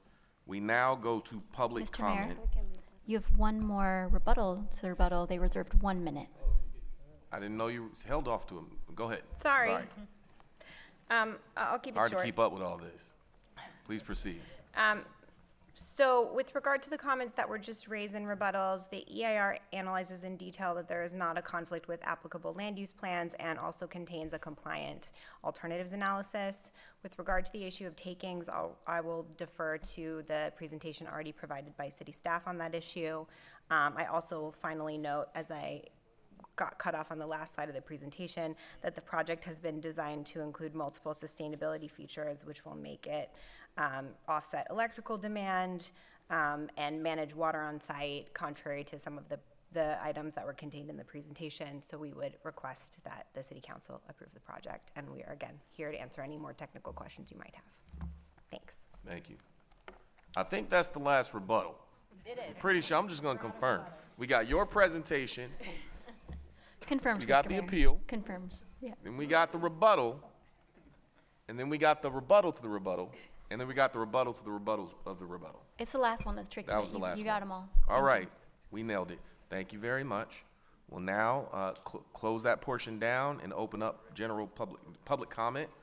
So again, you cannot build on, the applicants and the appellants cannot build on their case.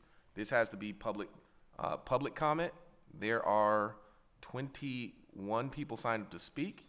Under our council rules, that is 90 seconds per public commenter. I'm going to call the first 10. When you hear your name, please line up. Dave Hall, Leslie Garrettson, David Pulitzer, Ray Lawson, Corliss Lee, Charity Castro, Aurora Gutierrez, Renee Lawler, and Lynette Fuenci, and Mike LaQuatra. So the very first is Dave Hall, followed by Leslie Garrison. I'm going to pass this to the Vice Mayor because I need to take a restroom break. But please proceed, Mr. Hall. Okay, Mr. Mayor and Councilwoman Zendejas, members of the council. My name's Dave Hall. I live at 1047 Chestnut, and I'm here to ask you to please do not certify this EIR. And I will be focusing on one thing, and that's the western burrowing owl, an endangered species. And this project will wipe out the endangered burrowing owl, and the EIR is not sufficient.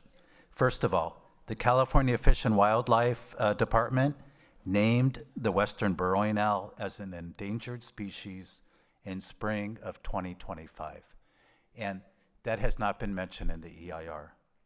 Second, the California Migratory Bird Protection Act, spring of 2025, protects the burrowing owl, among others, and that is not mentioned in the EIR. Furthermore, in the EIR, the mitigation for the burrowing owl is that they'll wait until the birds lay their eggs and then they'll build on their habitat. That is not mitigation.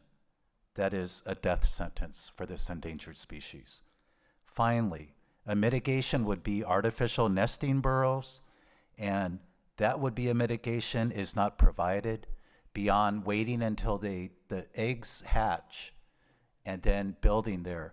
That's the only mitigation, and it's not sufficient. Artificial nesting burrows would go far in protecting this endangered bird. Thank you very much.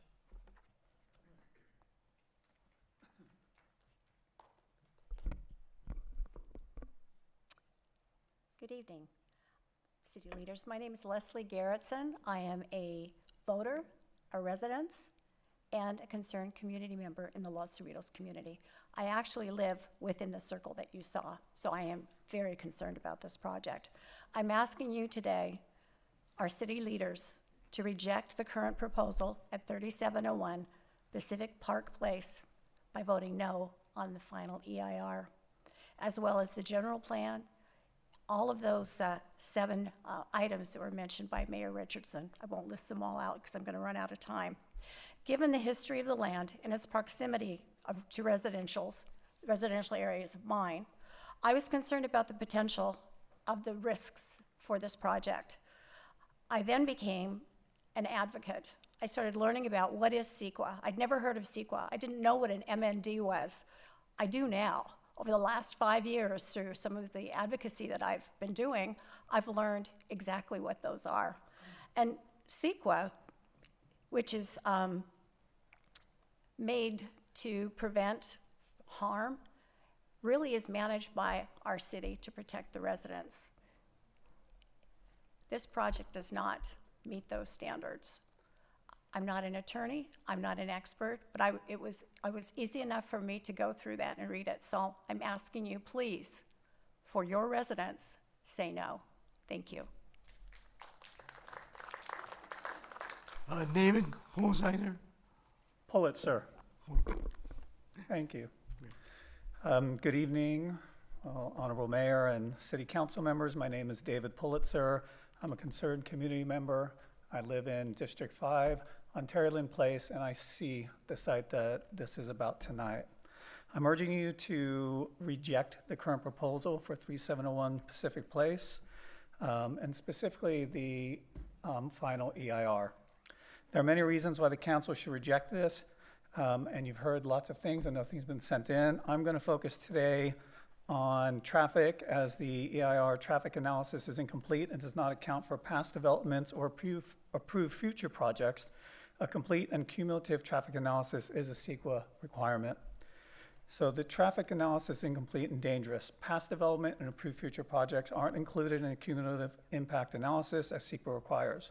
The Wardlow corridor and intersections at Pacific and Wardlow and Santa Fe and Wardlow already have poor levels of service ratings of D, E, and F for decades. 405 and 710 freeways operate at 97% capacity during non-peak hours before this project adds more traffic.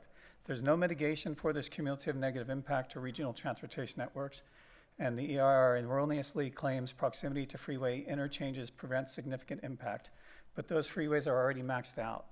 The 4,000 via Aura project impacts were analyzed. Time is out, so again, the EIR should not be approved. There's no mitigation provided to offset this cumulative Your time has impacts. concluded. Thank you.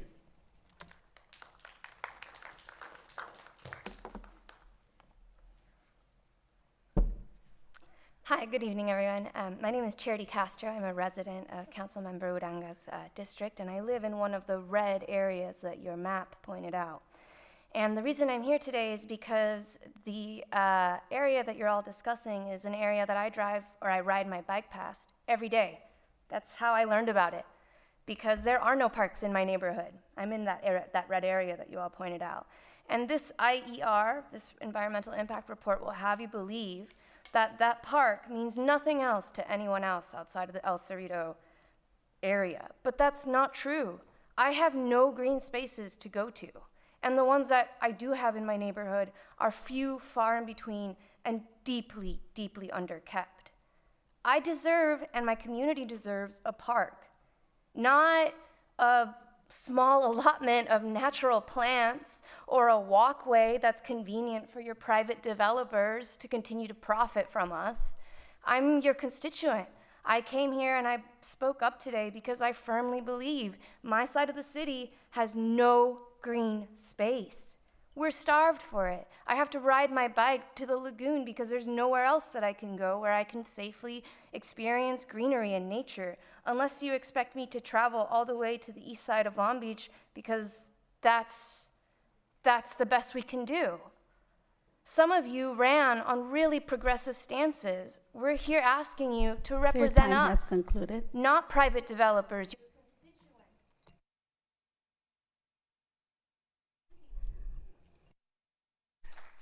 Ray Lawson. Good evening, Council, Mayor. My name is Ray Lawson, Local 562. Carpenters Union, our local is right in that red area also. Our local is on Wardlow and Long Beach Boulevard.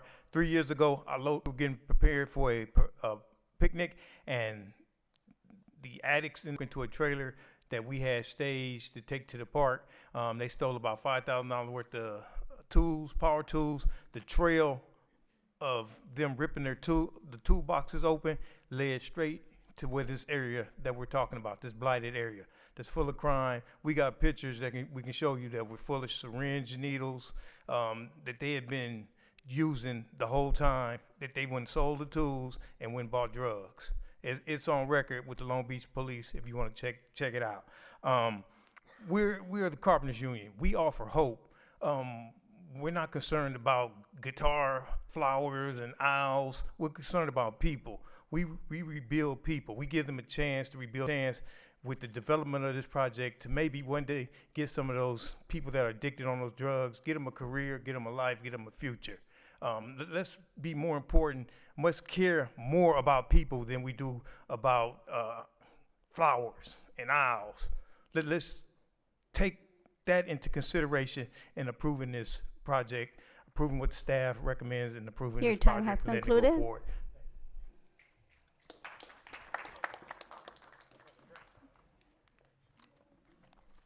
Good evening. My name is Renee Lawler. I'm a native to Long Beach, and I am a stakeholder in reference to this project. I own equestrian property adjacent to the LA River, and our community depends on the river and the equestrian trail and the equestrian zones that are along the river as lifelines to our community. The EIR fails to identify correctly all the impacts that this project will have on the equestrian community. The equestrians, for instance, had a connectivity across to the west side prior to channelization. The LA River Revitalization Plan identifies this parcel as being the cornerstone for reconnectivity for those landlocked communities and restoring trail access and green space access on both sides of the river. And so it's really important that there be more analysis, proper analysis for the impacts that this community has cumulatively had. You've got the 712 Baker project that was prior approved in this same equestrian zone, and so now we have another cumulative impact. Staff identified, Chris Kuntz said in Planning Commission, that equestrians are irrelevant. I don't think there's anybody, any population in this city that is irrelevant, and for that type of attitude shows a lack of concern and interest in a very significant, culturally impactful, culturally significant historic community. Therefore, I respectfully request that you deny this EIR and uphold the appeals. All right, thank you. So that was Renee? Renee Lawler. Okay, great. Next I have Corliss. After Corliss is Aurora, and then Lynette. Okay, so I just wanted to talk about something I noticed going through the maps from when we were back in the era of the land use element in 2017, 2018. Those maps showed this as open space. This city trotted those maps out in front of thousands of people, showing this as open space. Then just before the vote, when that became final, when the LUE became final, there was a change. This was actually listed on a document that said significant changes to the LUE. And this was then changed to that, light industrial. Now I have to wonder what went on in that time frame. That was just a short couple of months, and all of a sudden These people didn't know anything about that. They'd seen the other maps. Now the rug has been pulled out from under them. And you tell me, would Insight have purchased this property with an open space and parkland designation? They would not. So something went on behind the scenes, if you ask me. I feel like these people have been betrayed by their council member, and are you going to do it again today? Thank you. All right, next is Aurora, then Lynette, then Mike. Is Aurora here? Okay, Lynette? All right. Good evening. I'm opposed to the approval of the EIR and project entitlements. If the council approves this project, that means that the city does not follow its own plans and policies. The council approved all elements of the general plan, including the open space element, Parks Marine Strategic Plan, and other policy documents such as the West Side Promise and the West Long Beach Livability Plan, which all acknowledge that there is insufficient open space and recreational opportunities in Central and West Long Beach. The project is inconsistent with all the plans, including achieving a ratio of 8 acres open space per 1,000 residents, adding open space in areas of the city that are most underserved, increase public access and recreational opportunities along the LA River, and establish park equity guidelines for securing land for new parks and park poor communities. So if you approve this project, I guess the message is you're sending that the general plan is really irrelevant and there's no need to follow it. City Council approved the LUE and placed the vast majority of new residential development in downtown and along the A line. Thus, our density has drastically increased in Central Long Beach, and now the city does not want to provide the required open space and recreational amenities that are needed for all the new residents. As you know, the last open parcel of land next to the LA River was approved for a 226-unit residential development on Baker Street. In addition to all the EIR analysis, approval means our neighborhood concerns and health issues are being ignored as they've been for many years, increases the open space inequities of the city. Long Beach has about 25 self-storage facilities. They do not add to the livability of the neighbor, occupy a large amount of land, provide very few low-paying jobs. Your time and will has add concluded. substantial traffic to our neighborhood in the diesel death zone. Thank you, Lynette. So, Mike, before you go, I'm going to read the next 10 or so. Do your thing. So you can line up while Mike is speaking. Jason Bays, Eddie Rivera, Camapelli Puilini, Maricela Lopez, Donna Bergeron Burge, Tori Jamies, Jose Garcia, Alina T, Heather Riley, Susan Nantais, and David DePrint. Okay, if you heard your name, please line up. Mike, you have the floor. Mike LaQuatra, 2926 Eucalyptus Avenue. Mayor Richardson and members of council, I'm here to request that you reject this EIR. Others will and have spoken about the inadequacies of the report, but I would like to go on record as stating that this is the wrong usage for the last open space in our part of Long Beach in light of the large housing project scheduled for 712 Baker Street. If the plan before you is approved, we'll lose all hope of additional park space on the west side as a coda to years of ignored proposals and broken promises to create linked public open space along the LA River.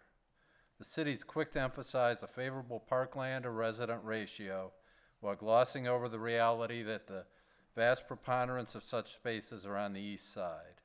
As density continues to increase along the A-line corridor, this imbalance will only worsen.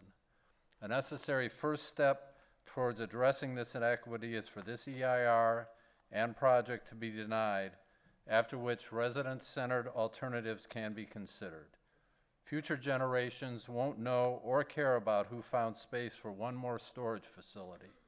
Let rejection of this development, followed by a plan that improves resident quality of life, serve as a legacy for your terms of office. Thank you for listening. Thank you. All right, Jason? Honorable Council members, International Union of North America, here to fully support this project moving forward and support staff's recommendations. This project will bring a whole list of good benefits to the community as a whole, and we are eager to build this. And one last fact, according to Google, there are 171 parks and 3,100 acres of recreational area in Long Beach. Thank you so much. Thank you. Next is Eddie, and then Camapelli. Good evening, Honorable Mayor and council members. Thank you for allowing me to speak before you. My name is Eddie Rivera, and I am a member of the Laborers International Union of North America in full support of this project. As construction workers look for work, they look for projects wherever they're at, near the river, near the city, away from the city, in Riverside County. Wherever they're at, they go. And that's what our members want to do, is work. A lot of them here in South LA, over 4,000 members here in the Long Beach area, would love to work on a project like this close to home, staying off the 405, staying off the 91, and working close to home, giving themselves a little bit more time with their families and things that are important to them as families, right? Participating with the children in Little League, soccer, whatever it may be. This developer has decided to do the job with union hands, union contractors, union members, which is a big plus because it provides benefits, pension plans, apprenticeship opportunities. Good developer, good contractors, good workers, makes for a good project. Private money, private development, it's his property. He has the right to do what he wants. I don't see why the city's gonna stop him from improving something that has been Your time has abandoned concluded. for many, many years and is severely. All right, thank you. Next is Camapelli and then Maricela. Good evening, Mayor and council members. My name is Campelli Buleni. I work for Inside Property. I work for a security company called First Class Protection. And I encountered this property for 5 years now, and we've been securing it ever since. And to tell you the truth, it's not a site for any kind of park or recreational center. From the first day we were on site, we had to deal with a lot of issues, a lot of drugs. I'm sure they have that in the police reports. That corner right there itself is just a magnet for illegal activities. Till today, we're still dealing with it. And I think this project would benefit the community as far as the union workers and how can I say it? Putting people to work. And that corner itself, I can tell you right off the bat, if there is a park, I will not bring my kids there. Because throughout the whole night, I hear the police chief talking about the safety of the community. In that corner there, and the only way you can secure that is by putting something there that has security. As far as I know, we'll be there to secure that property. But if you put a park there, I can guarantee you, you're not attracting the best people in the world. You're attracting all the chaotic, the drugs, and the gangs. Thank you. Thank you. Next is Maricela. After Miss Maricela is Donna. Maricela had to go home. Okay, next is Donna and then Tori. Donna's back hurt. She had to go. Okay, next is Tori. Tori and then Jose. Hi, thank you for letting me speak today. My name is Tori Jaimes, and I live in District 1. I am speaking on behalf of the California Native Plant Society South Coast chapter. I'm speaking on behalf of nature because nature can't speak for itself today. On behalf of the CNPS, we believe the final impact report is not adequate. An independent site survey in July of found 774 southern tar plants on site. Southern tar plant holds a California rare plant rank of 1B1, and impacts to it must be properly considered in a CEQA analysis. The current FEIR being appealed to Long Beach City does not include this information. Believe that this represents substantial information that should require the preparation of the supplemental EIR. We also believe that the amount of mitigation is not adequate, and especially since there's many other species on the site that are including the Coulter's saltbush, Parrish's brittle scale, lucky morning glory, decumbent golden bush, and these are all plants that are rare species and need to be protected as well. Thank you. All right, next is Jose and then Alina. Good evening, Honorable Mayor, council members. My name is Jose Garcia. I'm a 34-year LIUNA member, Labor's International Union of North America. I truly love this area, and we know what shape it's in right now. The reason the people that left the area, because they didn't have the money to clean up the contamination there. Insight has said that they are gonna clean up our area. That'll make it good for all the animals, for all the plants. We're forgetting, it takes super fund money to clean up these places. We don't have that money. This developer here is helping our city, our community be a safer place to live in by taking this contamination away. My granddaughter will be able to come around here. Right now, she's not. People have said the reasons why not. Not only that, but the contamination is the most worst thing down there. They have pledged to clean this place up. Please, please support staff recommendations and move this project forward to bring a cleaner community, a cleaner environment to all in this area. Please, thank you. All right, thank you. All right, next is Alina, then Heather, and then Susan. I just want to point out that concrete capping isn't cleaning up stuff. It's just kind of burying the body in the backyard. I encourage council to reject the resolution certifying the proposed Insight project. This project may have its merits and offer jobs to local hardworking union members, but it's located in the wrong place. I can think of at least 3 different sites in the LBC that are more appropriate. Backdoor black box decision-making got us into this, and that is not necessarily on you guys. But it is up to you to extricate us from this boondoggle. The EIR as it stands fails to consider the project's cumulative impacts holistically. It ignores hazards and risks to public safety, proximity to fault lines and liquefaction risk, flooding, stormwater and pollution runoff, multimodal conflict mitigation, and given its proximity to existing trails and propane volatility. It eliminates a biological node and interrupts an important social use and wildlife corridor in an increasingly encroached upon urban environment. It ignores decades of local, county, and regional planning and funding efforts to increase LA River revitalization, public placemaking and recreational opportunities, biodiversity protections, and pollution Your time has and concluded. climate resilience. All right, thank you for your testimony. All right, next is Heather, and then Susan, and then David.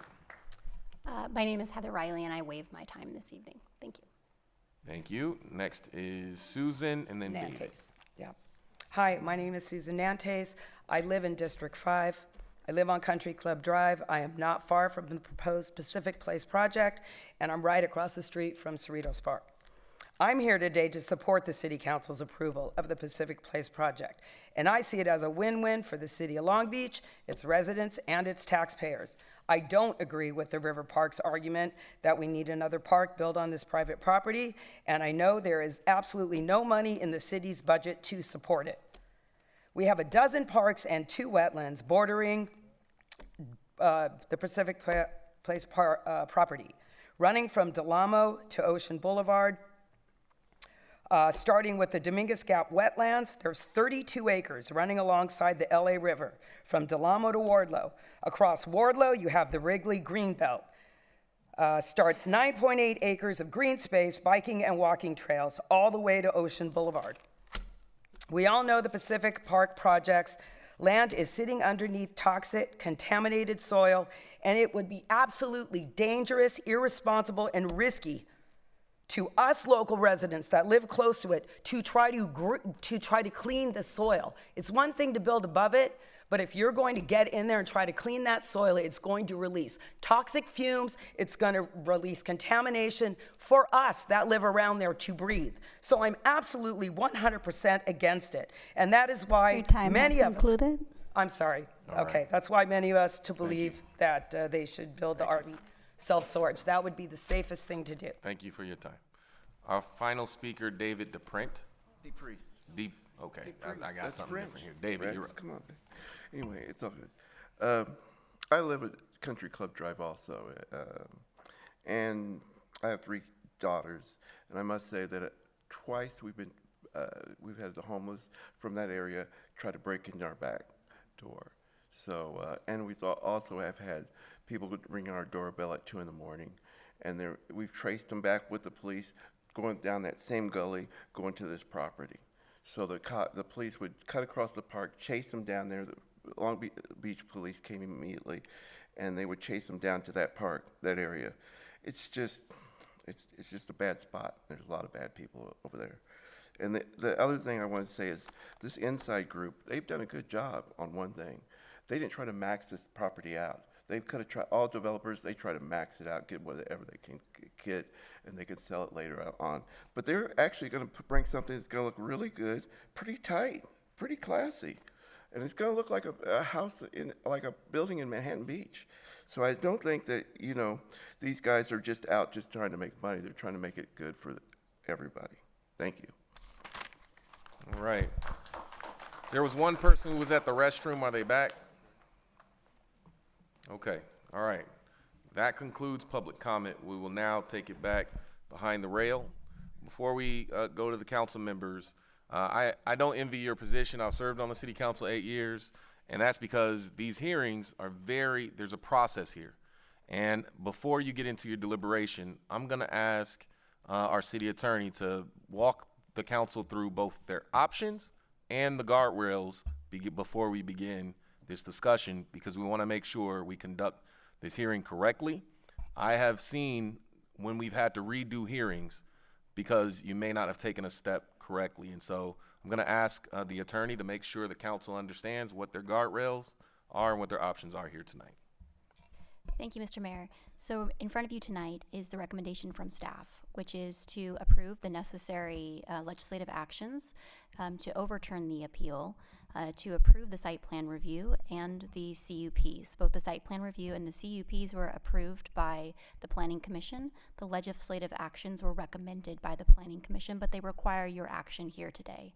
All of those actions are underlined by findings. So you make determinations that the findings to take you to those actions are upheld. Those were included as part of your agenda packets. You've had the opportunity to review them. If you've determined that there are not findings that can be met, that would be a basis to not go with staff's recommendation and to direct us to come back and bring back findings for your consideration for a different choice on that project. All right, thank you. And feel free to ask additional questions if any of the council members need more clarity on the process. We'll start with Councilmember Ricks Odie.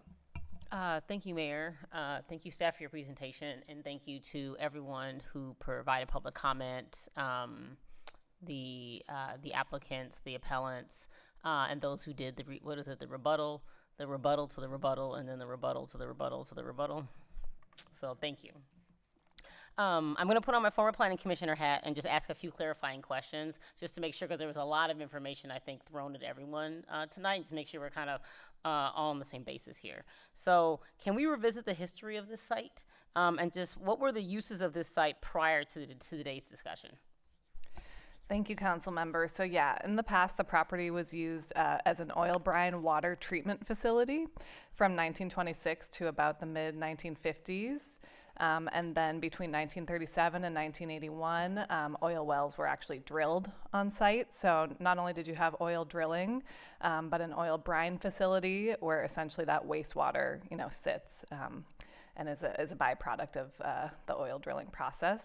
And then there was a partial cleanup in the 70s, and the site was operated as a golf driving range until about 2007, and then was vacant except for the partial retail shop that remained until 2015.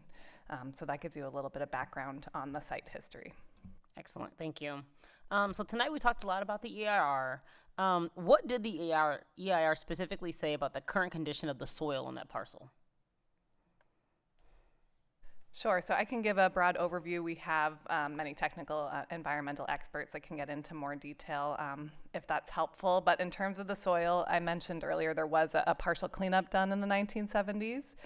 which included basically removal, treatment, and replacement of a portion of the sump materials.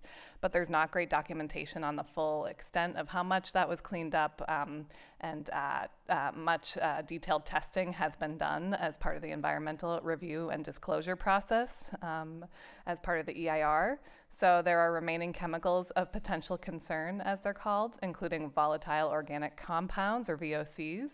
There's total petroleum hydrocarbons, or TPHs, polycyclic aromatic hydrocarbons, and methane. And so, as you heard through the various presentations, this project has required extensive collaboration with the Department of Toxic Substance Control, or DTSC, on remediation for this type of use, which again is extremely expensive, even for just a self-storage facility, because remediation is required at different levels depending on the type of use of the land. You would need an even greater remediation potentially for something that would include sensitive receptors. Understood. And then can you clarify what is the zoning currently on that particular parcel? And if we did not move forward with this particular project, what other uses could potentially be there? Sure, yeah, that's a good question. So under the zoning code today, the site is actually zoned IL, which stands for light industrial, and has a consistent neo-industrial place type.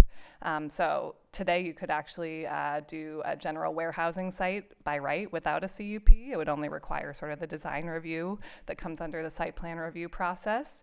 You could also have manufacturing, for example, of leather products, apparel, drugs, furniture, transportation equipment, and then you could do more intensive uses like a trucking use with a CUP, or a recycling use with a CUP.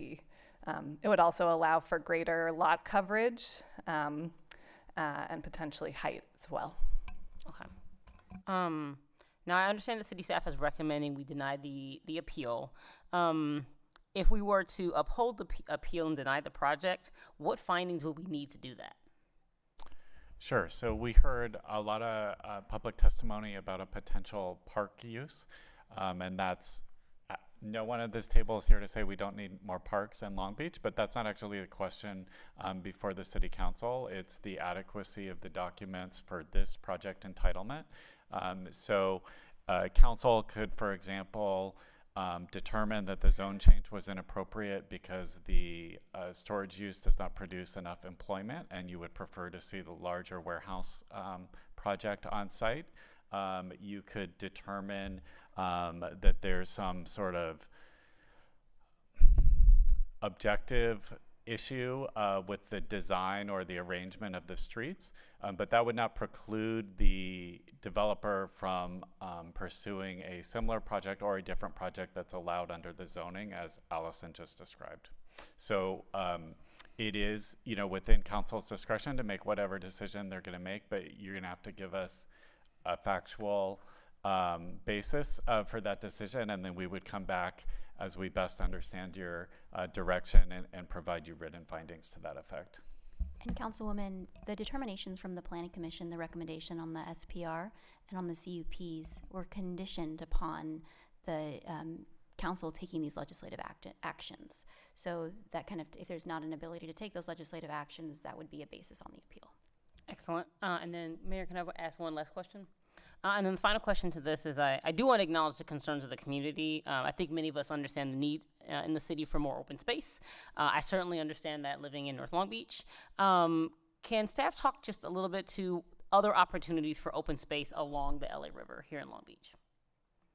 Yeah, so we are actively engaged with the county, RMC, and other partners to pursue park space along the LA River. I think there's been a little I guess different in description. So the parcel that's actually adjacent to the LA River is owned by the County of Los Angeles.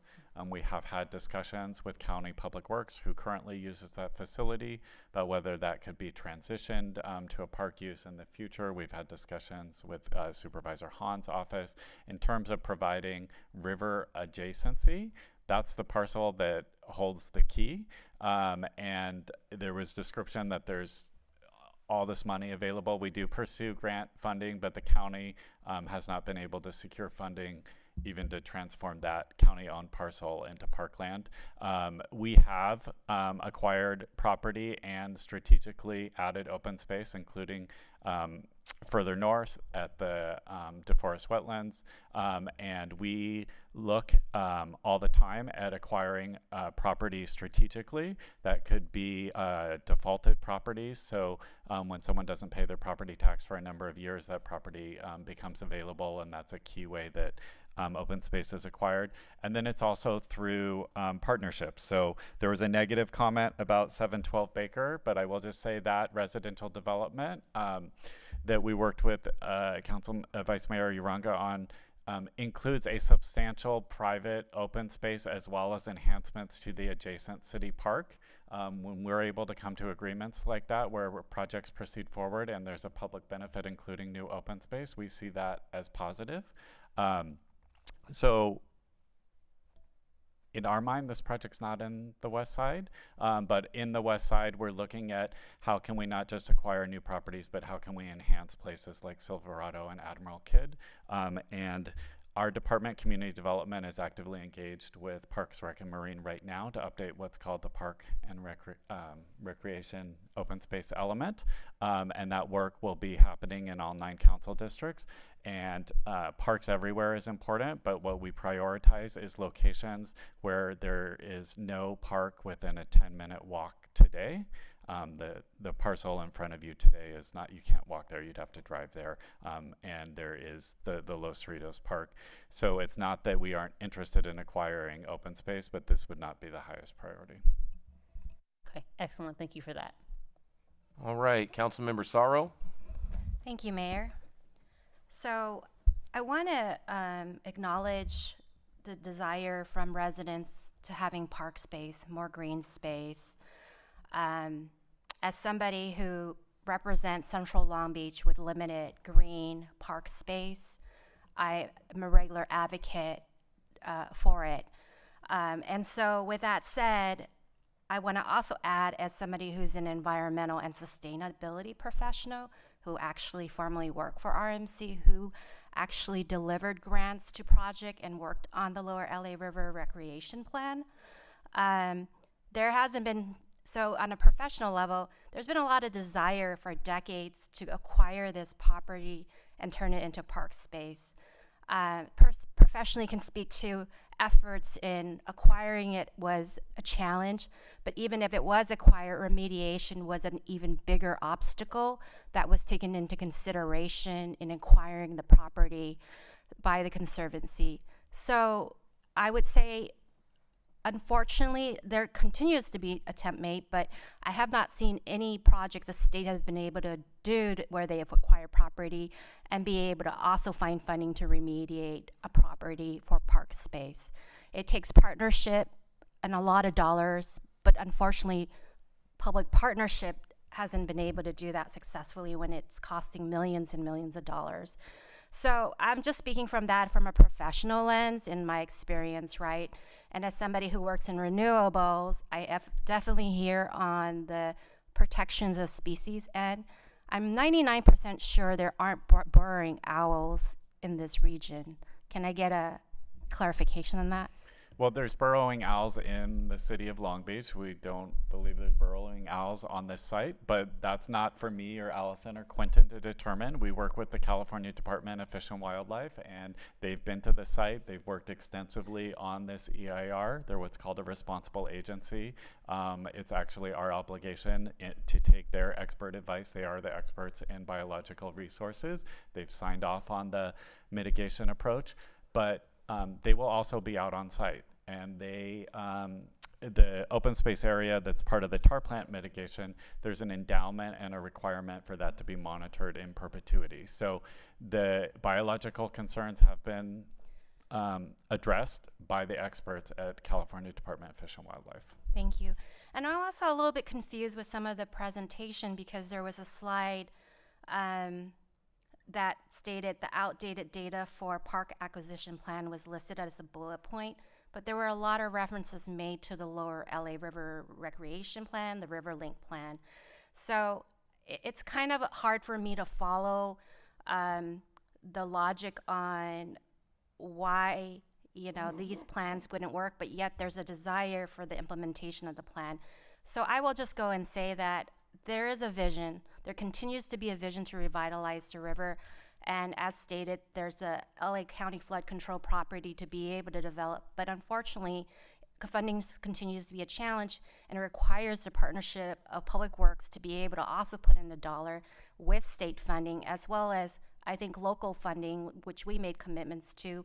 So it requires all of these level, and I think the city's value is there. We have a climate adaptation plan, which clearly states our, you know, commitment to reducing carbon, greenhouse carbon emission. And we continue to figure out ways to reduce carbon and carbon I always have a hard time with this word, sequestrations, right? So that, I you know, want to state like how much we as a city have taken steps to ensuring that we do identify green space. That's the feasibility plan. You know, maybe it felt like it's a promise, but at the same time, it's been a vision and a commitment that we will continue to deliver beyond this project.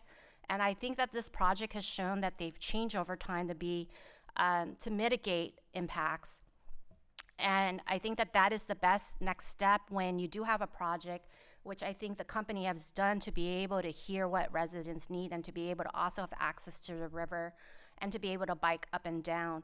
So, you know, because I'm trying to understand and hear the evidence to reject the EIR, I can't see it, which is the reason why I will recommend approval, because based on today's decision is about whether or not we reject or oppose the EIR, and I haven't heard evidence to otherwise. So that is, for that reason, we'll be approving the recommendations.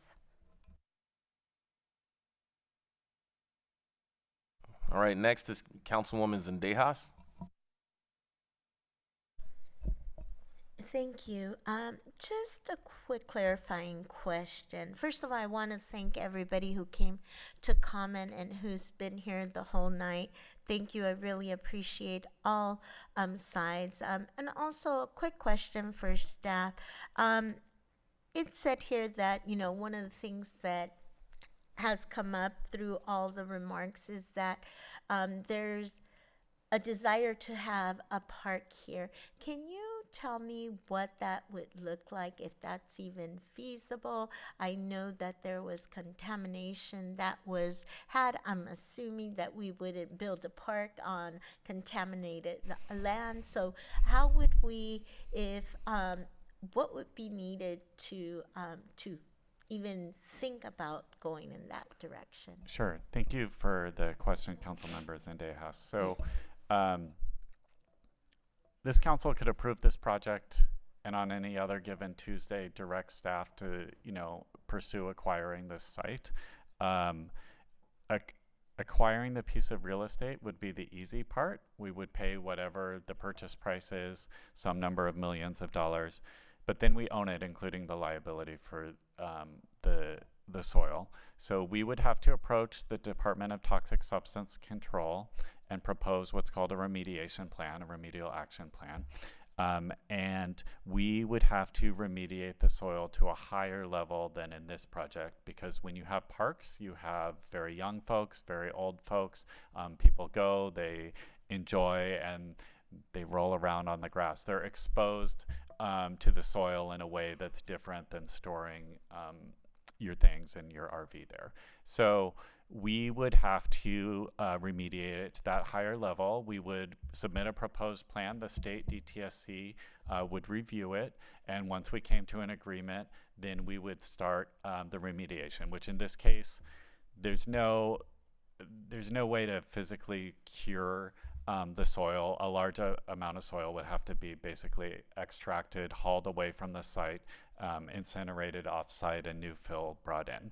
So that would be at the city's expense. And then once we start digging, you basically have to keep going until you hit clean dirt that DTSC will sign off on. So even if that includes more work than you anticipated, more work than you budgeted to, once you start, you have to finish. So that would be on the city.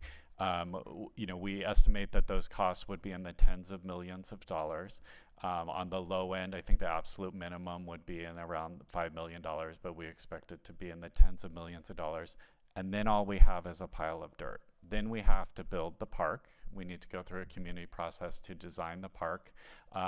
And then park space, Tom's going to correct me, is I think $2 million an acre on average for the development costs. So we would need to find the financial resources to do that as well.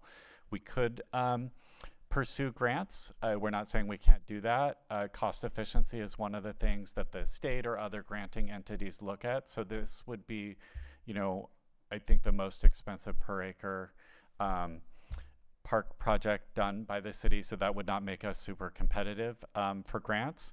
And I think what we worry most about is once you start, you just have to keep going no matter what it costs, because it's now your land. So I think we would pursue that with partners. On the staff table, we don't have any way to come up with those kind of financial resources. We're having a budget discussion where we're talking about things we can't fund that cost $15,000. I don't know where we're gonna find $40–50 million, but that would be the process that we would go through. Thank you, Director Kuntz, for that clarification. All right, thank you. Vice Mayor Uranga. Thank you, Mayor. Before I begin, I want to please bear with me as my voice sometimes comes and goes, and now I have a cough. During the course of the hearing and the public comment, I heard a number of comments that were a little inaccurate. First, let's get some clarification. What I heard you in the beginning, you said that this property is not on the west side. Yet, the appeal says West Side Long Beach. And then, as they were speaking, they call it Western Long Beach. What's the difference? Yeah, so council member, I can't define for someone in the audience what they call West Long Beach, but I can tell you what we've been working on here at the city in terms of the West Side Promise and the west side of Long Beach, which we think of as west of the river. That is an area that over the years has experienced disproportional impacts from trucking and logistics uses from the port, as well as air quality directly from the port. We still have work to do, but that area has become much cleaner over the last decade due to Clean Trucks rule at the port, but that over the years, it's experienced disproportionate impacts. Those impacts have been felt primarily by low-income persons of color. It's also an area that was disinvested by the city and others that had inadequate infrastructure, that does have less park space, acres per resident, as well as park space that's accessible in a 10-minute walk. So that's why we put together about 10 years ago the investment plan, which later under the current mayor and yourself, we put together the West Side Promise. And all areas of the city matter, but we recognize that there have been over decades disinvestment and impacts on that community, and we put a special emphasis on addressing those. So that means specialized staffing that connects people with resources. That means looking at prioritizing park projects, prioritizing work on Santa Fe and other infrastructure in the area. So that's the West Side Promise. That's how we think about the West Side. That doesn't mean someone in the audience is wrong, but in terms of the city and the city's programs and regulations, that's how we think about what is the West Side.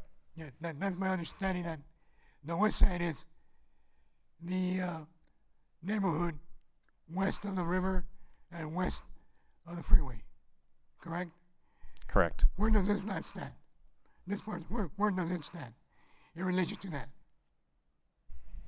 Yeah, so this parcel's east of the river and north of the 405. So we consider that distinctly different than the West Side, and addressing the West Side Promise. In Allison's presentation, we looked at some of the demographics north of the site, and those do tend to be more advantaged or not disadvantaged, which is fine. Everyone deserves parks, but it would not be a site that would be a priority from an equity lens. Now this will be a new one about me. If we were to say Western Long Beach, would that change the park ratio that we would like to have? I mean, West Long Beach to me is west of Cherry. Anything west of Cherry is West Long Beach.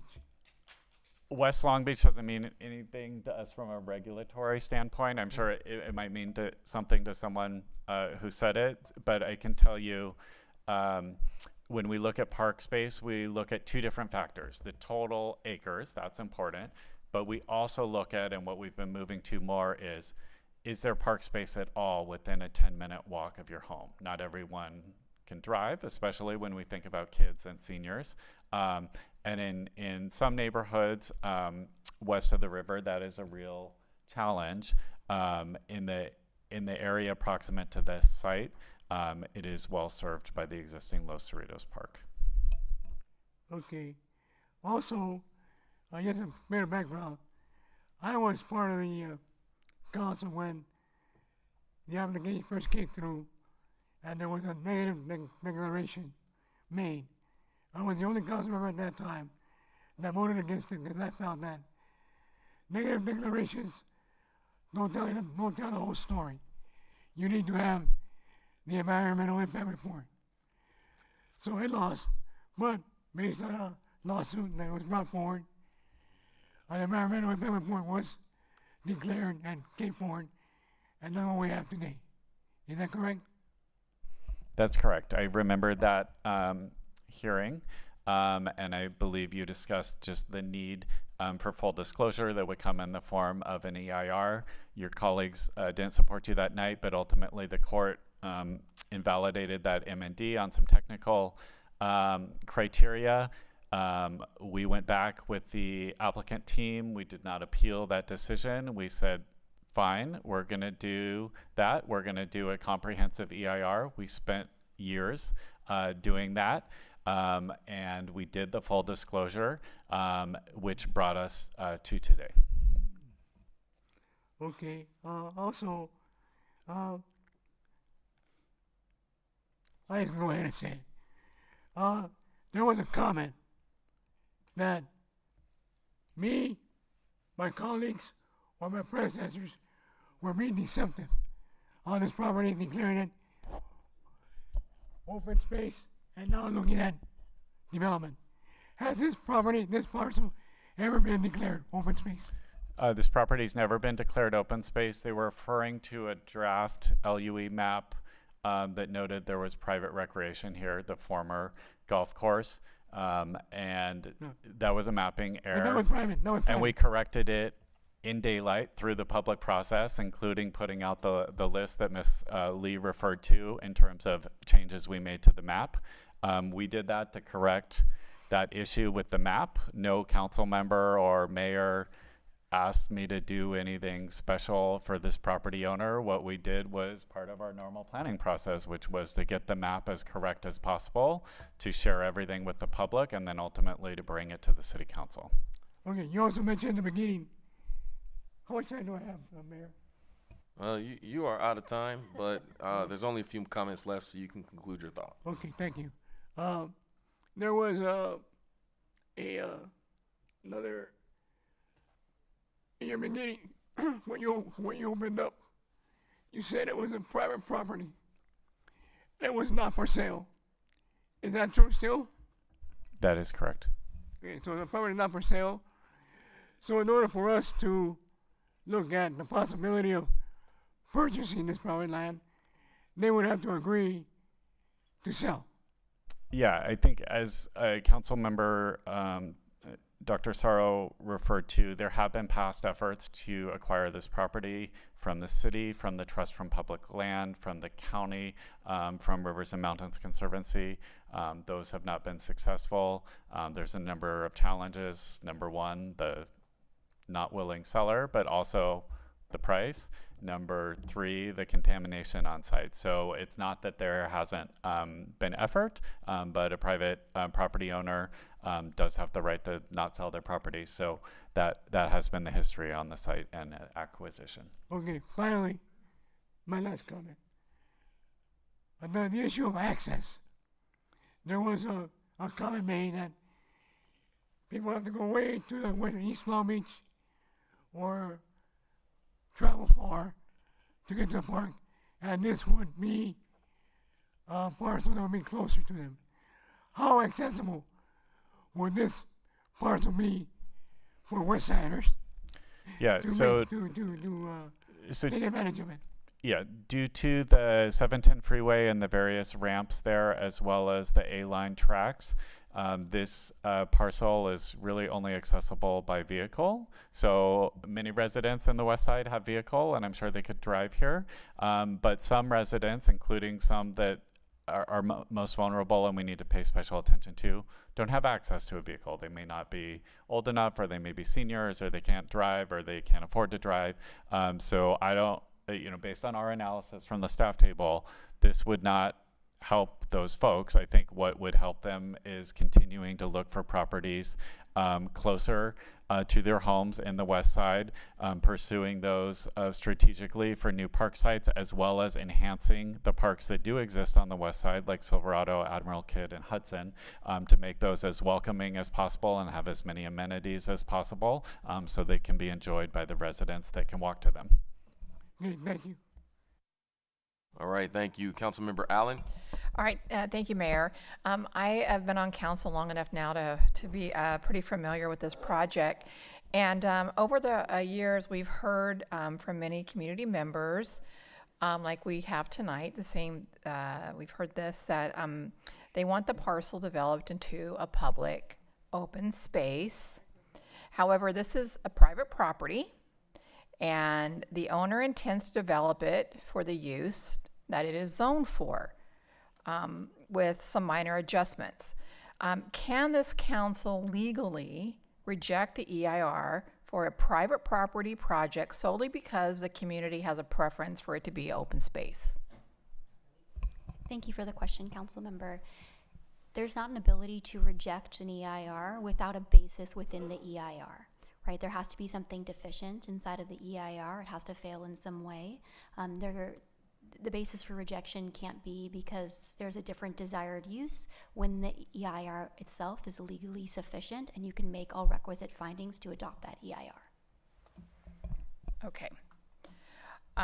We also heard concerns about the site and its current condition being an eyesore, with health and safety issues related to encampments and other activity.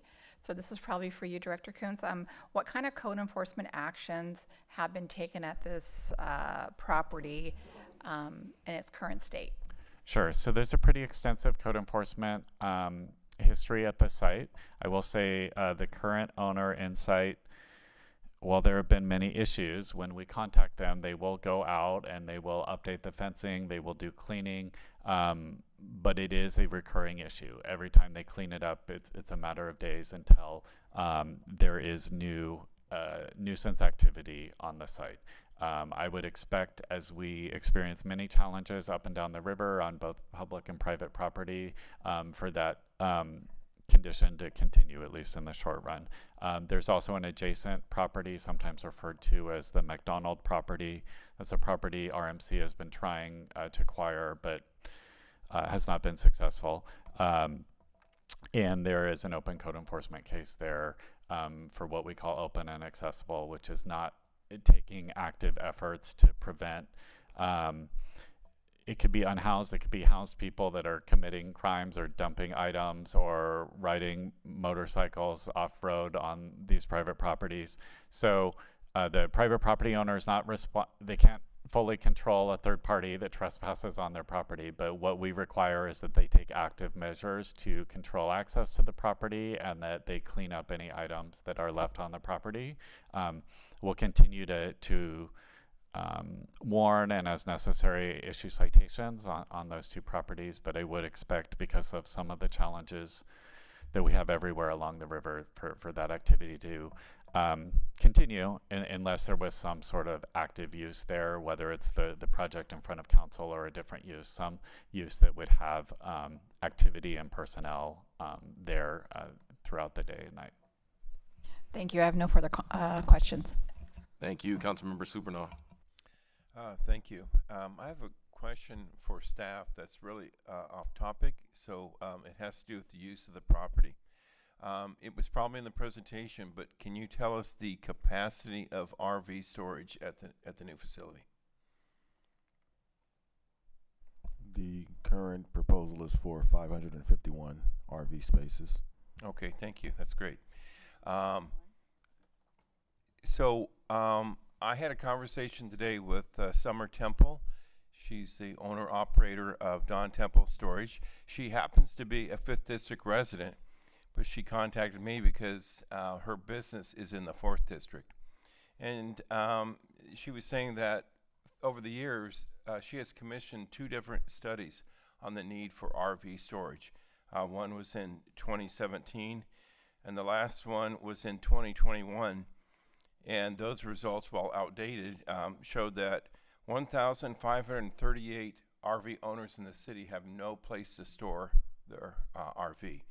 So she wanted me to bring that fact forward, and I guess it's pertinent because that was not covered tonight.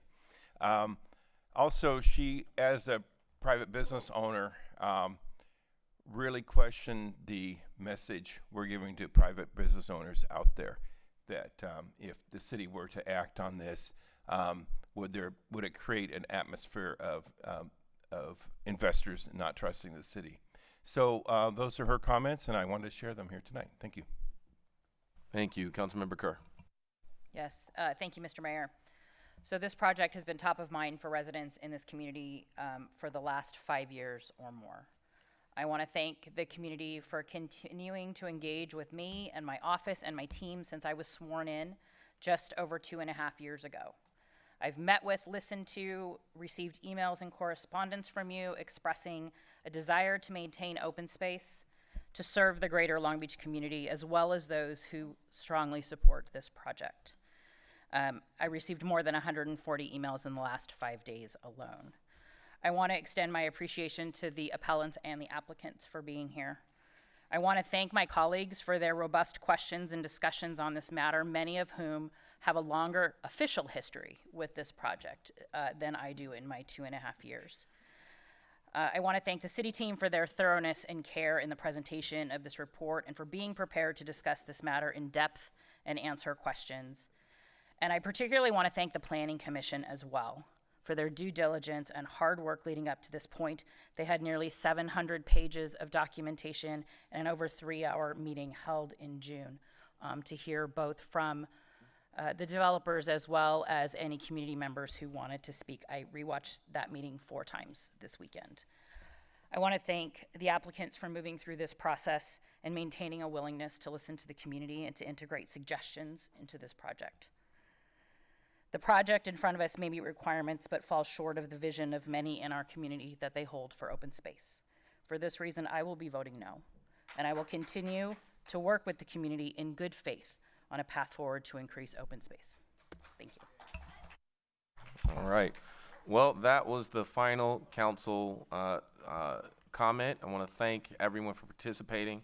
Again, it has been a long time coming, a lot of great points raised today. We certainly know that there is a need for open space all over the west side and North Long Beach where we live, and we focused on that. It's incredibly important. As the attorney named, this is a specific hearing about the merits of the EIR.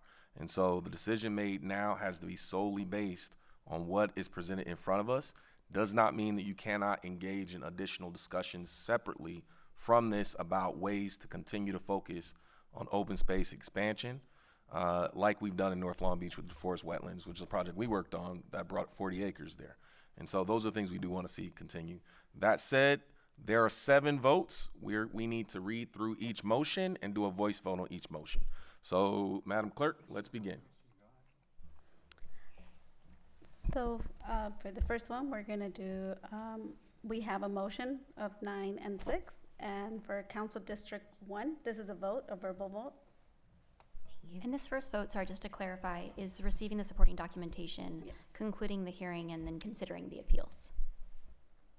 All right, so that's the first vote. We go through District- each council district, yes or no. District 1? Aye. Point of order, please.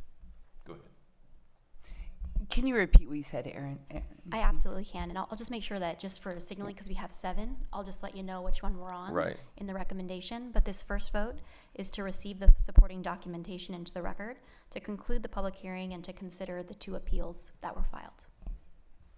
All right, let's begin. District 1? Aye. District 2? Aye. District 3? Aye. District 4? Aye. District 5? No.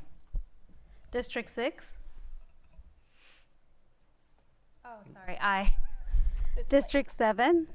Aye. District 8? Aye. District 9? Aye. Motion is carried. All right, please read the second motion. So the second vote will be on the, I think we need a motion in a second. I think we're going to carry the same motion in second on all of these. Okay. District 2? Sorry, actually, just we're so I gonna can carry the clarify, same. the Yeah, so read the motion. we'll carry the first and second, and the motion here, the vote here is to adopt the resolution certifying the EIR, making the findings, and approving a mitigation and monitoring and reporting program. District 1? Aye. District 2? Aye. District 3? Aye. District 4? Aye. District 5? No. District 6? Aye. District 7? Aye. District 8? Aye. District 9? Aye. Motion is carried. Thank you. Please proceed with the third vote. The third vote is to adopt a resolution approving the general plan amendment and all necessary findings related thereto. District 1? Aye. District 2? Aye. District 3? Aye. District 4? Aye. District 5? No. District 6? Aye. District 7? Aye.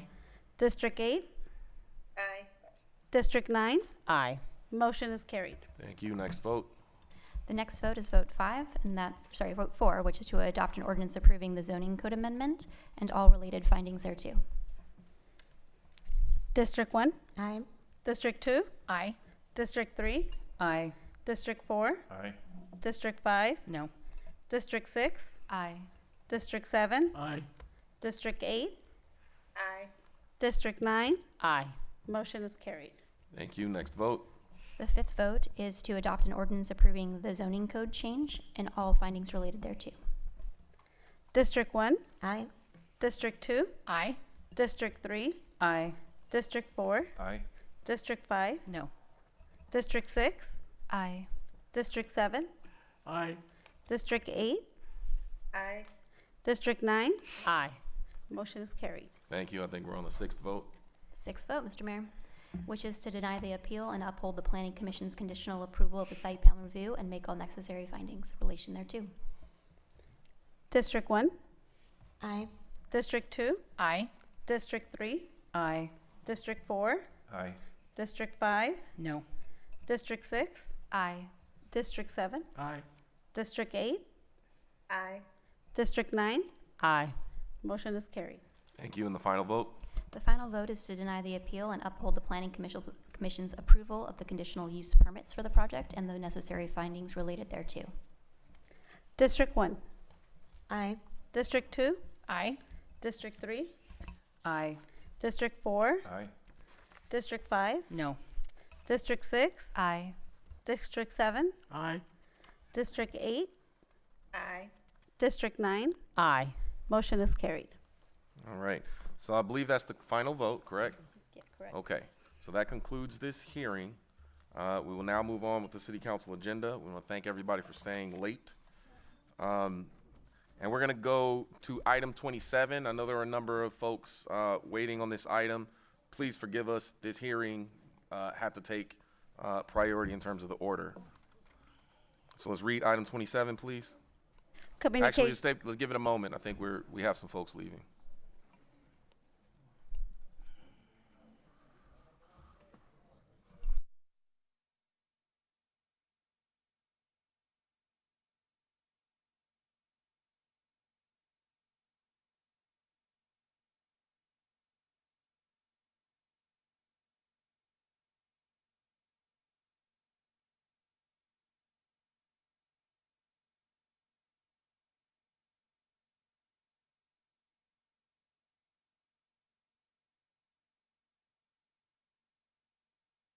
All right, folks, we want to continue the meeting. If you could continue your conversations in the lobby. The lobby is still open. Thanks so much. What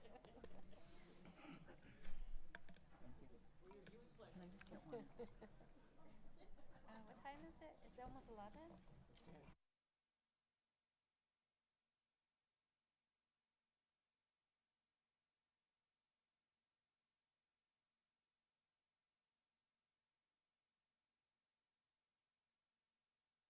All right, let's go ahead and read item 27, please.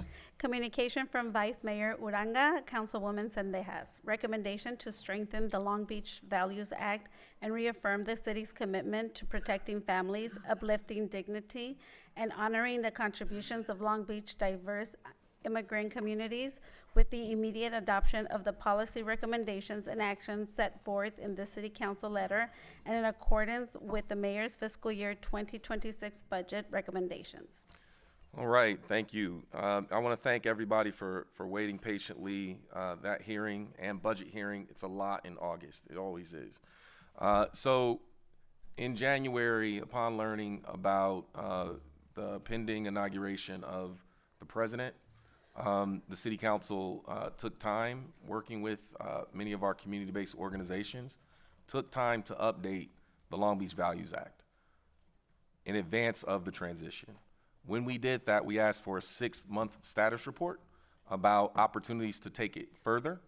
Over the course of the past 6 months, a lot has happened. The last 2 months, we've seen increased immigration enforcement activities, ICE in our communities, masked individuals, unmarked vehicles, a lot of fear and terror taking place in our communities, escalation of military, and now we're seeing escalation of military taking place in other cities. And so the circumstance has not necessarily gotten better, but the City Council is continuing to review and look at opportunities to strengthen our ability to protect our residents.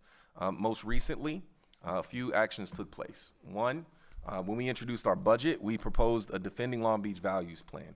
That included $5 million available in flexible support for immigrant communities and communities newly impacted by the federal administration, which could be people at risk of losing their housing vouchers and other things. As a part of that, there are a number of recommendations that my staff, city staff, and city attorney have reviewed that can help strengthen the Values Act. Since then, we've joined a federal lawsuit, which, now we know that the federal government is actually, the presidential administration is advocating for a stay, which is essentially, and they're actually arguing for the legal ability to profile in this region based on race, given that statistically 1 in 10 residents in the region could be undocumented, which is a problem, and we don't support that. And so what's in front of us, the City Council, Vice Mayor Uranga, Councilwoman Zendejas have taken the recommendations, this batch of recommendations, which is a part of the budget process, and said we don't have to necessarily wait until October for these to go into effect. Bring these forward now for council consideration, which is what's in front of you. Now, I will say, things change all the time. The legal realities change. This administration changes tactics. We will continue to review what our tactics are. That is my commitment. We've done, just today we had an additional closed session, just getting an update on what the legal circumstances are. So this will not be our only time taking a look at the steps that we may need to take during this administration to protect our residents. You have our commitment. We're going to continue to work on that. But what I can tell you is everything in this package has been vetted by our city staff and city attorney and is ready to go today. That said, we're going to start. What we're going to do is a presentation from staff on the 6-month update. Then we're going to walk through some of these recommendations. Then we're going to go to Vice Mayor and then to Councilmember Zendejas. And then we're going to go to, actually, after the presentation, the people have been waiting. If you guys don't mind, we're going to hear from the public, and then we'll go to Vice Mayor Uranga, Councilwoman Zendejas, and go through the rest of the council. So let's start with staff's presentation. Mayor, may we have a motion and a second, verbal? Okay. Great. I thought Vice Mayor Uranga made a motion, and Councilmember Zendejas second. Okay, thank you. Correct. All right, Thank you, let's Mr. Mayor. proceed So, with staff presentation. Well said. There's been a lot of work over the past several months, and so this team has really been activated on this area, and we appreciate the ability to continue to have this discussion and continue to move these things forward. I will turn to Teresa Chandler, our Deputy City Manager, and Alana Grant, our Equity Officer, to go through some of the work that's been happening over the last 6 months. All right, thank you. Good evening, Honorable Mayor and members of the City Council. So we're looking forward to providing the 6-month update to you this evening. So in Long Beach, like many other cities, immigrants are an integral part of our city's social, cultural, and economic life. In 2018, the City Council adopted the Long Beach Values Act as a clear response to the need for stronger protections for immigrant communities. The act was created to safeguard the rights and dignity of immigrants by ensuring the city does not participate in federal immigration enforcement activities, maintain public trust in city government, and ensure the city does not participate in federal immigration enforcement. So to provide a brief timeline of the Long Beach Values Act. In 2017, the California Values Act, also known as SB 54, was signed into law, preventing state and local law enforcement from taking on immigration enforcement duties, affirming that such enforcement falls under federal authority only.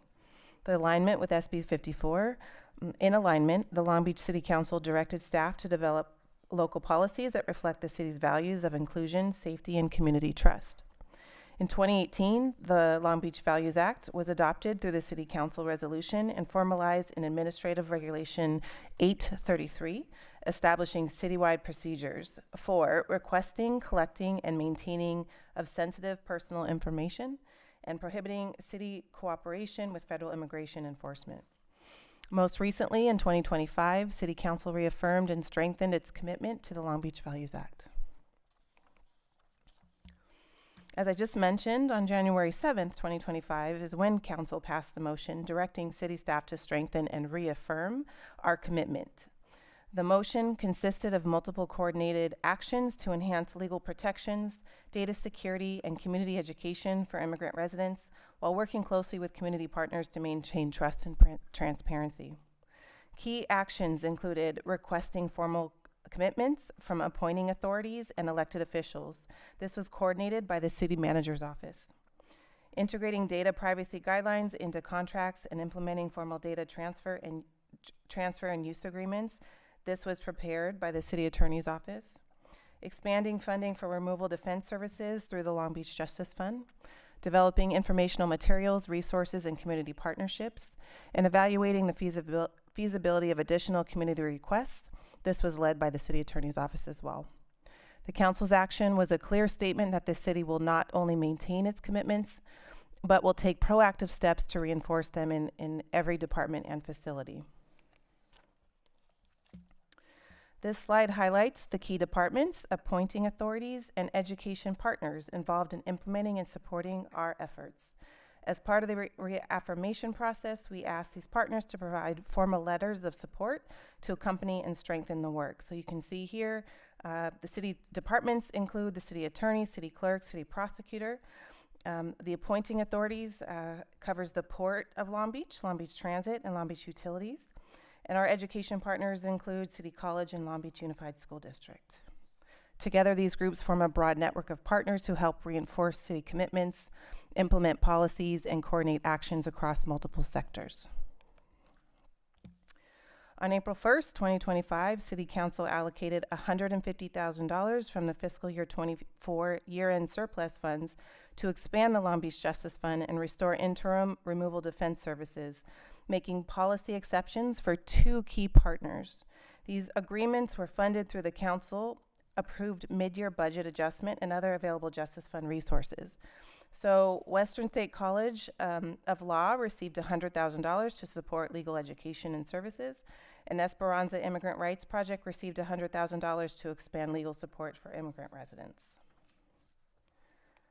All right, I'm going to talk about the Justice Fund here. So the Long Beach Justice Fund was established in 2018 following the adoption of the Long Beach Values Act to provide free legal representation to low-income individuals who live or work in Long Beach or who have strong ties to the city and need legal representation to assert valid legal claims to remain in the United States. Many individuals face complex immigration proceedings, without the ability to afford counsel and must navigate an ever-changing legal system alone, as the right to counsel does not extend to immigration-related cases. The Long Beach Justice Fund helps fill this critical gap, enabling community members to defend their rights and remain with their families. In 2021, the program transitioned from the Vera Institute of Justice to the Long Beach Office of Equity.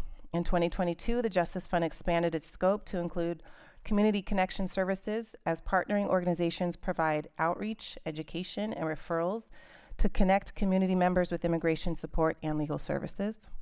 In 2023, the Justice Fund expanded its scope of services again to include affirmative and appellate legal representation. In 2024, the city awarded contracts to 4 vendors to support and expand service capacity.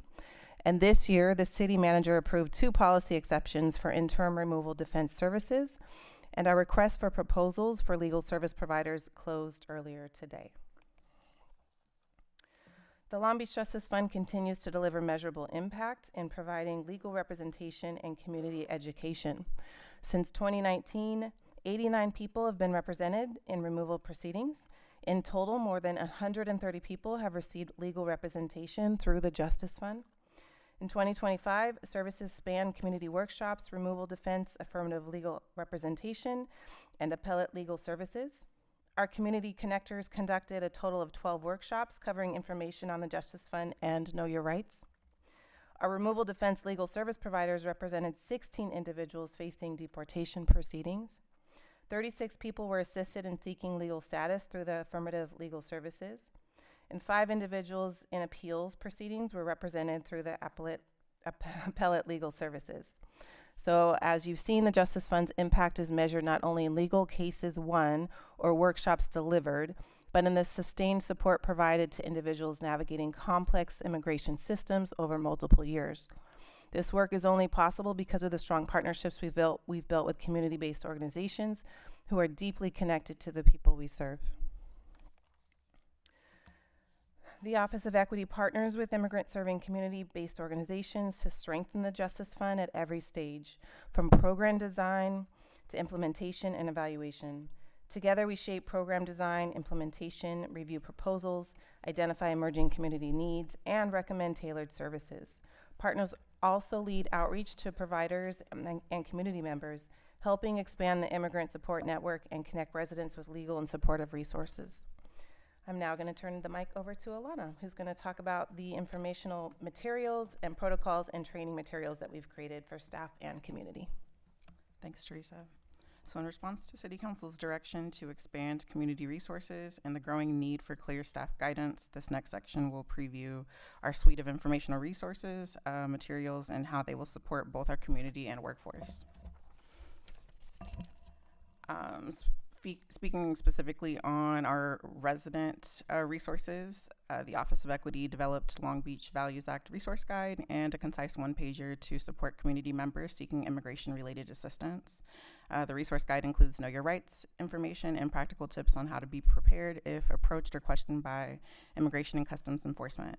The resource guide also directs community members to trusted legal and supportive services, and the guide is available in multiple languages to ensure accessibility to our diverse communities, including Spanish, Tagalog, Khmer, Arabic, Armenian, Chinese, Farsi, Korean, Russian, and Vietnamese. This one-pager also provides just a quick reference and will be available in printed form at community hubs such as our libraries, our community centers, and public facilities. Digital versions will also be accessible online and allow residents, just to access that via download. Next slide. All right, so to equip staff with tools and resources, we formed a task force that emerged out of the city manager's ad hoc committee to ensure we were giving timely guidance to city staff. And so we created a task force known as the Equity and Policy Practice and Protocol Task Force, also known as EP3. And this consists of volunteer staff from various departments, a really small but mighty team that's helping to function as a rapid response team and a long-term planning body that helps our departments navigate the shifting legal and policy landscape while safeguarding equity and community trust. So the EP3 develops and issues timely equity-centered guidance, protocols, and resources for city departments, enabling them to adapt policies and operations while maintaining public trust. Our task force focuses on two primary areas, which would be our operational guidance for diversity, equity, and inclusion as we're navigating very shifting language and rhetoric, and then immigration response and community trust.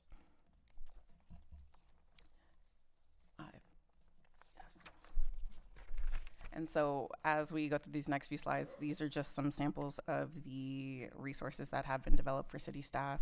Many of them are in review, but we look forward to making them, distributing them to city departments very soon. So this first resource is our private area signage and checklist. And I do want to just make the correction that we are referring to this as non-public area signage. And so to clearly distinguish between public and non-public areas within city facilities, and this signage is intended to help staff and visitors understand where law enforcement officers may not enter without a valid judicial warrant or explicit permission. And so the accompanying checklist guides facility managers in properly designating and maintaining these non-public areas. We'll have digital and physical copies of that packet that will be distributed to city departments upon approval. Next resource.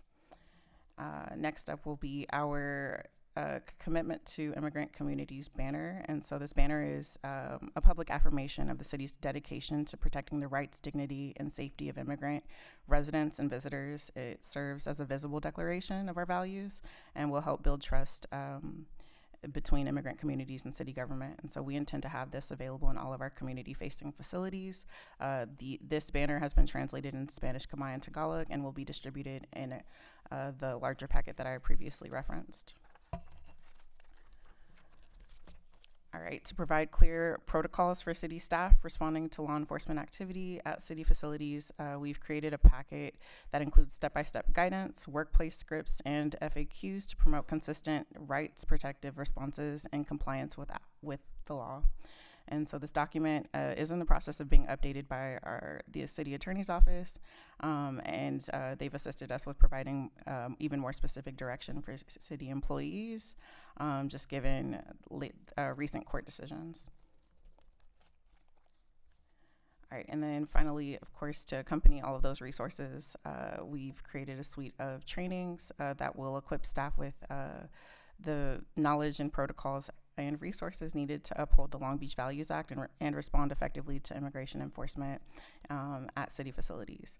And so that includes the training on the Values Act, training on those protocols, and just a training on employees' rights. And so those will be pre-recorded modules that are going to be available to city staff through the intranet. Looking ahead, as we go through the legal and executive approval route, our next steps include training our city employees to uphold the Values Act and protocols for responding to law enforcement activity, distributing Long Beach Values Act resources to all city departments for consistent application, installing multilingual signage in public areas of our city facilities to increase awareness, provide community resources in public spaces, and connecting residents with those supportive services, and of course, collaborating with organizational partners to align our messaging and strengthen the understanding of the Values Act and related protocols. So this concludes our portion of the presentation, but I'm happy to hand things over to Paul from the mayor's office. All right, so thank you. Incredible amount of work has taken place. No one anticipated any of this, but I'm proud of how you all in the Office of Equity are stepping up in this moment. I don't know any other city that has dedicated an Office of Equity to focus on this in this moment. We're proud that we've built up that capacity and that we made these hard choices during the 2020 experiences, because we don't know what's to come next. And so we'll continue to count on you. Be encouraged, because things will change. All right, next I'm going to ask Paul to walk through the recommendations today that in the Defending Our Long Beach Values plan. I'm asking Paul to walk us through it, frankly, because Paul championed the process of coordinating with community groups, city attorney, city staff to figure out what we can do now. And so, Paul, please walk us through what's in front of us today. Thank you, Mayor. Good evening, council members. My name is Paul Barragan Monge, here with the mayor's team to offer a high-level summary of the policy recommendations outlined as a part of Mayor Richardson's FY26 budget recommendations. Based on feedback and guidance received from Long Beach's leading immigrant and civil rights organizations, national best practices across jurisdictions in California and in other states, and local community engagement efforts, this current list of policy recommendations prepared by the mayor aims to enhance protections for our immigrant communities under the Values Act, which in turn will help ensure that all residents in our city can fully and meaningfully participate in our city's civic life. Each of these policy representations represents a legitimate and constitutional exercise of the city's authority to engage in lawful non-cooperation with federal enforcement activities and provides tangible actions that the city can take now to strengthen the Values Act in preparation for future escalations of federal immigration enforcement activities in Long Beach as well as across Southern California. So first, the city can move to restrict access within city-owned property and designate non-public secure locations by implementing clear warrant review procedures across all non-public areas within city-owned buildings and properties intended for city business operations, and limiting entry into these areas where no warrant is produced. For decades, the phrase, show me your papers, has been used by immigration enforcement agents to target immigrant communities and question their right to belong. But through these new review protocols, we will be turning that statement around and asking law enforcement agents to show their papers and produce the required judicial warrants and court orders required under state and federal law. The city can introduce visible signage on doors and entryways, clearly demarcating non-public areas where entry by law enforcement agents is restricted. As you saw from the earlier presentation from Teresa and Alana, there's already been a lot of effort in that direction, and there's a lot of work underway in that regard. The city can ensure that city staff are trained on response protocols so that every city and worksite can verify the existence of a valid warrant or judicial order, and also ensure that all city departments submit preparedness plans in order to reflect the enactment of these trainings and response protocols accordingly. Second, the city can strengthen accountability mechanisms to promote staff compliance with the Long Beach Values Act, applying all available disciplinary procedures and violations of the Values Act by city employees, including pathways to enforce disciplinary consequences such as warnings, suspensions, demotions, or dismissals in order to deter potential violations of the Values Act. The city can also develop a centralized resident complaint portal as a new public accountability mechanism where residents can submit official complaints in a secure fashion in order to initiate the appropriate investigations and disciplinary measures. Another step the city can take is assigning immigrant affairs liaisons within each city department in order to report any law enforcement activities on city properties and also to support in the dissemination of educational and training materials for the Long Beach Values Act.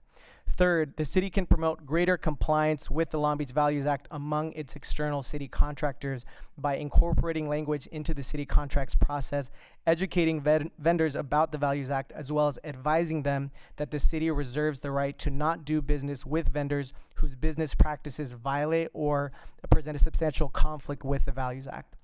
Next, the city can engage in legal advocacy to mitigate disruptions and public harm caused by external agency law enforcement activities by obtaining public records on federal enforcement activities in Long Beach, pursuing legal remedies for damages to city properties, programs, or revenues that result from law enforcement agencies' activities or presence on or near city-owned properties, all falling within the 10th Amendment protections under the Constitution.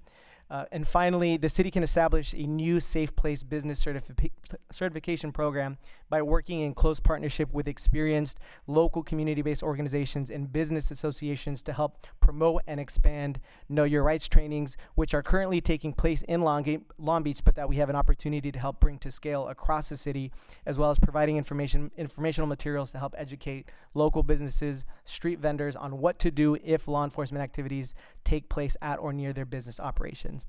Now, in closing, as Mayor Richardson highlighted, our cities and our communities are dealing with unprecedented levels of federal enforcement actions across our region. As the federal policy landscape continues to evolve and as enforcement actions escalate in the future, it's important that the Long Beach Values Act policy remains flexible, remains adaptive, and responsive to the changing needs of our diverse immigrant communities. Thank you, Mayor, and thank you, Council. All right, thank you, Paul. You know, I love what you said when you ended, is that this policy was designed initially, and I was there and a part of this, and Vice Mayor Uranga was a part of this. It was designed to be adaptable because the situation changes, and these are adaptations we're making within 6 months of the first, or 8 months of the first action, 7 months of the first action. And I think it's important also, and I want to thank you also, you and my policy team and everyone for working really hard to get us to this place. And so, this is a situation where it's many jurisdictions, other people may say, this is what we can't do. I like that you've gone about this approach, that we're going about this approach, figuring out what can we do and what we do now. An asset-based frame, an action-based frame. Rather than debate what can't happen, let's focus on what we can do and continue the conversation about what's next. And that way, you arrive at the most immediate actions to protect our communities today. And so I want to thank you for for responding to that call to action that I issued, where when we saw memos and things saying what the challenges are, reading between those lines to figure out where are the opportunities, how can we invert the framing. And I love the show us your papers, right? I mean, that's got history from, going back to slave catchers and all of that. Yeah, that can be inverted. And I appreciate you thinking about ways that we can use our power to ask questions in a formal way to ensure that we are not only saying that we're defending our values, but we're taking steps and in a way that is very clear for our staff on how to navigate this, because this is also challenging and confusing in many ways to the 6,000 employees we have in the city who are asking to step up. So I want to thank you. We're going to go to public comment. I know we have a lot of names to read, and I know a lot of people have to go home, so we are sorry about that. But we're going to read all these names. If you are here, please come forward. Ivana Net Machado, Eli Gomez Perez, Itzel Perez, Johnny Argueta, Ariana Sagun, Lilia Ocampo, Diana Norman, Romeo Hebron, Reprado, Christopher Welch, Sophia Barcinas, Daniela Suarez, Irma Gallo, Anna Mercia, Dave Shukla, Paul Abad, Fernando Acevedo, Sam Waldock, Kiki Lizarraga, Mia Hernandez, Mirabel, Gabby Hernandez, Veronica Valdovinos, Nayeli, Shia Ming Cheer, Carlos Villacana, Denise, and Maria. If you heard your name, please come forward. Don't worry about the order. Oh, great. Thank you. Well, good evening, Mayor and City Council members. Thank you so much for all of your work tonight on all of these items. We really appreciate your time. My name is Kiki Lizarraga. I'm president of the Long Beach Latino Democratic Club. I'm here to speak on behalf of our members and express our deep concern over these ongoing ICE raids that you mentioned across the city, which are sowing fear and instability. Despite the critical reforms passed earlier this year, we are alarmed to hear consistent reports from community members and advocacy organizations such as Orale Long Beach that ICE operations are continuing in neighborhoods, near workplaces, and even outside of schools. As we all know, this is unacceptable, and Long Beach cannot be a sanctuary city in name only. So we urge the City Council to take immediate steps to ensure the full implementation and enforcement of the Long Beach Values Act. And this includes affirming the city's commitment to transparency by publishing all ICE-related requests and responses, supporting the Community Oversight Committee's efforts with sufficient resources, visibility, and collaboration, investigating any reports of city department noncompliance with the updated Values Act, and taking appropriate corrective action. And so, as elected leaders of the city, we know you share our belief in justice, dignity, and safety for all residents, regardless of immigration status. And we ask that you swiftly and decisively uphold these values and restore trust in our city's promises. Thank you. Thank you so much. Thank you. Mia. Hello, good evening, Honorable Mayor and City Council. My name is Mia Hernandez, and I'll be reading a statement on behalf of State Senate Majority Leader Lina Gonzalez. First, I would like to thank Vice Mayor Ruperto Uranga and Councilwoman Zendejas for bringing forward this important item. As the State Senate Representative to the City of Long Beach, we are honored to work alongside you in ensuring that Long Beach remains a welcoming, safe, and inclusive home for all residents. In that shared spirit, we join the community in supporting the opportunity to strengthen the Long Beach Values Act through stronger protections for immigrant data, strong enforcement, and protections for all immigrants. This moment presents an opportunity to affirm our shared commitment to the people we serve. And we thank you for your hard work, your due diligence, and we look forward to continuing our work together to protect and uplift every member of our community. Thank you. Thank you. All right, next speaker, please. Good evening, Mr. Mayor and members of the council. My name is Sam Waldock. I'm a Long Beach resident and field representative for State Assembly Member Josh Lowenthal. And I'm here tonight to speak on behalf of the member in support of strengthening the Long Beach Values Act. I first want to thank Council Members Endejas and Vice Mayor Uranga for bringing this important item forward. As the State Assembly representative for the City of Long Beach, we are so privileged to work in collaboration with you all to build up our city's values of inclusion and safety, and we believe that strengthening the Values Act would reaffirm our city's commitment to equity. As we face this critical moment in our history, it is so important that we boldly show our support for our immigrant community, and strengthening the Values Act will do just that. So for these reasons, I would urge the council to vote in favor of this item. Thank you for your time. Thank you so much. Next speaker, please. Hi everyone, my name is Maribel Cruz, Associate Director with Orale. Just wanted to uplift the fact that a lot of our folks had to leave because it is 11:23 and people have to do things, and it's very unfortunate. I am here because what is happening in our communities is not normal. Despite a recent court decision to stop the racial profiling of immigrants in our region, people are still being taken off the streets. ICE continues to find creative ways to increase their daily quotas, separate families, and destroy people's lives. What is happening is not normal, and as a city, we must find creative and bold ways to protect immigrants in our community. The Long Beach Values Act is a powerful policy that can truly provide concrete protections, but the policy as it stands, it's not enough.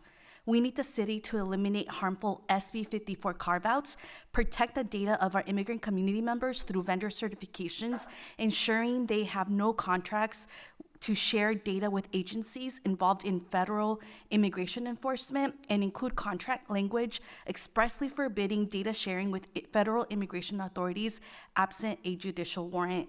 We also need a private right of action instead of internal disciplinary measures and a complaint portal. Long Beach has the opportunity to be a leader and example for the rest of the region. We can show the community that Long Beach is willing to fight for the end of family separation, and Long Beach can be bold and provide concrete protections by strengthening the Long Beach Values Act. Thank you. Thank you. Next speaker, please. Hi everyone, good evening. And I think it's really unfortunate that we can't have a real community engagement given that it's so late. I also appreciate the framing and all of your work, Paul, and everyone at the city. But as I mentioned before, I think there's so much that we can do. My name is Gabi Hernandez and I serve as Executive Director for Orale. And I just want to also to give a correction. The Vera Institute only managed the fund for a year. So the Office of Equity started managing the fund in 2019, 2020, not in 2021. We understand that trainings were supposed to happen after the January revisions, and will those trainings be available? Truly, that was needed yesterday.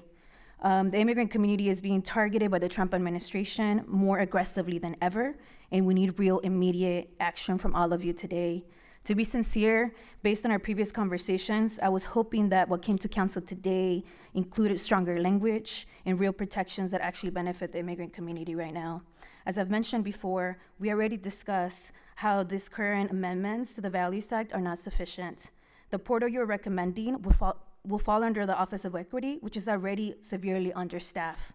Additionally, your language around the future contracts does not address the existing contracts. So I have a question on that. While it's a step in the right direction that the Long Beach Values Act is being revised today, we need much stronger protections to confront the systemic injustices that we're up against right now. We encourage you all to stop waiting to follow other cities, step up and lead. But if you're looking for other examples, Huntington Park has the strongest sanctuary policy in the region. Thank you. Thank you. All right, next speaker, please. Good evening, Mayor and City Council. My name is Fernando Acevedo, and I'm Orale's community lawyer. We thank the city for the discussed amendments for the Long Beach Values Act, as we see it as a positive initial step towards strengthening our local policy to protect our immigrant community. However, our immigrant community needs more protections as they continue to be violently targeted by the current administration. Mayor, you talked about appreciating the current policy and considering what we can do, right? But what we can do and what we should be doing is listening to community and implementing stronger protections in the Long Beach Values Act in addition to what's been proposed. And that's something that's possible and is allowed under the Constitution. And I think if it's viable, let's go for it, right? Let's protect our immigrant community. So we encourage you all to consider removing the harmful SB 54 carve-outs to ensure all immigrants are protected, further protections on data privacy, and a private right of action. And again, echoing thoughts that have already been shared, acknowledging that due to the lateness of this meeting, a lot of our community members haven't been able to provide their public comments, and so wanted to create space for them who couldn't be here. And lastly, echoing our continued ask of $2.2 million in structural funding for the Long Beach Justice Fund with new city dollars. Thank you. Thank you. All right, next speaker, please.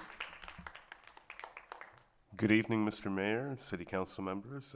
Dave Shukla, I'm a resident of the 3rd District, and I'd just like to uplift everything that Orale's lawyer just said, and in specific, the data protections. And I'd also like to acknowledge that there's going to be a substantial housing impact, and the City Council should be prepared for that. Thank you. Thank you.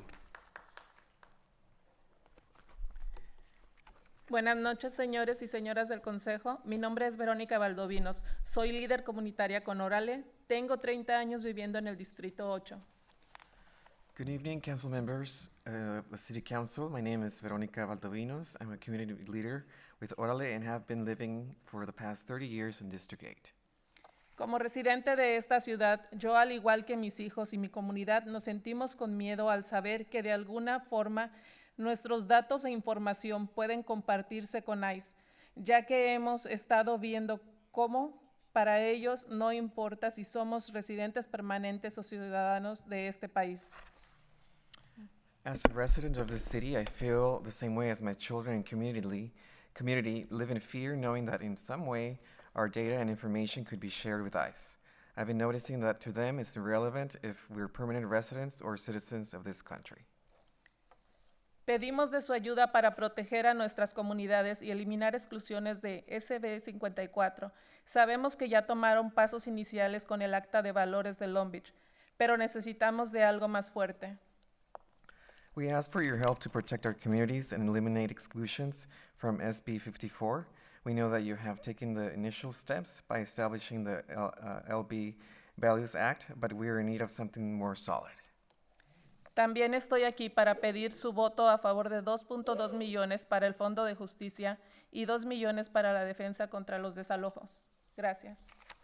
I'm also here to ask you to vote in favor of the $2.2 million towards the Justice Fund and $2 million to advocate for those facing evictions. Thank you so much. All right, thank you. Well, that concludes public comment. I want to thank United Cambodian Community for their letter of support. Oh, go ahead. I didn't see you standing in line. Go for it. Council members, community members, my name is Maria, autonomous tenant organizer with the Long Beach Tenants Union, District 1 resident, and selection committee member for the Long Beach Justice Fund. In a time when many of our neighbors are living in deep fear, we look to you, the ones who like to be called leaders, to be most courageous and pass the strongest Long Beach Values Act, which is what immigrants want and our communities truly deserve. And I must uplift the $2.2 million ask for the Long Beach Justice Fund. It is not enough for you to tell us we support immigrants. You must eliminate our carve-outs. It is not enough for you to tell us we support immigrants. You must protect our data. It is not enough for you to tell us we support immigrants. You must allow us to hold up accountability and include a private right of action. It is not enough for you to tell us we support immigrants and you continue without you continuing to pass $2.2 million for the Long Beach Justice Fund. It is not enough for you to tell us we support immigrants. If you want us to truly believe this, you need to serve immigrant families in these most unstable, violent times by true action, which is what we're asking for in these 3 demands, to remove the carve-outs, to protect our data, and allow us accountability. I've heard inclusion, safety, and community trust, and what begins and ends with that is a strong Long Beach Values Act. We cannot leave today and none of these demands be met. This is not what immigrants want. Your time has concluded. All right, thank you. Sir?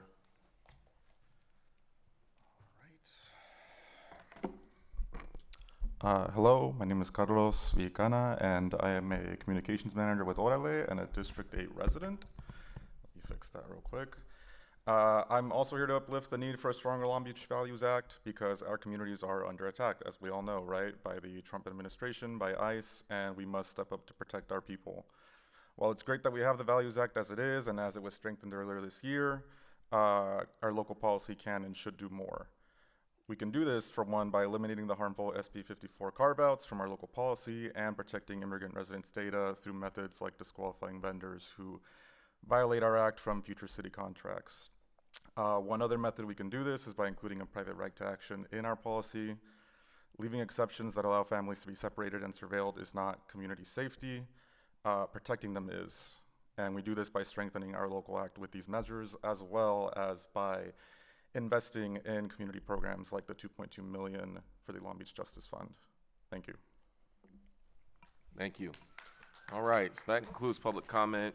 I want to acknowledge these 3 letters we received: United Cambodian Community, Supervisor Janice Hahn, and Congresswoman Annette Barragan. Thank you for these letters of support. That said, we're going to hand it to the council members. Let's start with Vice Mayor Uranga. Thank you, Mayor.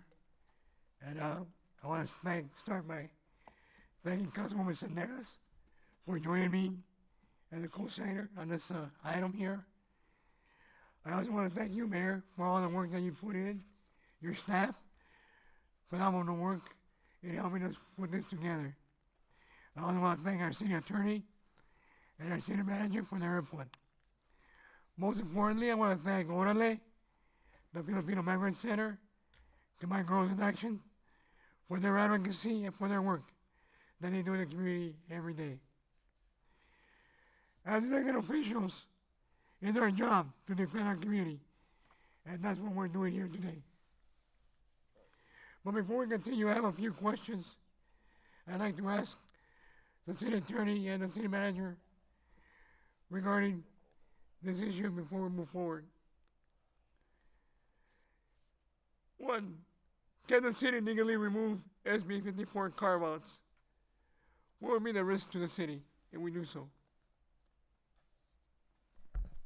Thank you, Councilmember. I'll ask Deputy City Attorney Nick Massaro to address your question. Thank you, Don. Thank you, Councilmember. The current Values Act, as it relates to the carve-outs, maximizes the city's rights under the 10th Amendment. This was so much so that the federal government challenged these kinds of provisions through federal litigation, and the state prevailed with those carve-outs. The carve-outs are extremely narrow and relate only to certain violent criminals, felons, and where federal law requires. The LBVA as written was designed to be maximally effective in accordance with the law. Removing the carve-outs would subject the city's regulation to additional legal challenges and judicial scrutiny, which it might not survive. 2,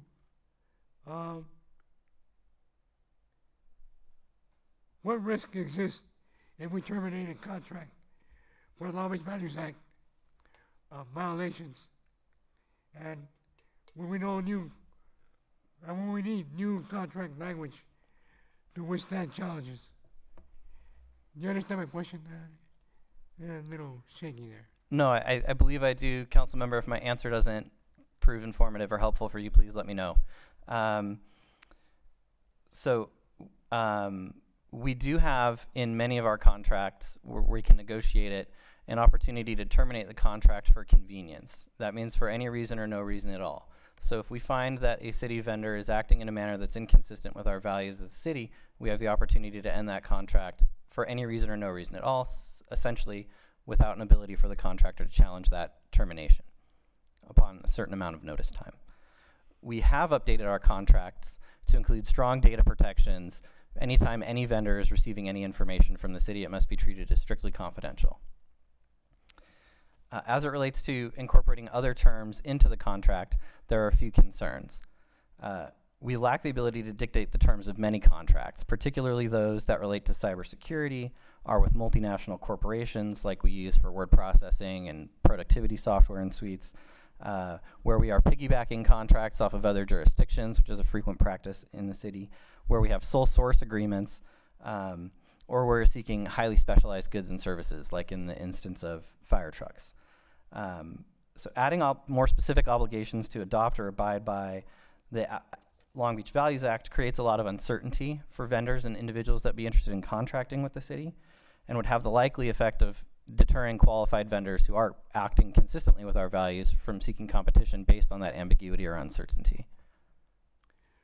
Okay. Why do you advise the city against changing the contracts? Can you repeat that again, sir? Let me rephrase it. You have concerns regarding the language, regarding contact language. So, why do you advise against changing the language, the contract language? Still not? Let's move on. Okay.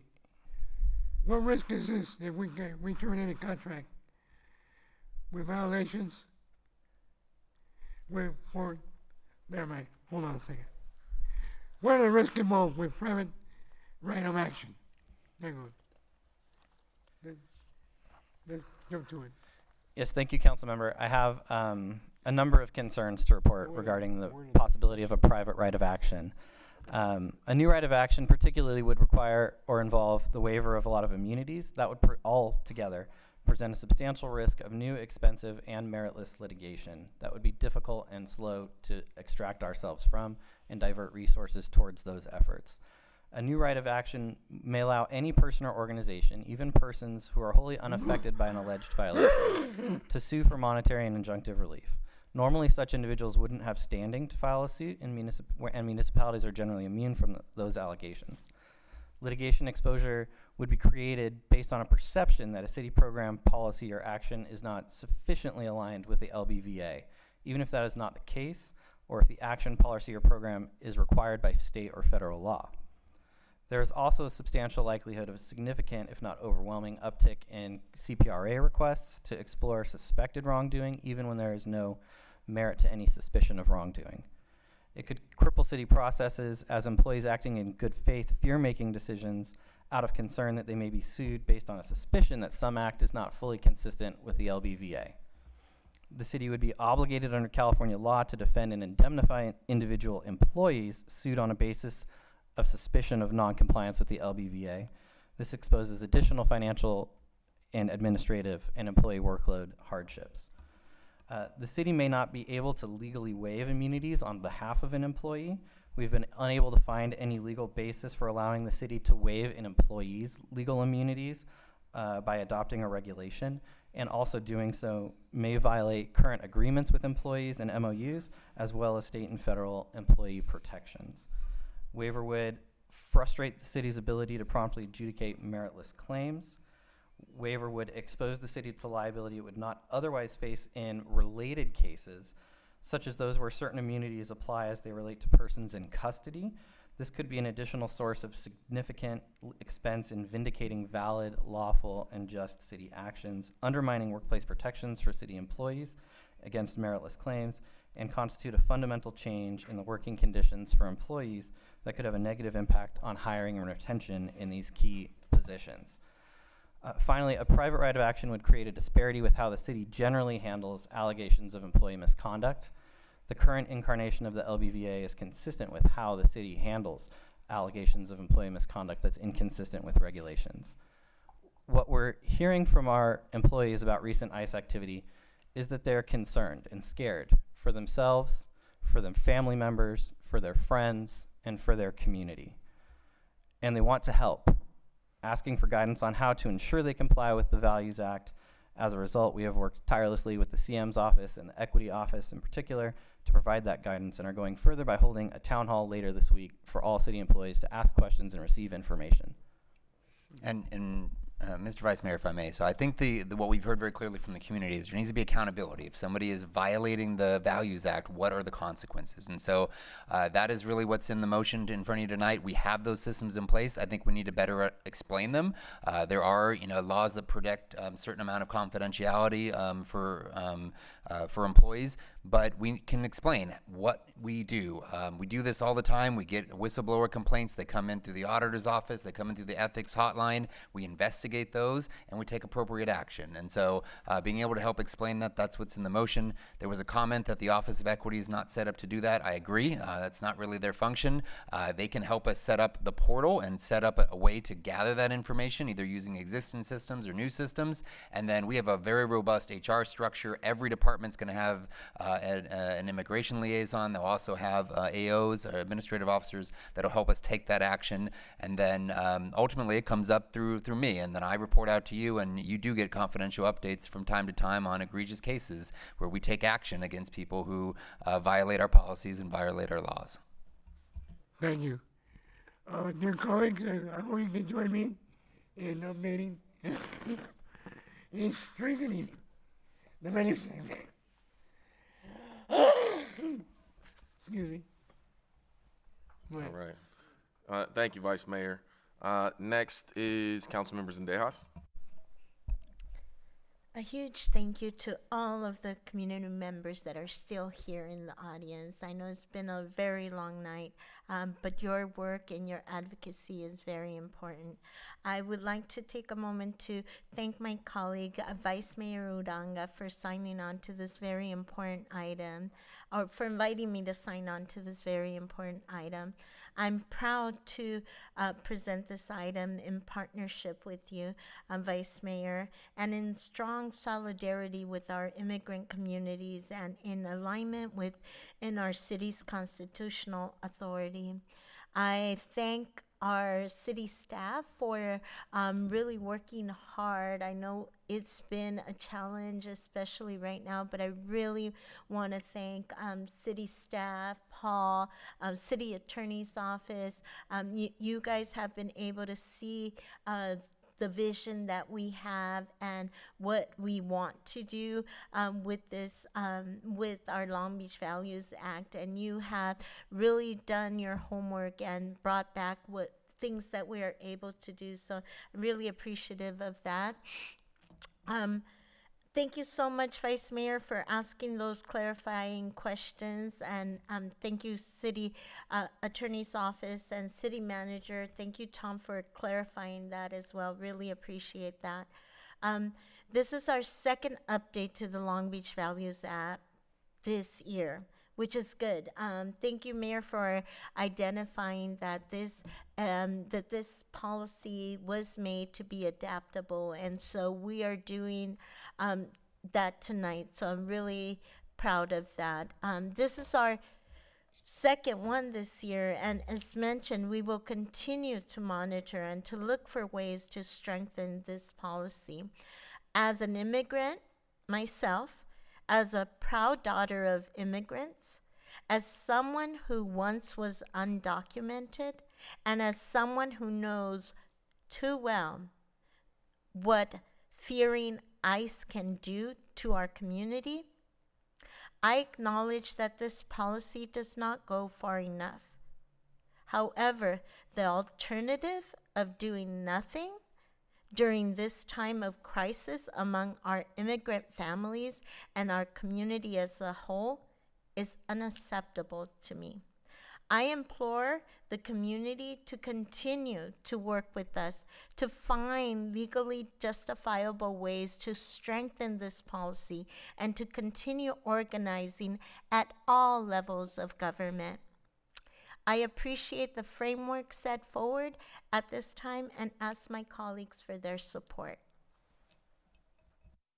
Thank you. Next, Councilmember Thrashin Took. Thank you so much, Mayor.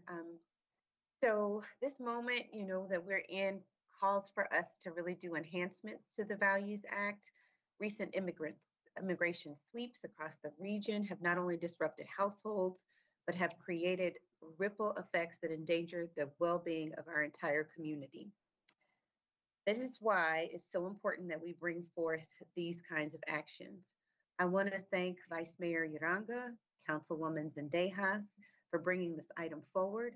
I want to thank the mayor. I want to thank the mayor's office, specifically Paul, for your leadership on this. And I want to thank the community members for remaining this evening to be able to share their perspective on these policies.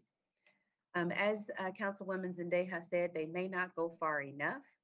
But we understand that we must continue to keep taking additional steps as we prepare for what I anticipate to be future escalations. I too believe that the inclusion of vendors is key because contracts that we enter in as a city reflect who we are. And I know the city attorney has gone through some details regarding the procurement process and some potential impacts on our city accordingly. But I think having our vendors be aware of the Values Act continue to add additional layers of security and protection. I look forward to working with the city attorney's office, city manager's office, mayor, and colleagues to identify other strategies to ensure that from a vending standpoint, regardless of the monopoly a business might have over an industry, we have the ability to extend the Values Act. I am delighted that we have the Safe Business Certification Program coming. I think that that is so critical and such a practical step for businesses to be able to understand what their roles, responsibilities are, and opportunities to keep their employees, their customers, and their community safe as well. I know we promoted recent Know Your Rights workshops for small businesses. We could see that businesses were really interested and responded well to understanding this information in such critical circumstances. So for this evening, I look forward to supporting this motion coming forward. And again, thank my colleagues in the community for their time and attention on this matter. If I didn't thank the city attorney's office as well, I want to add them to my list. Thank you for all your work on this. All right. Thank you, thank you, thank you. And thank you for being up at 3 a.m. where you are and being a dedicated council member. We appreciate you. Councilmember Supernaw. Thank you. And thanks everyone for staying late. I think it's, is it 11:48 p.m. right now? Close to midnight. And the temperature at the dais is 61 degrees, and it's been that all night. And our police chief is still here. Thanks, Chief. Really above and beyond. So I stand in support here, but I just have a comment and a question just to add maybe some transparency and clarity to the item. And that is the point that there's no fiscal impact. It says no fiscal impact review was conducted due to the urgency of this item. So I'm going to go to the city manager's memo that was written 4 days ago. And there's a section there under next steps.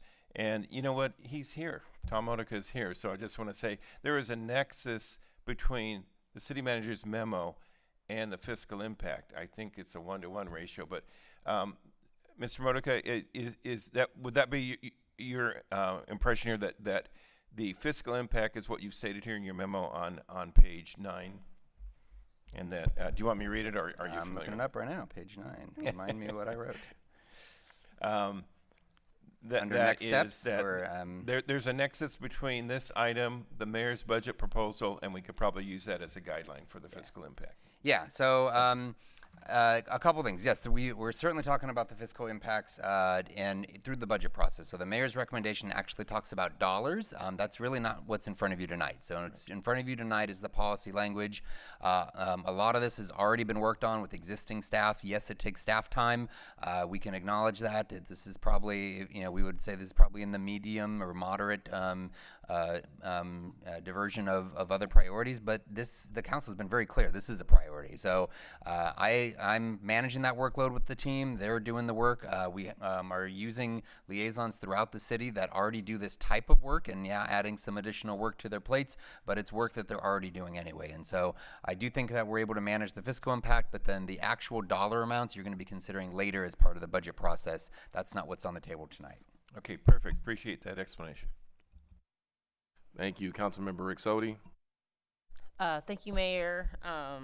Thank you to all the community members that stayed here with us to speak your mind and let us know what you heard. I also want to lift up, I looked at the list here of the 26 folks who did sign up for public comment around this. So we know that there's a lot of robust community engagement, right? And you guys are very passionate about this. And so I just want to thank you for coming out and for making sure you're sharing your expectations of how we move forward as a city.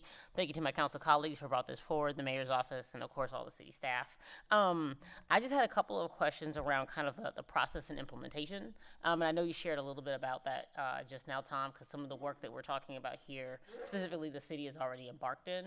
And so I wanted to just lift up two elements, which is the aspect about the strength and accountability mechanisms to ensure full staff compliance, and then also the compliance with the Long Beach Values Act by external city contractors. Could you walk us through just some more details? Because I've been getting some questions from community partners around just implementation. Like, what will that look like from the perspective of community members about how the city is actually going to implement these?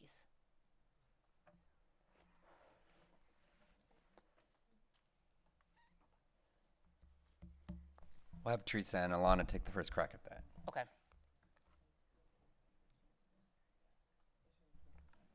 And then I think Don wants to jump in on the contract language. Maybe you do that while the team's getting ready. So I just wanted to add a little bit on the contracts with vendors. So I'm not sure if it really came across, but there is more being done in that regard. The first thing that's being done is additional language is being added to all of our contracts. It makes it very clear that any data that has to be shared with any of the vendors is city data. City owns the data. They cannot use it for any purpose other than what is required in the contract. At the end of that contract, we get all the data back. They do not keep any of that data. It is our data. That also gives us the right to bring in action against any of them for breaching the contract and using that data for any possible way. So that is being added to all of our contracts as we speak. So that's one important point. Another point is many of our contracts have language that would allow us to cancel those contracts if we find that a vendor is violating the Long Beach Values Act. Deputy City Attorney Nick Massaro was trying to explain that a little bit, that we already have that language in the contract, so those contracts don't need additional language. And then finally, our procurement office is also going to be making sure that anybody who contracts with us understands that we have the Long Beach Values Act, and that's how we operate as a city. If they're going to be doing business with us, they need to understand that that is how we operate as a city. So I think what we were trying to point out is there are certain contracts that are more difficult to put language into. You can't put language into a contract with Microsoft. They don't let you add terms. There's other types of contracts we can't put language into. But to the extent we can, we are doing it. To the extent that we can operate with vendors based on our existing language or based on sharing our values, we're absolutely doing that. So we've been working hard with staff to make sure that we are taking this very seriously with our contracting. Don't worry about your time, but I think a part of this is the vernacular and how we frame it. We're adding this language, adding this expectation to contracts wherever we legally have the ability to do so. That's what we're doing. And we can't say universally it's in every contract because legally you don't have the ability to do so. But we're doing this now where we can, and moving forward doing education on any future vendor opportunities. Absolutely. Right. Thank you. Continue. So with regard to staff compliance, we have developed a training that will be available to city staff, informing them of the Long Beach Values Act, again, something that has been in existence since 2018, giving them a overview of the policy's history, what they can and cannot do, as well as a clear reporting pathway for any potential violations of the Long Beach Values Act. And so that's something that will be available to staff. Both the training will live on the intranet with complementary staff resources as well, just so, like a fact sheet that's more accessible in policy language for some folks. And then we have direct contacts in HR, the city manager's office, myself, and the city attorney's office that will also assist for any staff questions related to the Values Act. And I just want to give a council a sense of the magnitude. We do policy changes for employees all the time. Employees get something probably once a month, maybe every other month. Here's something new you have to do. That's pretty regular. We're going to a whole nother level with this. This is something that they've never really experienced before. This is new. And so we've got a whole workforce and a team that is working on how do we get this message across. We're doing actual town halls where we bring everyone together that can make it and do that. We're finding other ways to train them. I've been communicating personally with employees, all 6,500, saying this is why we're doing these things. So we've gone to a higher level on this because of the urgency, because of the importance, and because it's unusual. It's not something that we have had to deal with in the past. The potential for masked agents with weapons to show up, at your workplace, asking to detain people. And so it is something we're taking very seriously and going to a higher level of training than we have for most policy updates. Thank you for that. And then a follow-up to that is, so in here it says, recommend the city manager to work with Office of Equity to develop a formal centralized resident complaint portal as a new public accountability mechanism where residents can submit an official complaint with evidence if the city employees violated the Values Act to initiate the appropriate investigation and disciplinary measures. So I guess my kind of question was really around that. So like if a community member goes and they submit something, like what happens? Like what is the process that then kind of cascades around the accountability and investigation that happens with that? Sure. There are lots of different ways that people can make a complaint against almost anything that is related to the city. We get those all the time. They come in through our public email boxes. They come to you oftentimes as mayor and council, and you get them to us. They go to HR. They go to our auditor. She has a completely anonymous complaint line that she can use. Our ethics office has one as well. So if you wanted to do that today, you can do that today. What this is asking us to do is also set one up maybe specific for that. We got to figure out, do we use one of those existing systems and have a different, front end, but it's the same back end? That's the work we're going to do. But we basically, however it comes in, we take that complaint.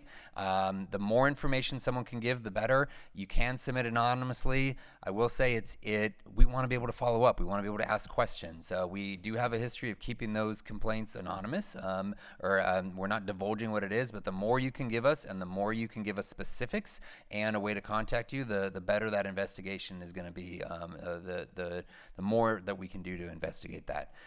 We have officers throughout all of our departments that are trained in investigations, and if not, they can bring on outside investigators through the city attorney's office. We've got HR that does those, and then there are accountability measures back through HR, back through city management and department leadership as well, to do findings, and then ultimately discipline happens.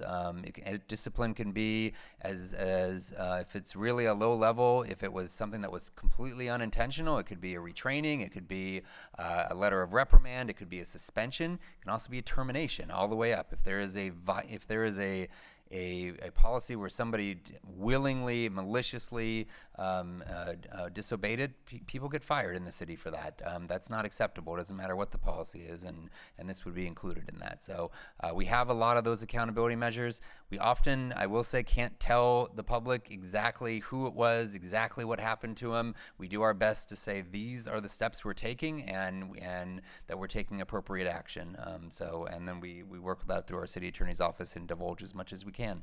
Okay, excellent. Yeah, I think my real concern kind of asking them all these is just making sure that, I think we all recognize the situation that we're in, the level of mistrust with government around so many things. So I just want to make sure as we're implementing this that we are trying to make it as transparent as possible so that members of our community can at least feel like they can trust their city to do right by them when it comes to these complaints and what they're flagging. One initial follow-up to that too is that one of the things that I heard from some of the members of our Immigrant Rights Coalition was around the implementation, because they said they talked about the benefits of this, what they really liked, but they also talked about kind of the devils in the details. So things can be really great on paper, and then you go to implement them and they don't get implemented in ways that actually serve community. So we can kind of talk about, and I think Tom and you and I discussed this a little bit, what are the ways for us to have some oversight over implementation and bring and allow some of these groups that we've already been engaged with to help us implement it in ways that we make sure that we're serving the community that we actually want to. Sure, we can certainly take feedback if there's things, and we're a big organization. We do our best to set systems and controls and put it out, but if there's gaps, we adapt. If there's something that's not clear that employees don't know that they're supposed to be doing or not supposed to be doing, certainly willing to take that input.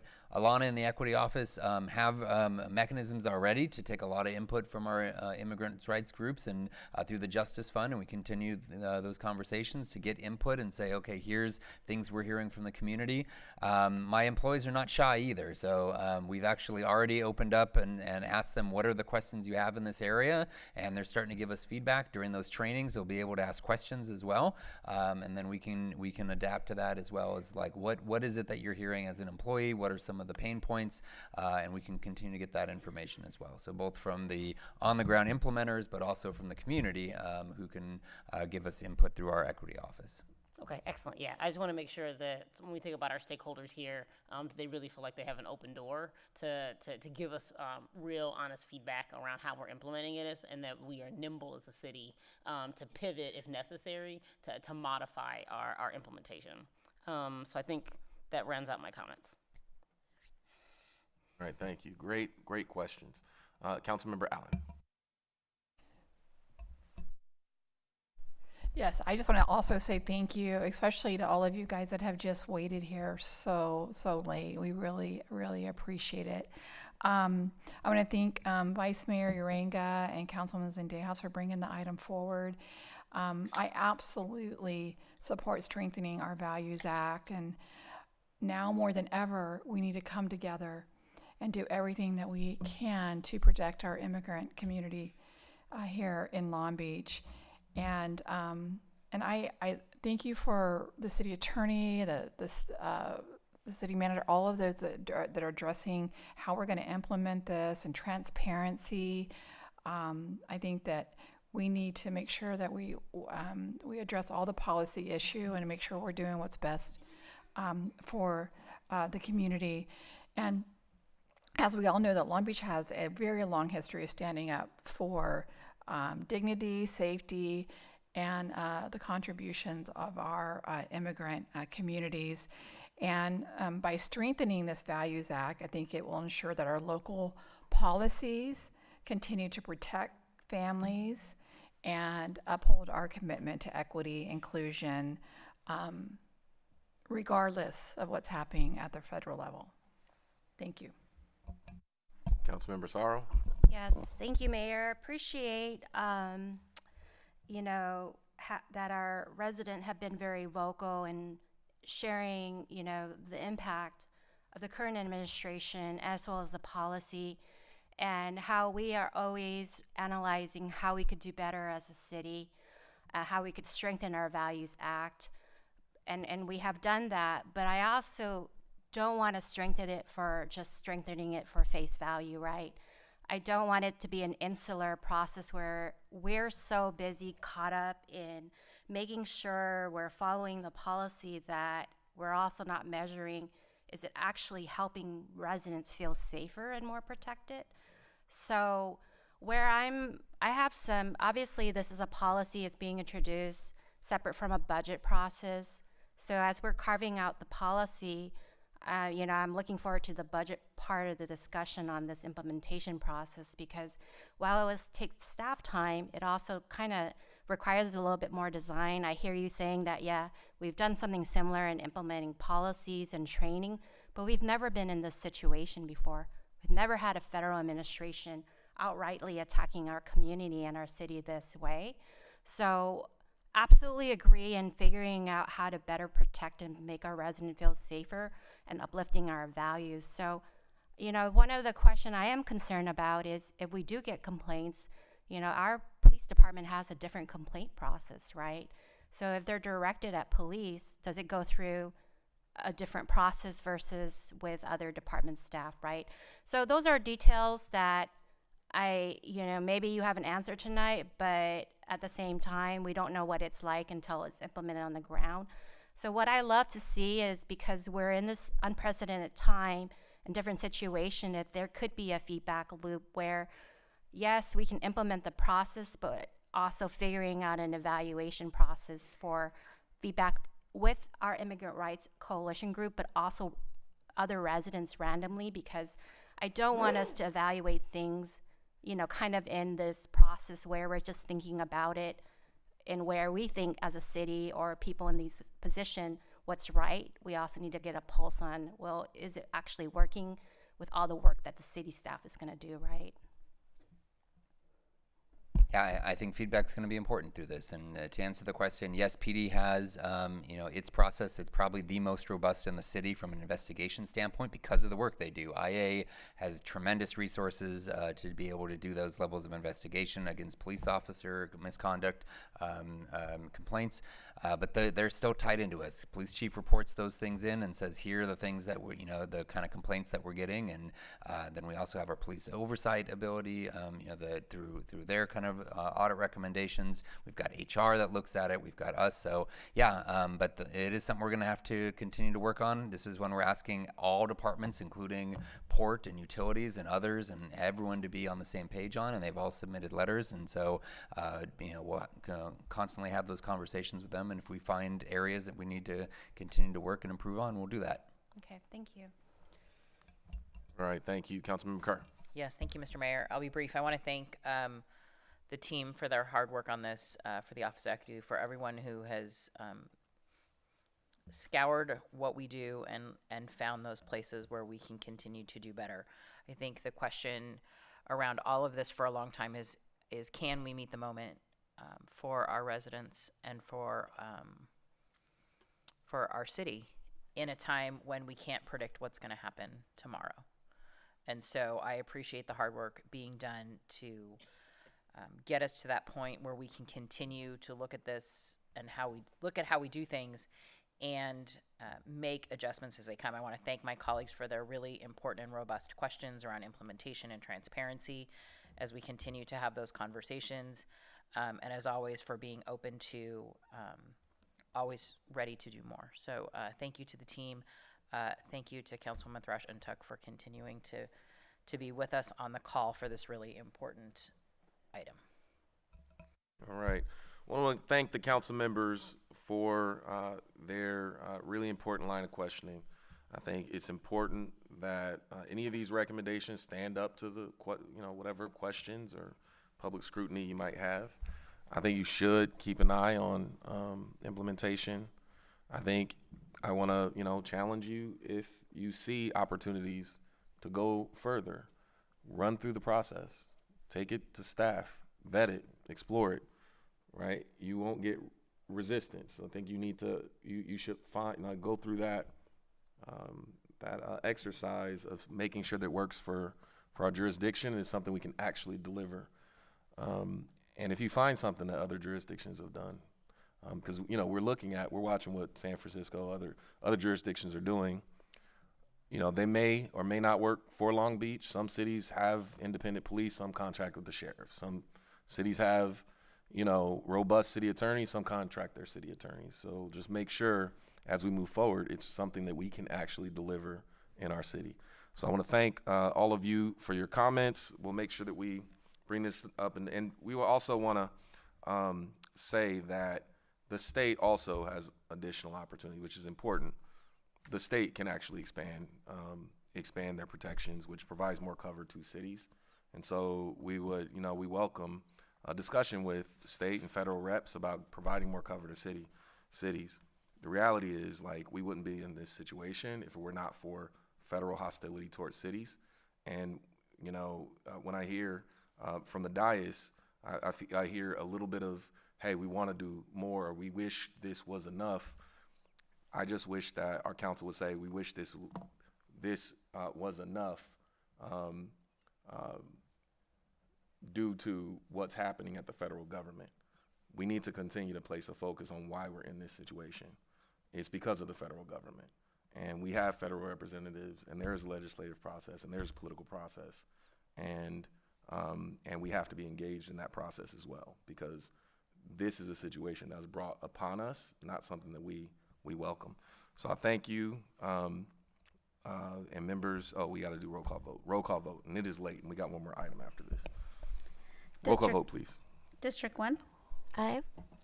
District 2? Aye. District 3? Aye. District 4? District 5, Aye. District 6, Aye. District 7, Aye. District 8, Aye. District 9. Aye. Motion is carried. All right.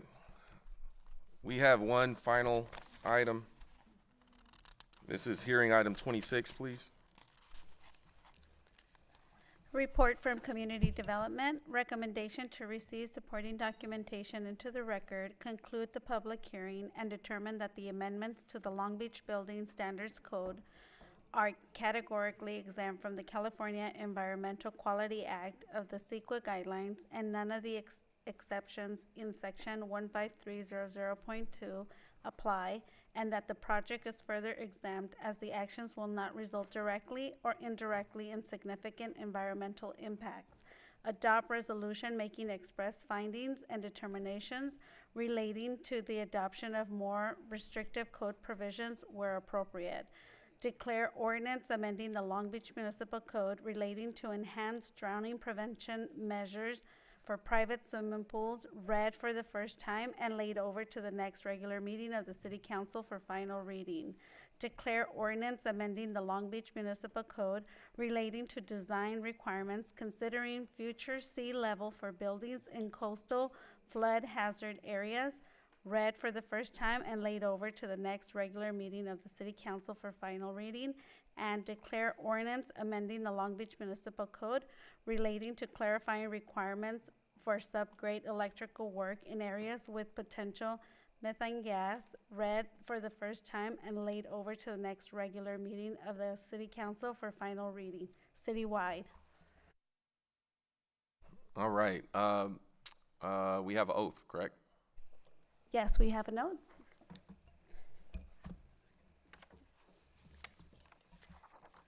Please stand for those of you who are going to testify on this item. Do you and each of you do solemnly state that the testimony you may give in the cause now and pending before this body shall be the truth, the whole truth, and nothing but the truth, so help you God? You may be seated. May we have a motion? Thank you. Need a and motion and a second. So moved. Okay, I heard, I think, District 2 and District 5. All right. How long is this presentation? Yeah, so Mayor, I realize it's midnight, so we're going to try to do this presentation in a minute. It was scheduled to be about 20 minutes long, so what I want to say is we update the building code from time to time. State law changed, which requires us to do this tonight. We have briefed each council member individually, and Greg Bowser, brilliant engineer, is going to give us the highly compacted version of the presentation. Thank you, Christopher. Mayor Richardson and members of the City Council, good morning now. Thank you for your consideration today. So this presentation, it's a summary of 3 ordinances which are proposed to amend the California Building Standards Codes for projects that are submitted after the effective date of this ordinance. The proposed ordinances focus on 3 items pertaining to specific conditions and emerging risks in Long Beach. These items include design requirements for construction in coastal flood zones with consideration for sea level rise, the enhancement of drowning prevention measures for private pools and spas, and clarification for specific requirements for the installation of subgrade electrical work in areas where methane gas is present. Our goal with these amendments is to prevent tragedy, adapt to future environmental challenges, and ensure safe construction practices. So, I will mention we will have a formal presentation. I believe we're targeting October 21st for our first read of our formal triennial code adoption, where we will adopt the state codes, which are amended every 3 years. That will be happening. These are 3 separate items, as Christopher mentioned, that were pulled out so that we can meet some statutory requirements. So we are here to answer any questions that you may have, but otherwise I will conclude with that.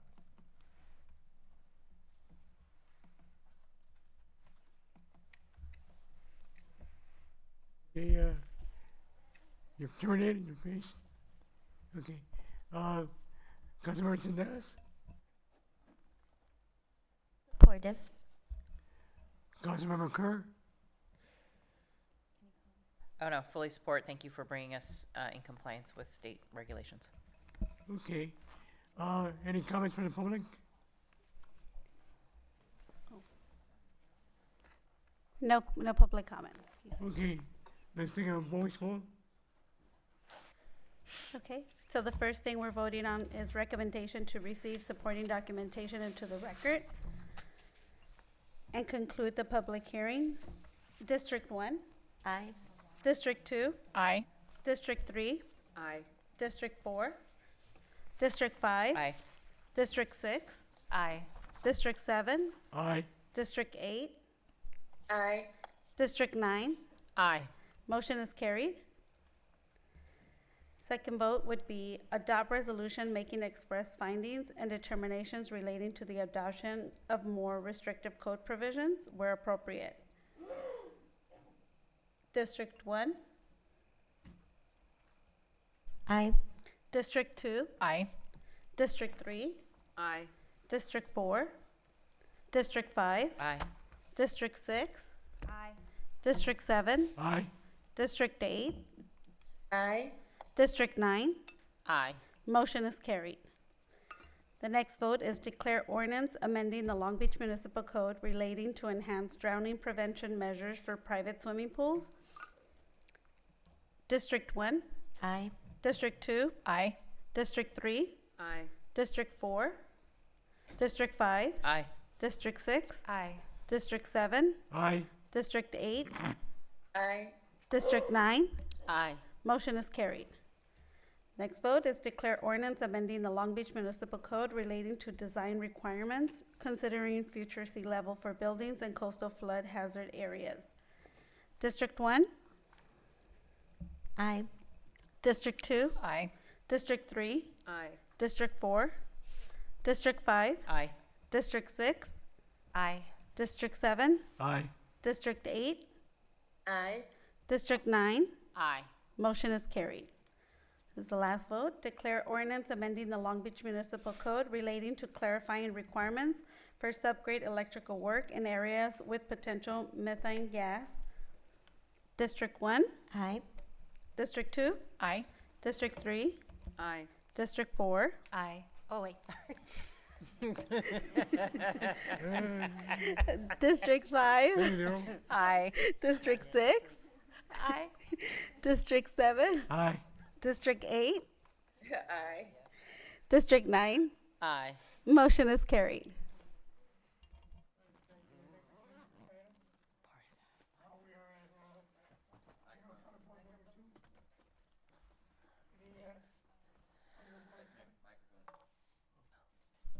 We're at the general public comment number 2. And the crowd roars. We have Hooray. We have 2 speakers signed up to speak, David Shukla and Leslie Sanders. Thank you, Vice Mayor, City Clerk, and council members. I realize that it's the next morning. I won't be here next week. Oh, there she went. I was about to thank my councilwoman for bringing item 18 forward on the Tidelands revenue, and I'd just like to say, I may or may not bother to type all this up that I wrote and plan to speak on, but the Tidelands funds, both by the state and the city, can't continue to be used as an ATM. We have to start thinking seriously about oil well abandonment. I think the state has an obligation to create the jobs to not only deal with oil well abandonment, but some of the ongoing costs from coastal oil fields, not just in Long Beach, but throughout the state, as well as to lead on meeting or exceeding our 2035 and 2045 decarbonization targets as a state.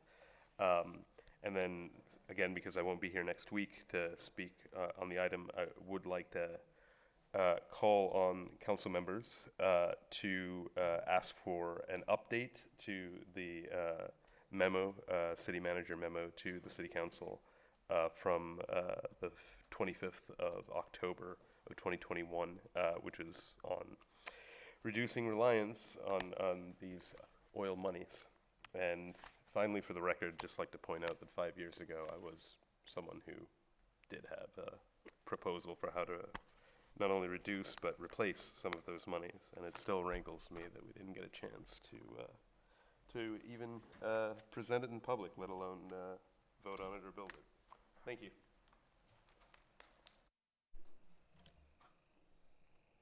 Leslie Sanders. That concludes public comment.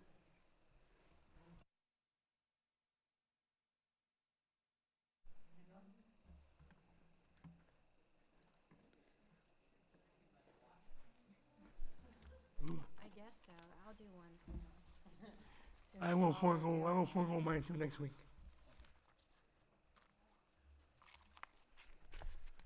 Okay, thank you. Just a quick one.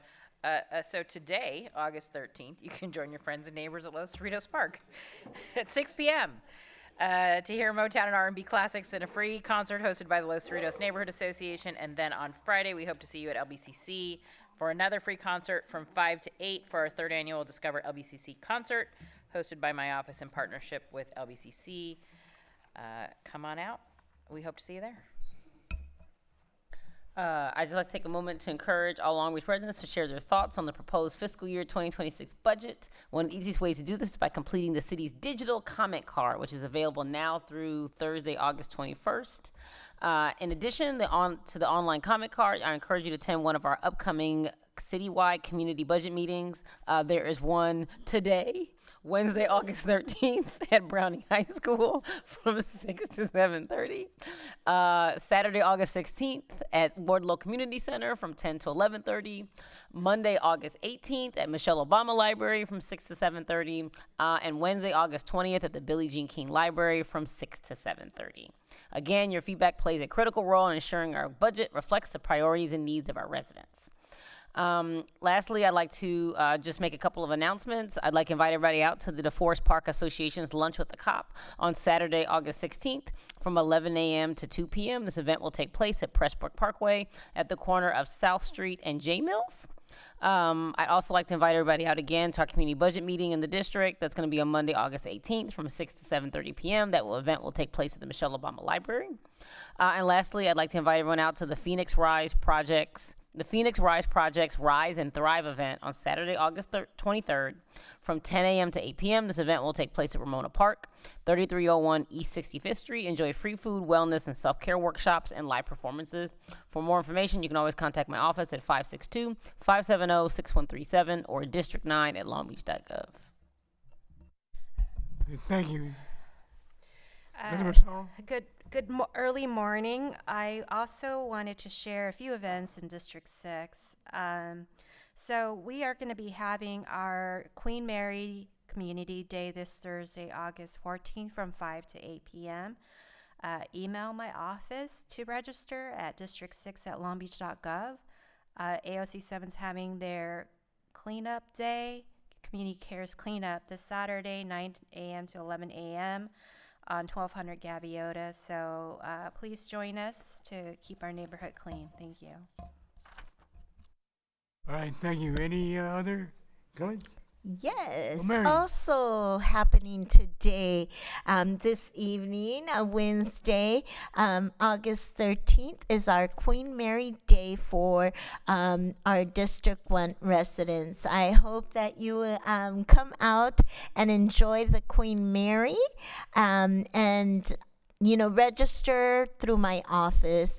Also, this weekend, not in September yet.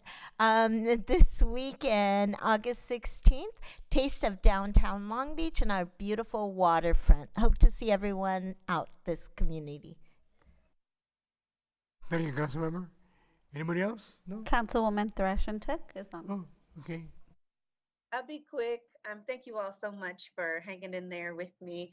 I look forward to seeing the community out on Monday, August 18th, as was noted, for the upcoming budget meeting at the Michelle Obama Library. We want to thank the North Village Association, along with the Ridgewood Triangle Neighborhood Association, as well as the Long Beach PD North Division and Commander for coming out for community meetings and events last week. And we're very excited to announce that the annual CD8 backpack giveaway is back for 2025. We hope you'll come out on Saturday, August 23rd at Shear Park from 10 a.m. to 2 p.m. Lots of community activities, giveaways, and we hope that our kiddos are ready for the next school year. Have a good night. Thank you, Councilmember, and have a great night. I know you're probably sleepy by now. Yeah, amazing. that you're Okay. still up. What a treat. Any other comments? No. No? Hearing none, this meeting is adjourned. Good morning. Thank you.